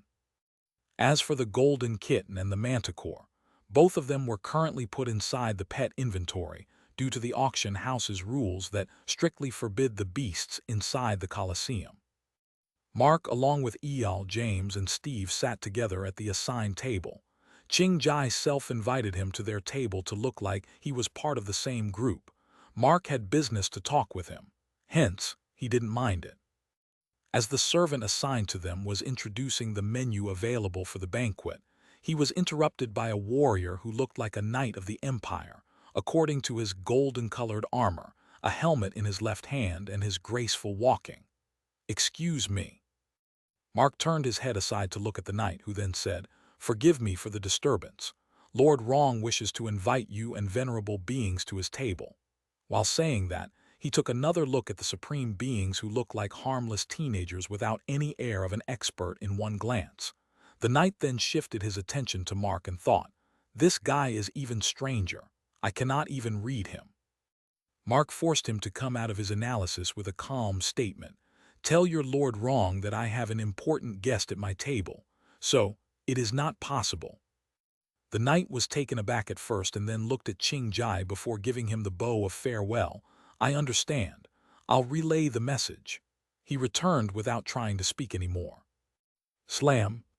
He declined my invitation over that exiled Prince of Zijai, and he even didn't bother to act modest. Such an arrogant fellow. Rong Huang felt humiliated at first, but then as his advisor quickly reminded him that anyone would be as arrogant as the emperor if they had 3 supreme beings as backing, the Lord of Reignar thought for a bit and said, "Gu Yang, this time, you go and make a personal visit to Lord Qing's table and give him the invitation." "My lord." As the advisor left, Rong Huang glanced in the direction of Mark and let out a smirk. "Fine then. If you can't pay the consequences of humiliating me, then your dear guest will pay for it." Chapter 494, The Lunch Break. "So this is what you call a firearm. Interesting." Qing Jai was staring curiously at the stylish-looking derringer. Mark then tried to strike the iron while it was still hot by further adding, "It is one of the few basic firearms that could be used by any non-cultivators, for basic protection from street gangs and thieves." "But you are saying it costs 10 gold coins." Qing Jai pointed to the major issue with the gun. "Adding on top of an entirely new kind of weapon, it costs very high. Not to mention one would still have to buy that ammunition." Mark helped him finish the sentence. "Yes, that's it. One would have to keep buying it for one whole life to use this weapon." Qing Jai then went on to say, "You see, the Zijai Empire doesn't have any wild zones, and the occurrence of dungeons is quite rare. Forget about the dungeon break. It is also why our home is known as the graveyard for adventurers." Mark stayed silent. He suddenly felt like he made a bad choice in making this guy an acquaintance. Meanwhile, Qing Jai continued, "Hence, the weapon with such small uses won't attract the ones who can afford such an amount, and the ones who need might feel reluctant to spend such an amount on it, as 10 gold coins aren't a small amount for the common folk, even though we are casually throwing away millions of gold coins here. Rather than selling this one at Zijai Empire, I recommend our neighboring empire. I knew a few trusted merchants and weapon sellers. If you wish, I will talk to them in your place and settle it at a mere 10% commission fee." Qing Jai's further explanation once again changed Mark's opinion and made him feel like this guy might become a reliable partner after all. Just as Mark was about to speak about the advanced weapons, Qing Jai dropped another surprise by further stating, "Come to think of it, why waste on commission? If Brother Lu is willing to work with me, we can open a weapon store at Bei's Empire on joint ownership. I'm close with the Crown Prince there, so permissions and promotions can be taken off. What do you say?" "Ding, you triggered a side quest, business partner." Mark was slightly surprised as the holographic screen popped up in front of his eyes as soon as Qing Jai came up with a suggestion. While pretending to drink water, he secretly operated his finger to click on the notification and open the quest details. Quest business partner. Description: Qing Jai is willing to form a partnership with you to open a store at Bei's Empire. Negotiate the terms and conditions. Reward affinity with Qing Jai plus, unknown. Oh, it looks like the reward depends on the terms. Mark understood the task, but there was also another thing weighed on his mind. Does he really need such a partnership? Well, he wants a partner for sure. That's the whole reason he bothered to make friends with a stranger like Qing Jai in the first place. Mark doesn't want his business to get damaged in case his relationships with the big shots there get sour for whatever reason. It happened in Phoenix Empire, and he doesn't want it to be repeated elsewhere. Thus, alongside his stores, he needed reliable partners who could sell firearms even to the enemies he would eventually destroy. If they want a commission, that's fine, now that he earns 100% of the entire earned amount. In the end, it will spread the fame of the firearms faster than he intended, and the market monopoly will still be in his hands. But what Qing Jai is suggesting is something different from his plans. Seeing that the system also seemed like it was acknowledging such a partnership, Mark felt like he had to give it some thought before making the decision. Hence, he could only reply with a, "I'll think about it and send you the reply later," and resumed eating. Meanwhile, James and Steve were busy talking with each other regarding this current world and the auction, and even about certain people around. However, they only spoke English, so that no one apart from their dad could decipher the contents of their conversation. "Bro, look at that fellow at our 4 o'clock. He looks so inflated that he might explode at any second," commented Steve before adding. "The AI says that he had a 19-year-old son and a 17-year-old wife." James couldn't help but make a face of disgust. These wealthy nobles and their weird fantasies. "Bro, forget about that fatty for a moment. Think about the girl. She must be quite unsatisfied with her married life, and his son was also around her age. You know what I am getting at." "Shut up, Steve. Don't talk about ladies in such a way. She must have already experienced hell." "Come on." Mark's ears perked up when he heard that. He wanted to comment that the girl could also be a gold digger, and that the concept of age is something almost non-existent in this world, but kept the thoughts to himself, remembering how he looked at the elven princess like she was a grandma, although the age of 96 still considered an adolescent there. In the end, he even agreed to marry the elf who lived for more than 500 years. Maybe it is because the news about Rong Huang's invitation being firmly declined by Mark was passed around. Or maybe it is because of the presence of Steve and James themselves. Or maybe it could even be because Qing Jai was already at the table. Whatever the reason it might be, until the end of the banquet, no one approached Mark even though he constantly felt several gazes on him from every direction. Meanwhile, in the ladies' section, almost all the ladies gathered there had their veils off, and Song Yue suddenly became the center of attention. She is like a sun among the sea of stars. If there was someone who attracted equally enough attention as her, it would be Sylvandria. But the only problem was that she was an elf and looked very different from the rest of the ladies. Most women here are wives or relatives of respected nobles, princes, wealthy individuals, and their cultivation levels are usually meager enough to say that they couldn't understand how terrifying Sylvandria is. These people could only judge her based on her appearance. As for the remaining women, these were adventurers who gathered on one side to discuss things among themselves. These adventurer women don't mingle with noble ladies, as the former looks down on the latter kind who had political arranged marriages, while the latter detest the former kind, as they feel like these women fighters lack elegance. They knew how powerful Sylvandria was, and due to her elf race, instead of revering her strength, they made sure not to go anywhere near her due to the fear. Hence, Sylvandria became the target of scorn and distasteful remarks, although it was mostly whispering between third parties. As the princess of a kingdom, Shen Ling had the obligation to talk with the ladies with important backgrounds, well, at least until the food was arranged. And then, after their lunch was over and until the men were done with their lunch too. Song Yue was also someone who grew up in a noble household. She has been familiar with such events since she turned 16. Hence, she followed in the footsteps of the princess. As for Sylvandria, she wasn't interested in mingling with mortals. She used to be the revered high priestess, whom everyone in the Ixodus Empire used to treat as representative of their god. She was silently sitting there with her eyes closed. No one was conversing with her, and neither was she minding anyone. Everything was peaceful until a comment from a relative of Dragon Empire's imperial family entered her ears, targeting Shen Ling. Say Shen Ling, I heard an interesting story about your father. Did your mom really imprison your father for a decade and let your uncle impersonate him to rule the kingdom? Shen Ling's calm-looking face turned serious in an instant.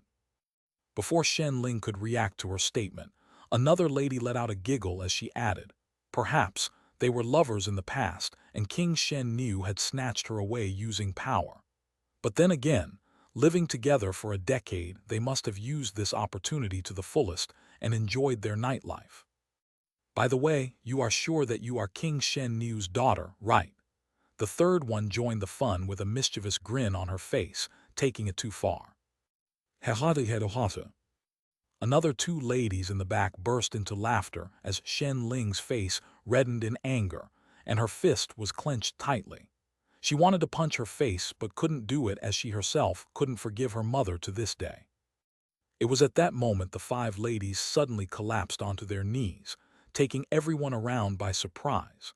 Even Shen Ling herself was taken aback as she saw those five ladies from a big background look like they were having heavy breathing.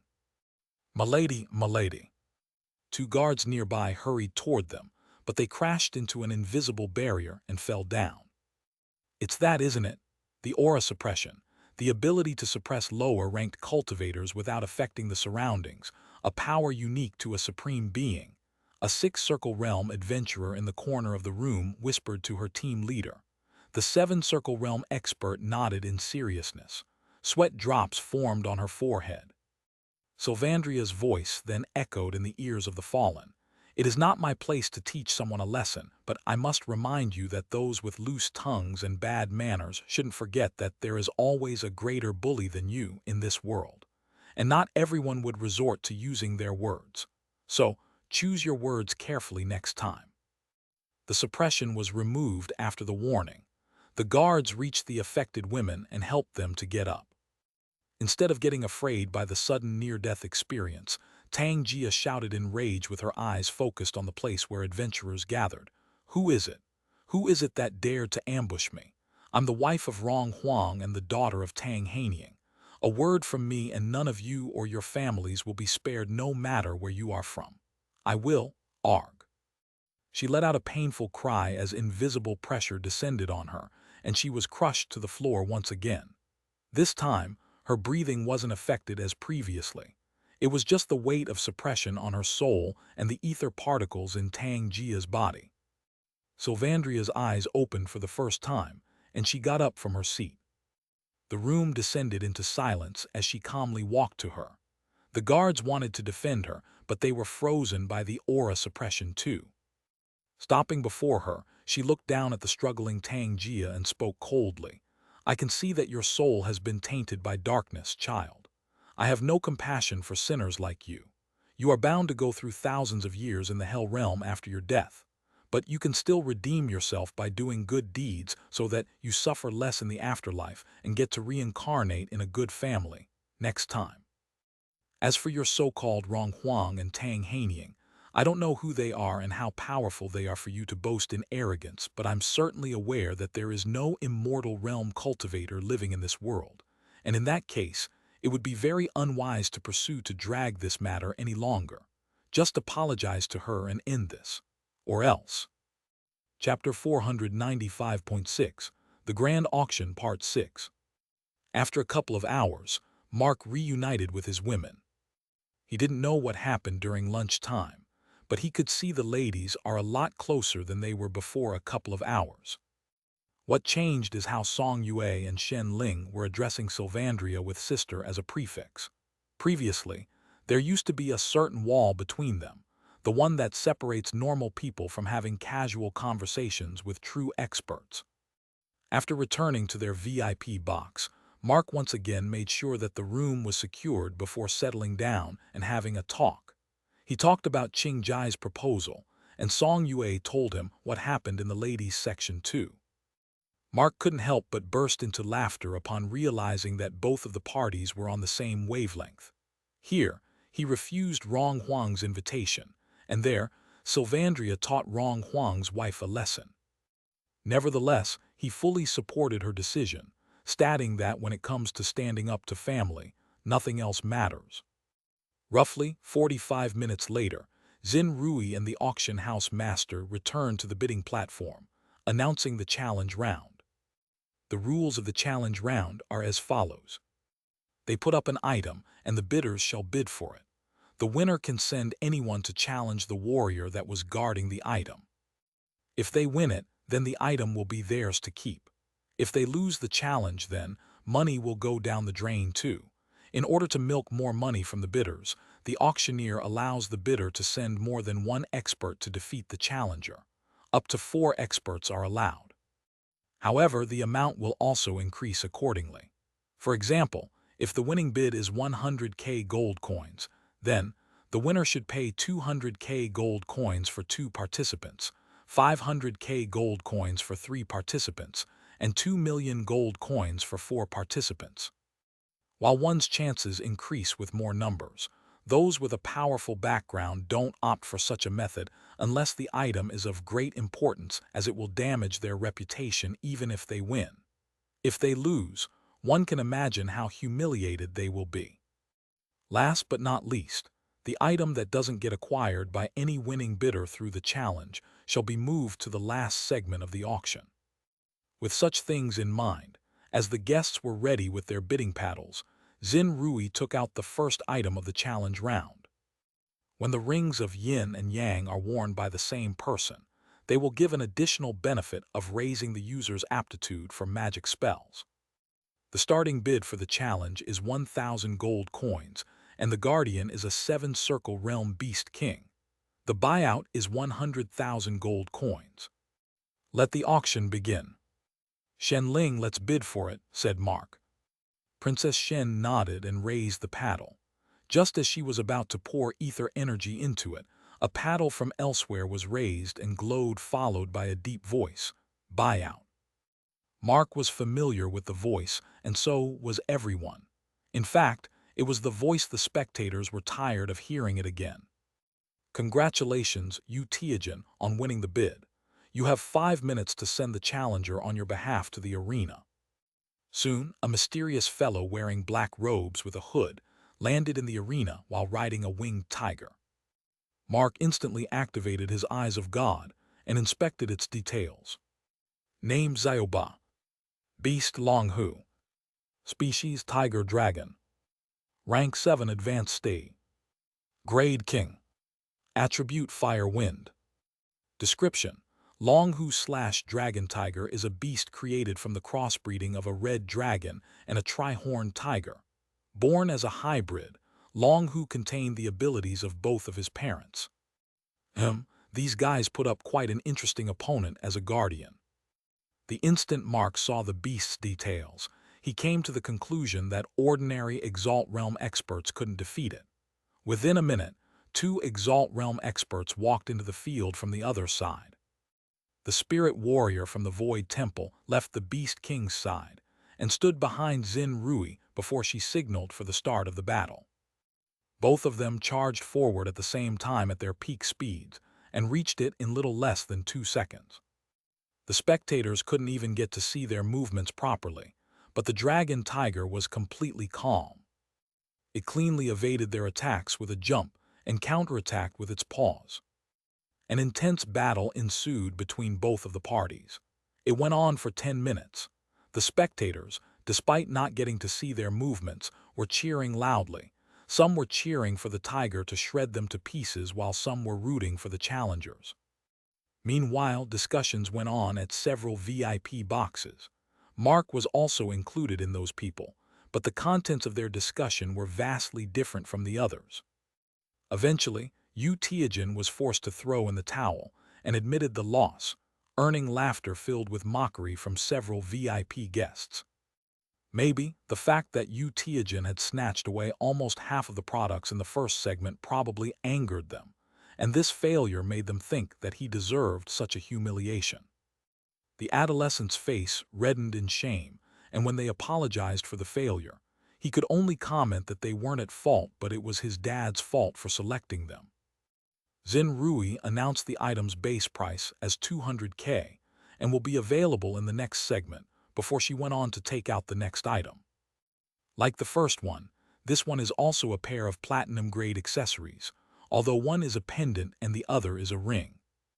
As the bidding process started, the 17-year-old became very busy cussing his own dad as he could no longer send people. His strongest bodyguards were defeated, and he didn't have the face to send them once again. Hence, there was no point in participating in the bid. As the others were busy winning the challenge token, the door behind Utiagen was knocked a couple of times. One of Utiagen's attendants opened the door to find one of the security guards, a six-circle realm spirit warrior, who bowed in greetings and said, "Lord Yu, there is someone who would like to meet you. He says he is with a message from VIP box number 8. Number 8, Utiagen furrowed his brows. He seemed like he didn't remember who occupied that box. What was his identity? He asked. Before the guard could answer, one of the injured Exalt Realm experts who was tending to his wounds suddenly exclaimed, "Young master, it belongs to Princess Shen Ling. She is the one with 3 supreme beings on his side." "Oh, please send him in." Utiagen forgot about the auction and sprung up on his feet, leaving the chair as well as the spectator's sight. Soon, Eyal in white-clad armor entered the room and greeted him in a casual tone as if they were equals. "Hello, Mr. Yu. I'm called White Knight and I'm here to deliver you a message, or more like an offer on behalf of my master." Chapter 496.7, The Grand Auction, Part 7. An hour later. Item number 6, the Staff of Horus. It is a low-quality, semi-divine weapon, crafted by the dwarves with mithril and a myriad of metals. Regarding the material composition, it was on the level of an earth-grade divine weapon. Xin Rui caressed the staff's handle with a bit of disappointment on her face, continuing to say, "However, what makes it a semi-divine weapon is the core used during the forge. A goblin's brain was used as a core." A series of sighs escaped from several VIP boxes and some spectators, but that's to be expected anyway. Xin Rui also couldn't help but sigh in her heart as she announced the bid. The minimum bid is 10,000 gold coins, and the guardians are the Dragon Tiger and its master. The Dragon Tiger had proven to be a menace for the challenge round this time. It was the guardian for the first 3 items, and no one yet to even manage to defeat her. Since its master is a powerful healer with a mysterious artifact that could restore one's ether energy and stamina, it was always in its best shape every time it battled a new opponent. But now, its master was also joining the battle for the first time, and he is a peak stage 7-circle realm expert. Not to mention, the item doesn't seem like a treasure. To use it properly, one would have to melt it down and forge it again with a powerful core. It might need the services of a Grandmaster Blacksmith. The dwarves won't do it, as it is absurd to even think that they would destroy the same weapon they create. As a result, the guests seemed reluctant to bid for this specific item, but one had a different thought. A paddle was raised after 10 seconds of silence. 21,000, box number 8. Xin Rui's announcement made several heads turn toward box number 8. The spectators might have forgotten who was sitting there, but not the VIPs. Their interest was aroused further when a white-clad armor knight came into the arena with the challenging token in his hand, instead of a supreme being. Far more surprising is that he looked completely like a normal person, without an ounce of ether energy. Is he another supreme being, or was he using some other skill to hide his cultivation? They couldn't help but watch him with various thoughts in their heads. After silently handing over the token back to Xin Rui, Eyal stood there on the platform and had his eyes fixed on the Beast King, which also looked like it was observing him. Due to his android body, the Dragon Tiger couldn't sense anything from him, which frightened it slightly. On the other hand, its master, Kaizan, who is also like its father, had a deep frown on his face. Box number 8 did make him take the opponent very seriously, even though his beast had proved its strength. The battle will start in 20 seconds. Xin Rui announced the timer just like before, indicating that he should take out his weapons or get prepared for the battle. However, Eyal just stood there in silence. 20 seconds later, as soon as Xin Rui gave the signal to the start of the battle, the dragon tiger opened its mouth right away to attack him. Clenching his fists, El smiled under the mask and mumbled, "Battle mode activate." The fireball was launched by the dragon tiger, and El slowly started walking toward it. As it almost reached him, the spectators expected him to either evade it or block it through force. To everyone's surprise, just as the fireball almost reached him, a mirror made of water appeared out of nowhere and took the attack. As soon as the fireball struck the mirror, it was absorbed into it and then reflected the attack with a stronger fireball. This attack, Tang Xin, the Seven-Circle Realm mage, got up from his seat in shock, seeing the exact same skill he used to defeat his opponent to win item number 4. In fact, he was known for that special skill. Dodge, Kaizan jumped to the side, and the dragon tiger flapped its wings to dodge the fireball. In that split second, El charged forward at his maximum speed to reach the mage and caught his throat. As he raised the healer and started crushing his throat, the dragon tiger let out a powerful roar. El simply turned toward its direction and kept him as a shield. Meanwhile, the healer, who couldn't free himself from El's grasp, was forced to expel ether energy from his body and tried to push the enemy away. However, the audience only saw a bunch of water mirrors appear all around the healer in the instant he expelled the ether energy. They bounced off at the same time. Since he wasn't moving and there was no place to dodge either, they struck him with a stronger power equaling to an advanced stage legendary realm expert. Alarg, a piercing scream echoed in the Colosseum. The water mirrors disappeared as soon as their job was done, revealing an unconscious man who looked like he was just a step away from death. El threw him away like a peel of a banana and looked at the beast flying in the sky. "It's your turn now." Graya. The roar from the dragon tiger was more powerful this time. Its body is covered by a scarlet aura, making it go into a berserk state. As if the water mirrors of Tang Xin weren't enough to shock the experts, as the Beast King flew down toward him and swiped its claws toward him, El turned into a shadow and let it go past him and almost crashed onto the ground. It controlled its path to fly higher, but El's counterstrike was perfect once again. As soon as it tried to fly higher, chains of dark energy erupted from the ground and captured its body. El's shadow formation materialized, and he raised his hand to conjure a giant lightning energy broadsword before swinging it down at its tail. The Beast King's tail was cut off from its body and fell to the ground. Graza graza graza. The Beast King looked like it was going out of control, melting the chains with its blazing flames. It was at that moment Xin Rui, who was watching the battle from the sidelines, made her move.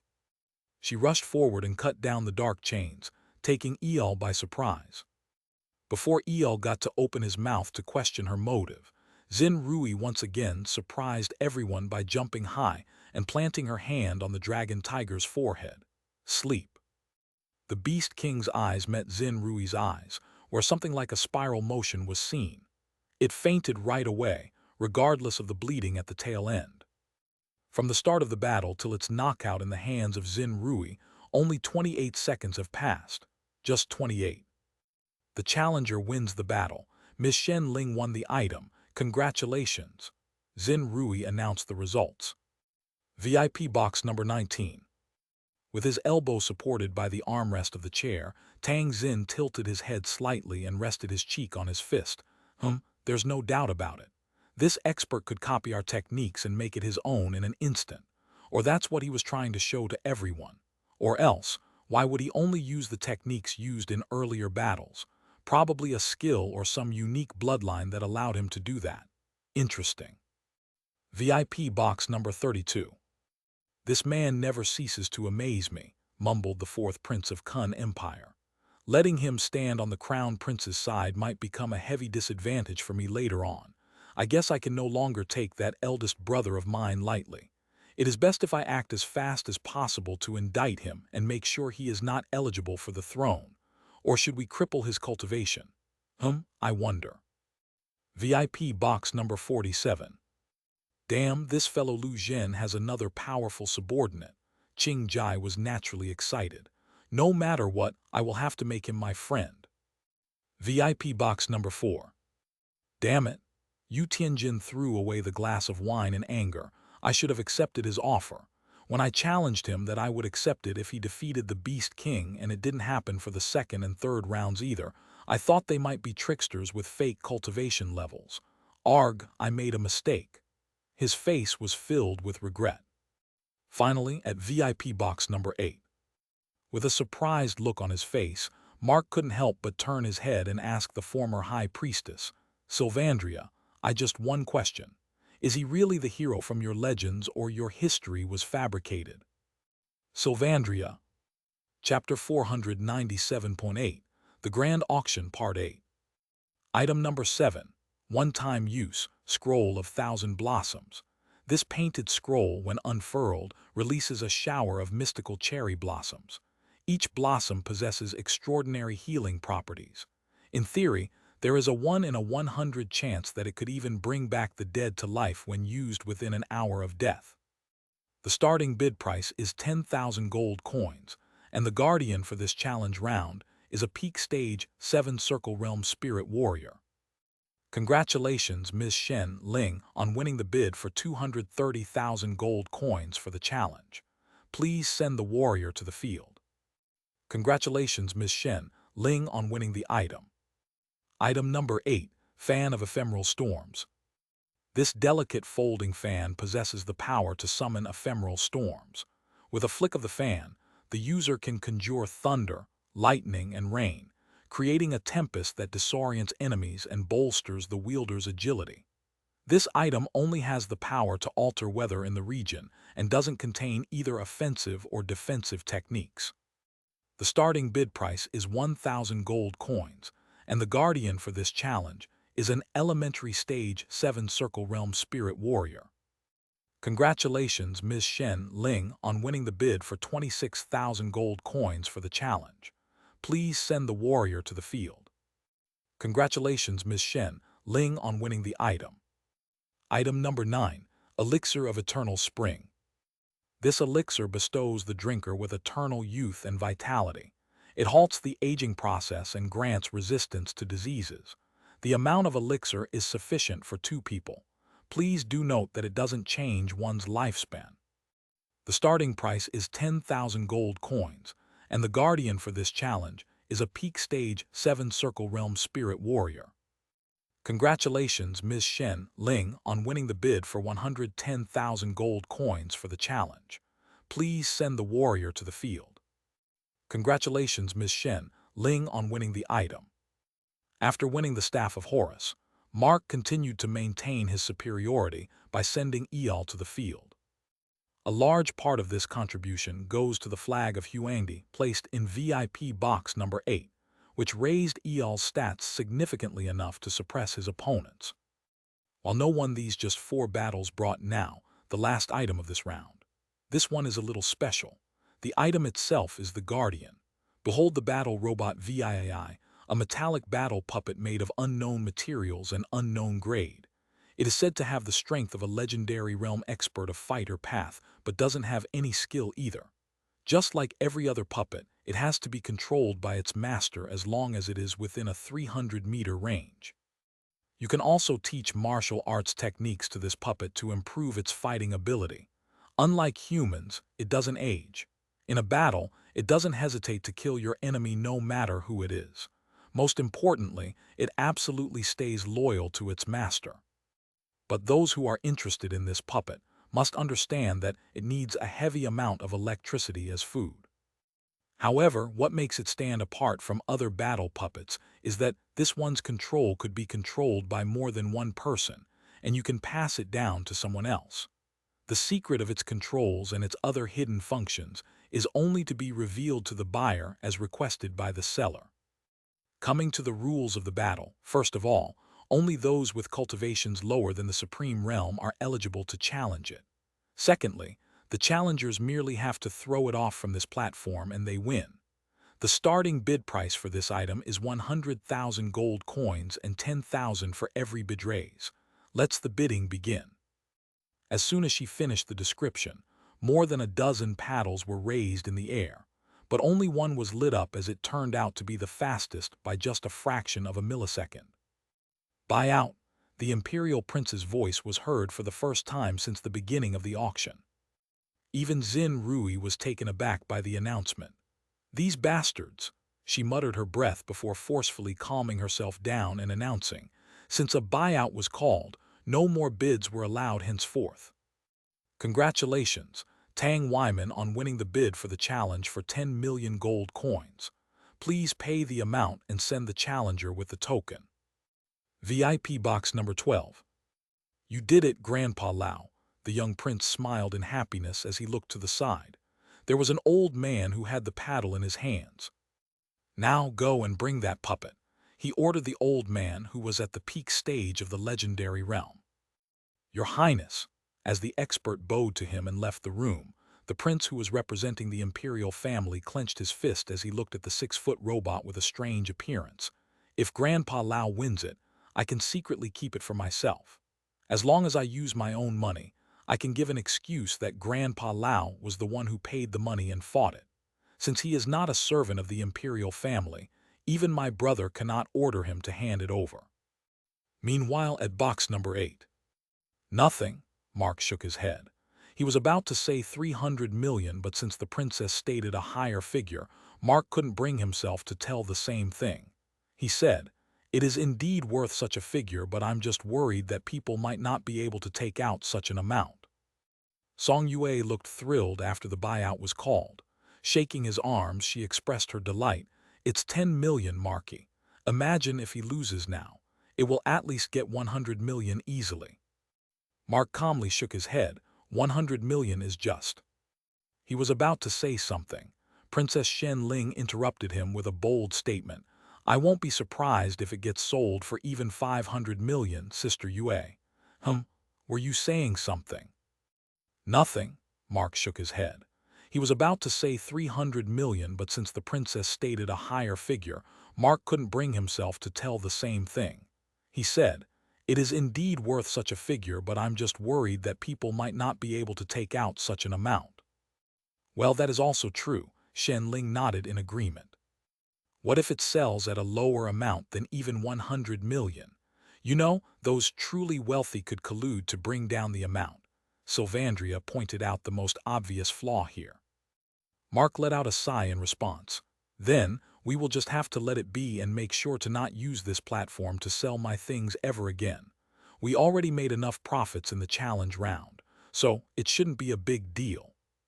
"I hope it doesn't come to that," commented Song Yue. What they didn't know is that Mark now had a debt of 100 million gold coins with the system, with 1% high interest, 1 million gold coins per week. Since he doesn't have such huge money in his account to unlock the rank 8 battle robot in the gallery, he has to accept the system's proposal. As he wasn't selling the robot at the store, he had to create the robot and buy it for himself with 10 million gold coins before listing it at this auction. Now, in his account, there were only a bit more than 300,000 credits and a little more than 1 million gold coins. So, whatever he gets from this auction, he intends to take it and pay back the debt as quickly as possible. The remaining shall be compensated with the semi-divine weapons in his inventory. While he is confident that the robot will be winning this round, he wants it to be a completely one-sided fight. The more this battle drags on, the more its price will reduce later on. But what if this battle ends up in the challenger's victory? Then, he will have to sell a lot of advanced weapons to compensate for the losses. Of course, it is just a worst-case scenario. Mark wasn't interested in seeing it. Hence, he opened the inventory and had his eyes fixated on the flag of Huangdi. He was in the dilemma of whether to use the flag of Huangdi on the robot or not. It was different with Eyal, as the latter was the challenger. If he gets caught now, no one would dare attack him, but his reputation will get hit. It is the last thing he wants. Should I do it, or should I wait and see? As he was thinking about whether he should do it or not, his eyes fell on the old man who took out his weapon. A sudden idea popped up in his head. System activate remote control function, equip with Ogre Emperor's Club. A titanium club with mithril spikes appeared in the hands of the robot. taking the spectators by surprise. Chapter 498.9 The Grand Auction Part 9. With a spiked club in its hand, a semi-divine weapon mark looted from the Wuji sect, the battle robot was ready for the battle. While it is not an uncommon sight for a high-quality puppet to use such weapons, the legendary realm expert was still surprised because of how it appeared in its hands, when a puppet cannot be bound to semi-divine weapons like spirit warriors do. Hence, either this puppet is slightly special because of its unconventional appearance, or its master, who was currently operating it remotely while probably sitting somewhere in the stands, had teleported the item into its hands. Or so thought the master swordsman as he changed his weapon to a whip instead, surprising the audience. As soon as the signal was given, he turned into shadow form and moved around at high speeds. It was so fast that spectators saw dozens of realistic afterimages of the challenger all over the battle platform. Not even the true experts, Seven Circle Realm, who used peak-level concentration, had it tough to track the real person. However, the battle robot remained calm with its eyes moving left and right at a fast pace. But then again, this is nothing more than a puppet and is expected to be completely calm regardless of the opponents. Hence, they found its stillness reflected the calmness of its master, who was probably giving it instructions telepathically. After 13 whole seconds, the moment has finally come when the challenger reached behind and launched an attack. The whip was stretched toward the robot and even captured its waist. All that's left for the challenger is to swing it away and throw it out of bounds. But sadly for him and his master, the prince, that plan wasn't materialized. Instead of the challenger swinging it away with his mighty strength, the robot's free left arm just went over its shoulder and caught the lash before swinging it over the same shoulder. The challenger flew along with the whip and was about to crash onto the ground. Just when he was about to free himself from the whip and escape from there, his eyes captured the spiked club moved at him at a blurring speed. A great force struck him in the front with a couple of spikes pierced his chest before his entire body was slammed onto the floor. Argh! He couldn't help but let out a scream of pain as his head started spinning. However, it isn't over yet. The robot motioned back its arm to raise the spiked club in the air, revealing the 2 holes in his chest, and once again it swung it down ruthlessly on his body. Eck! Spitting out a mouthful of blood and leaving the whip's handle, he rolled to the side after it freed him but raised the club once again. This time, as it swung it down, the master swordsman expelled ether energy from the body to blast it away. Taking him by surprise once again, the spiked club cut through the wave of ether energy like a sword cutting through the wind and ruthlessly struck his abdomen. Eck! At that moment, most of the spectators involuntarily shut their eyes, unable to watch how miserable a great legendary realm expert had become. Watching the scene, Mark, on the other hand, let out a smirk. Oops, that club has the ability to cut through ether energy attacks. Now as the final touch, snap. The club disappeared from the hands of the robot, and it proceeded to raise the body with its hand firmly gripped over its injured opponent's neck.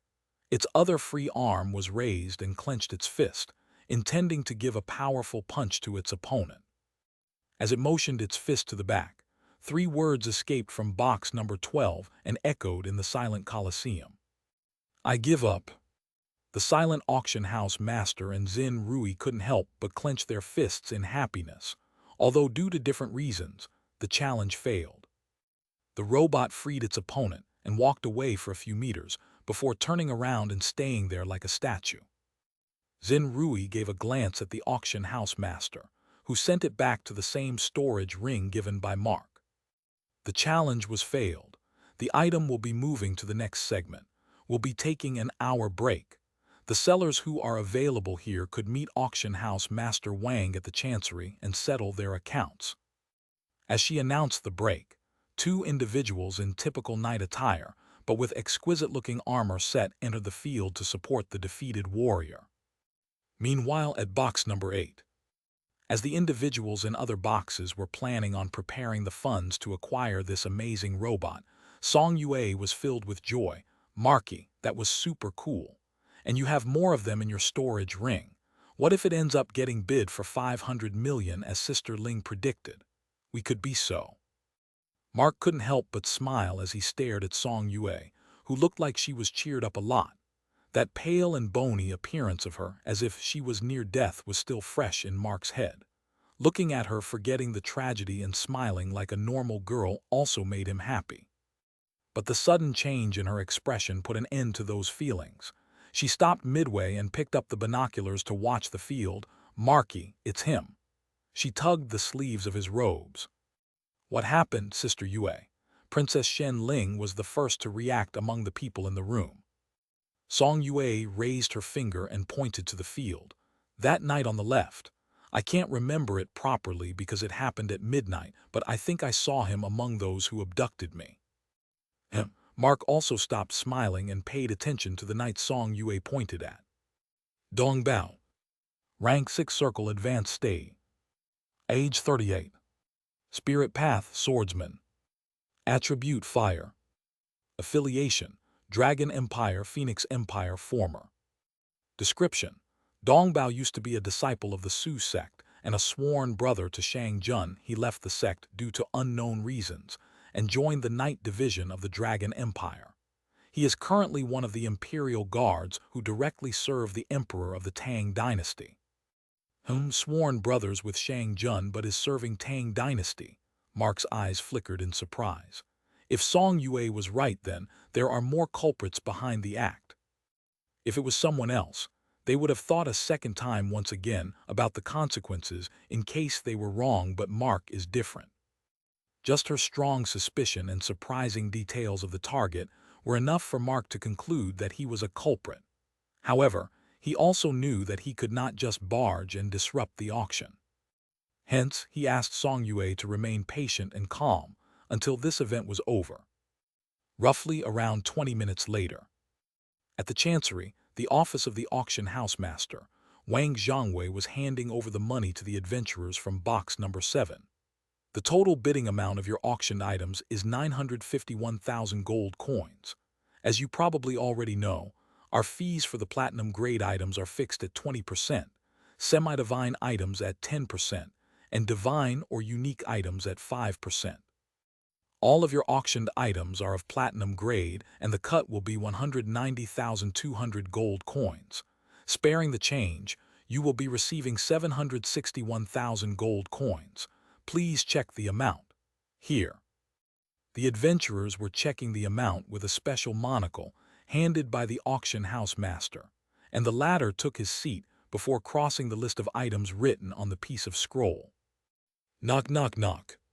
The series of knocks on the door interrupted their concentration for a moment. Wang Zhongwei thought that it was another seller who was there to take his money and spoke loudly, asking them to enter the room. The adventurers moved to the side to not disturb the proceedings. Little did either of them expect Mark to enter the room with the white-clad armor knight, who made a great impression on them with his fighting skills during the challenge round. Even Wang Zhongwei couldn't help but quickly stand up on his feet to greet them with a bow. "Lord Lu, I wish to talk with you privately." Chapter 499.1 The Grand Auction Part 10. The adventurers hurriedly left the room without bothering to count everything. They might not be aware of Mark's true identity, but they know that Eyal is from the same room as the Supreme Beings. The fact that they couldn't sense anything from Mark only put more fear in their hearts. As a result, Wang Zhongwei and Mark found themselves alone in the Chancery with Eyal guarding the door from the outside to make sure no one comes and disturb by accident. Meanwhile, the auction house master was filled with shock as he heard Mark's new request. He neither accepted it right away nor rejected it. Instead, he stayed there in silence for a while as if he was pondering on it. Unable to bear the silence for a very long time, Azzy broke it by asking him, "Is there a problem? I believe the items I have described are heaven-defying enough to bypass the established rules and make an exception." "Ah, no. It's just that I have to talk with Elder Zin. Without her consent, it is not possible, and Void Temple's elders are too strict with their rules," replied the auction house master while slowly glancing at Mark's face to check his expression. The overly calm expression on Mark scared him even more. However, thankfully for him, Mark didn't take it as offense and instead said, "Arrange a meeting with Ms. Zhen right now. I will talk to her." Mark let out a fake smile as he took out the 2 items he planned to add to the auction. Certainly, Wang Zhongwei hurriedly took out his communication talisman to converse with the Void Temple's representative.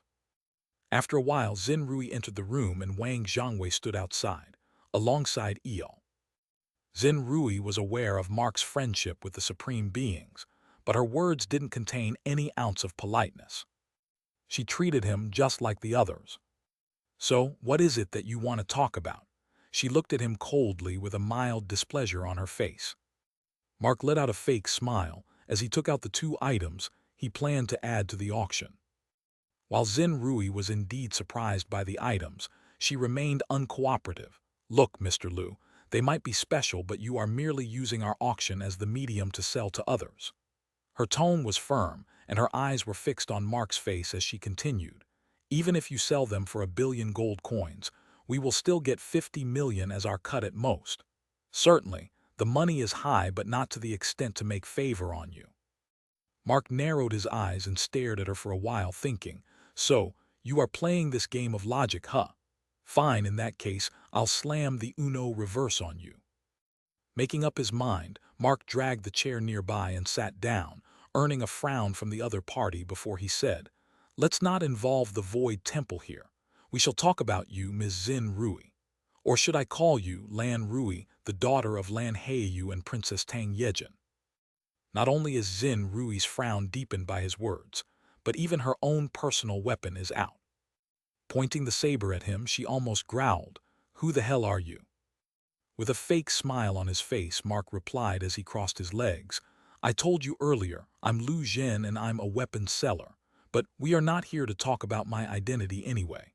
So, the daughter of Lan Heiyu, before we talk further, can you take this away? I don't like pointy objects at my face." She dismissed the saber and asked him to go on. He continued, "My offer is simple. You make an exception for me to put these 2 items into the next segment of the auction, and I will help you with your revenge. Of course, I believe that revenge is more satisfactory when taken with own hands. Hence, I will not kill your enemies for you, but you can count on my help to work behind the scenes and pave the road for you. What do you say? Ready to do a small favor to get big dividends later on?" Shock filled Zin Rui's face. After a while, the break was over and everyone settled down in their seats as the hosts came to the platform and introduced the next segment. Unlike the other 2 segments, the items that were about to be auctioned were displayed openly on the platform. It was a tradition followed by Void Temple, and no one minded it. Along with the battle robot and the 3 items from the challenge round, 8 more items were placed in a line. Mark couldn't see his 2 items joined them, so he thought they made it to the final 3 that were considered the most prestigious items of the auction. That means there is only one object that is on the same level as the other 2. Mark couldn't help but wonder what might be that item. After all, he could even see a couple of low-quality divine-grade items on the platform. Zin Rui then spoke, "The 4 items on the left need no further introduction. We'll skip directly to the 5th. The 5th item of this segment is a couple wear. They were specifically crafted by the Void Temple just for this occasion. Shrouded Nightshade Ensemble. For him, Shadow Step Infiltrator attire. Crafted from nightshade fibers, this attire grants the wearer the ability to meld into shadows and move swiftly. It enhances the wearer's stealth and provides a chance to evade attacks. For her, Midnight Rose Enchantress Gown. Woven with enchanted midnight roses, this gown bestows the wearer with the power to manipulate shadows and create illusions. It enhances the wearer's magical abilities. Couples Synergy. When the couple stands together, the Shadow Step Infiltrator attire and Midnight Rose Enchantress Gown combine their shadowy powers. The couple gains heightened stealth, illusionary capabilities, and the ability to create a field of enchanted midnight roses for defensive and deceptive purposes. As her words ended, Both Shen Ling and Song Yue coincidentally spoke at the same time. So beautiful. They were startled and looked at each other in surprise, leaving Mark in a dilemma as their gazes shifted toward him. While he only loves Song Yue out of his 3 fiancées, he knows that it is useless for someone like her with low cultivation. And if he gives it to Shen Ling, it will probably disappoint Song Yue. Hence, Mark decided that he wouldn't let them bid on this item and ignored their gazes. Meanwhile, Zhen Rui moved on to the next item. Item number 6, Sapphire Moonlight Mirror. Type Artifact. Description: this enchanted mirror reflects not the physical appearance but the true essence of individuals. It unveils hidden intentions, secrets, and emotions. This high-quality semi-divine item can also be used to trap reflections of magical attacks and redirect them back to the caster. The frame is adorned with sapphires that shimmer like moonlight. Item number 7, Primordial Azure Phoenix Medallion. Type Medallion. Description: housing a fragment of the soul of a primordial azure phoenix, this medallion grants the wearer control over the elemental forces of wind and water.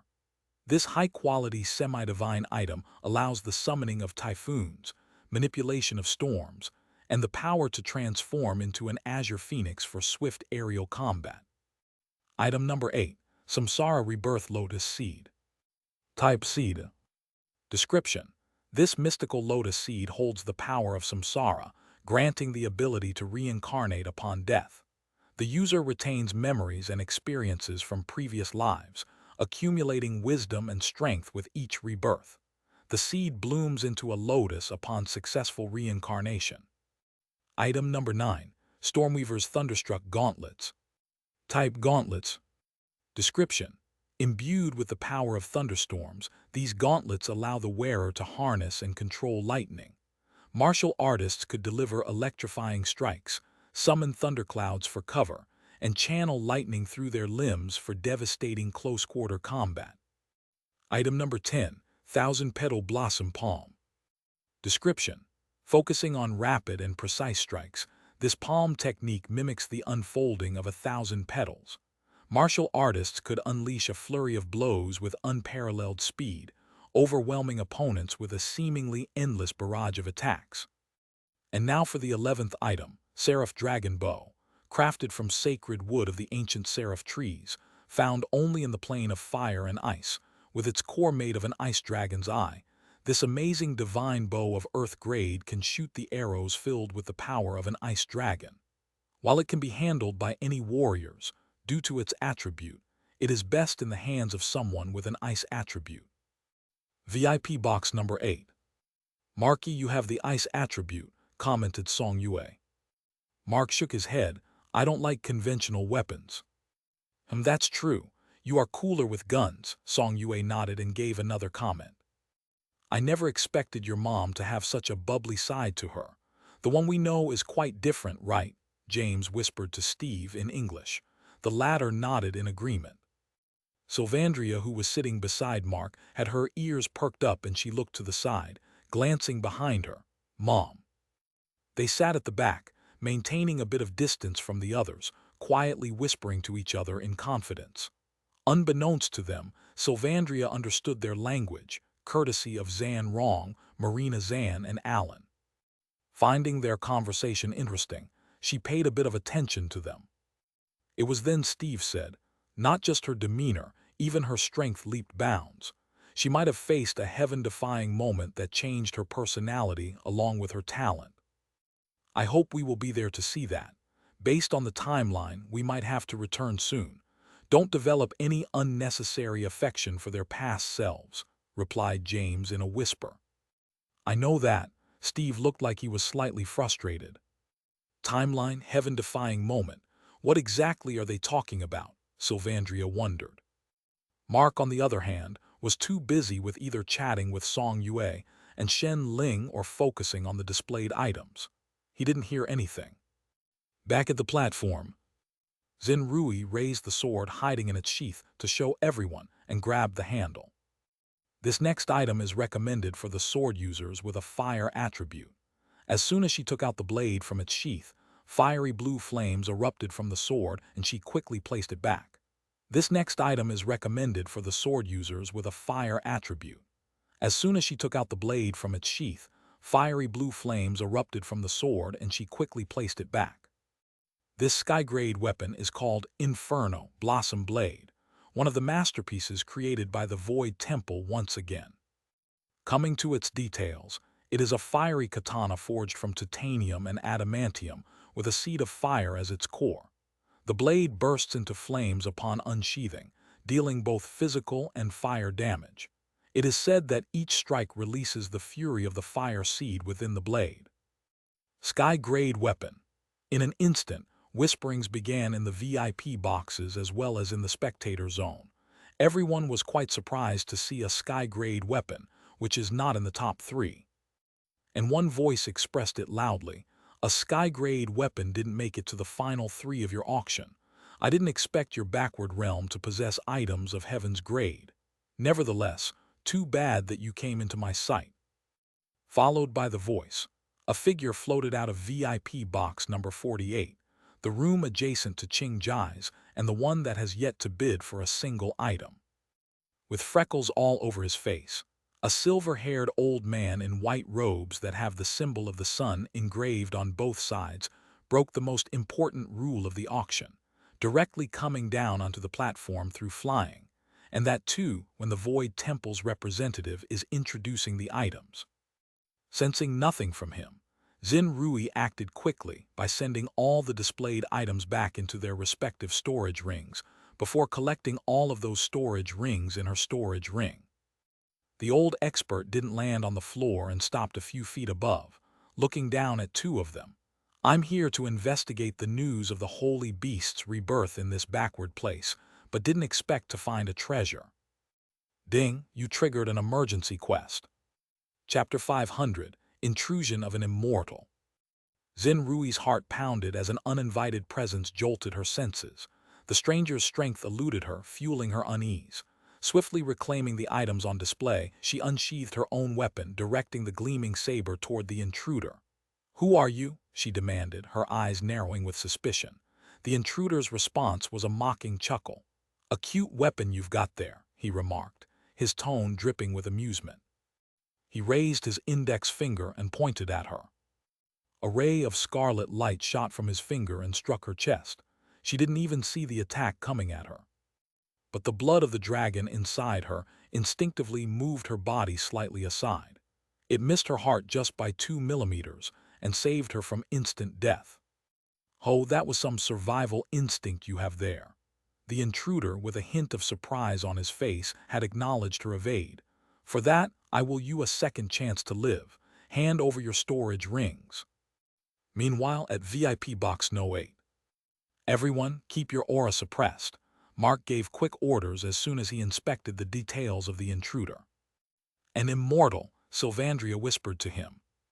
Mark nodded. "Yes, but not exactly. It seems his realm was suppressed to only demigod realm." I guess that is natural," Sylvandria nodded in agreement. "An immortal in the mortal plane of existence will unnecessarily attract the attention of the guardian deity." Mark remembered the figure that had given him the ancient holy beasts and disappeared without any trace. He promised to deliver all the adamantium available in the mortal plane, but has yet to hand over even the first installment. "Anyway, it's best to exercise caution. He is not the type of enemy we want to fight right now." Mark further warned them not to hesitate to escape when things go out of hand. Sylvandria was quite surprised by Mark's words.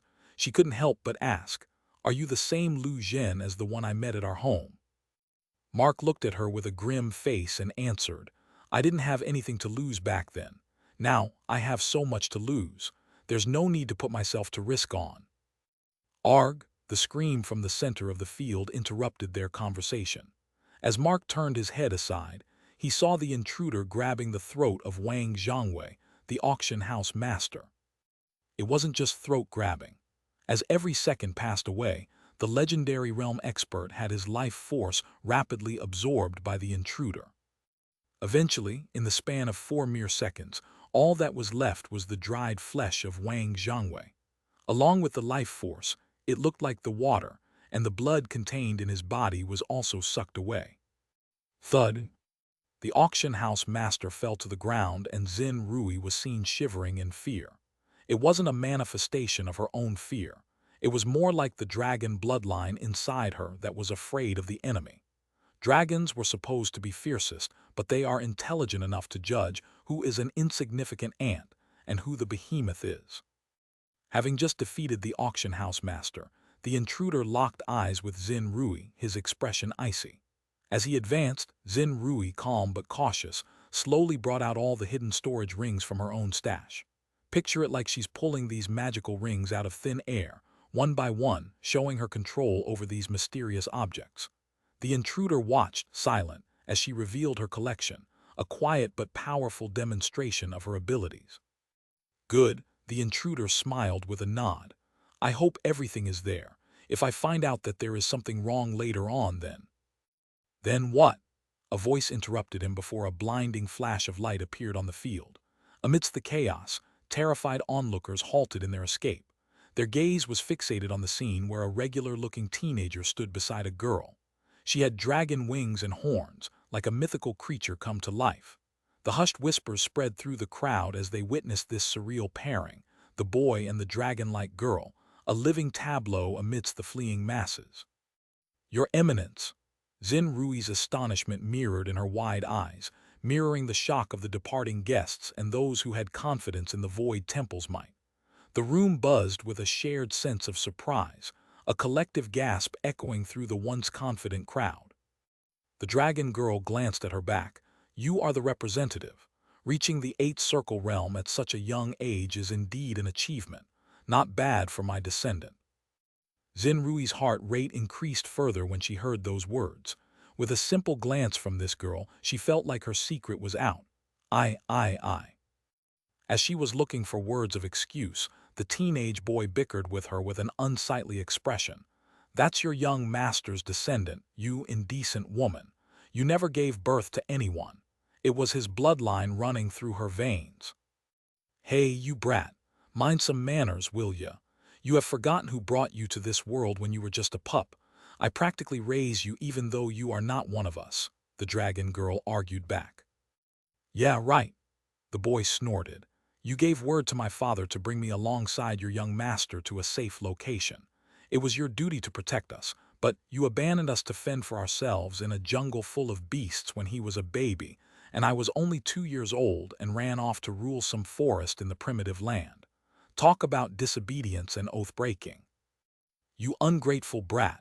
The dragon girl's face reddened in embarrassment and anger.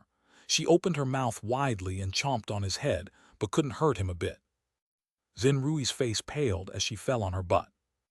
With his head entirely inside her mouth, the boy then raised his hands and grabbed her horns, trying to break them with brute force. The intruder stood bewildered, his focus stolen by the absurd sight of the interrupting clowns. Instead of confronting him, they bickered among themselves, creating a chaotic scene. Evil laughter burst from him, filling the Colosseum and forcing a pause in their brawl.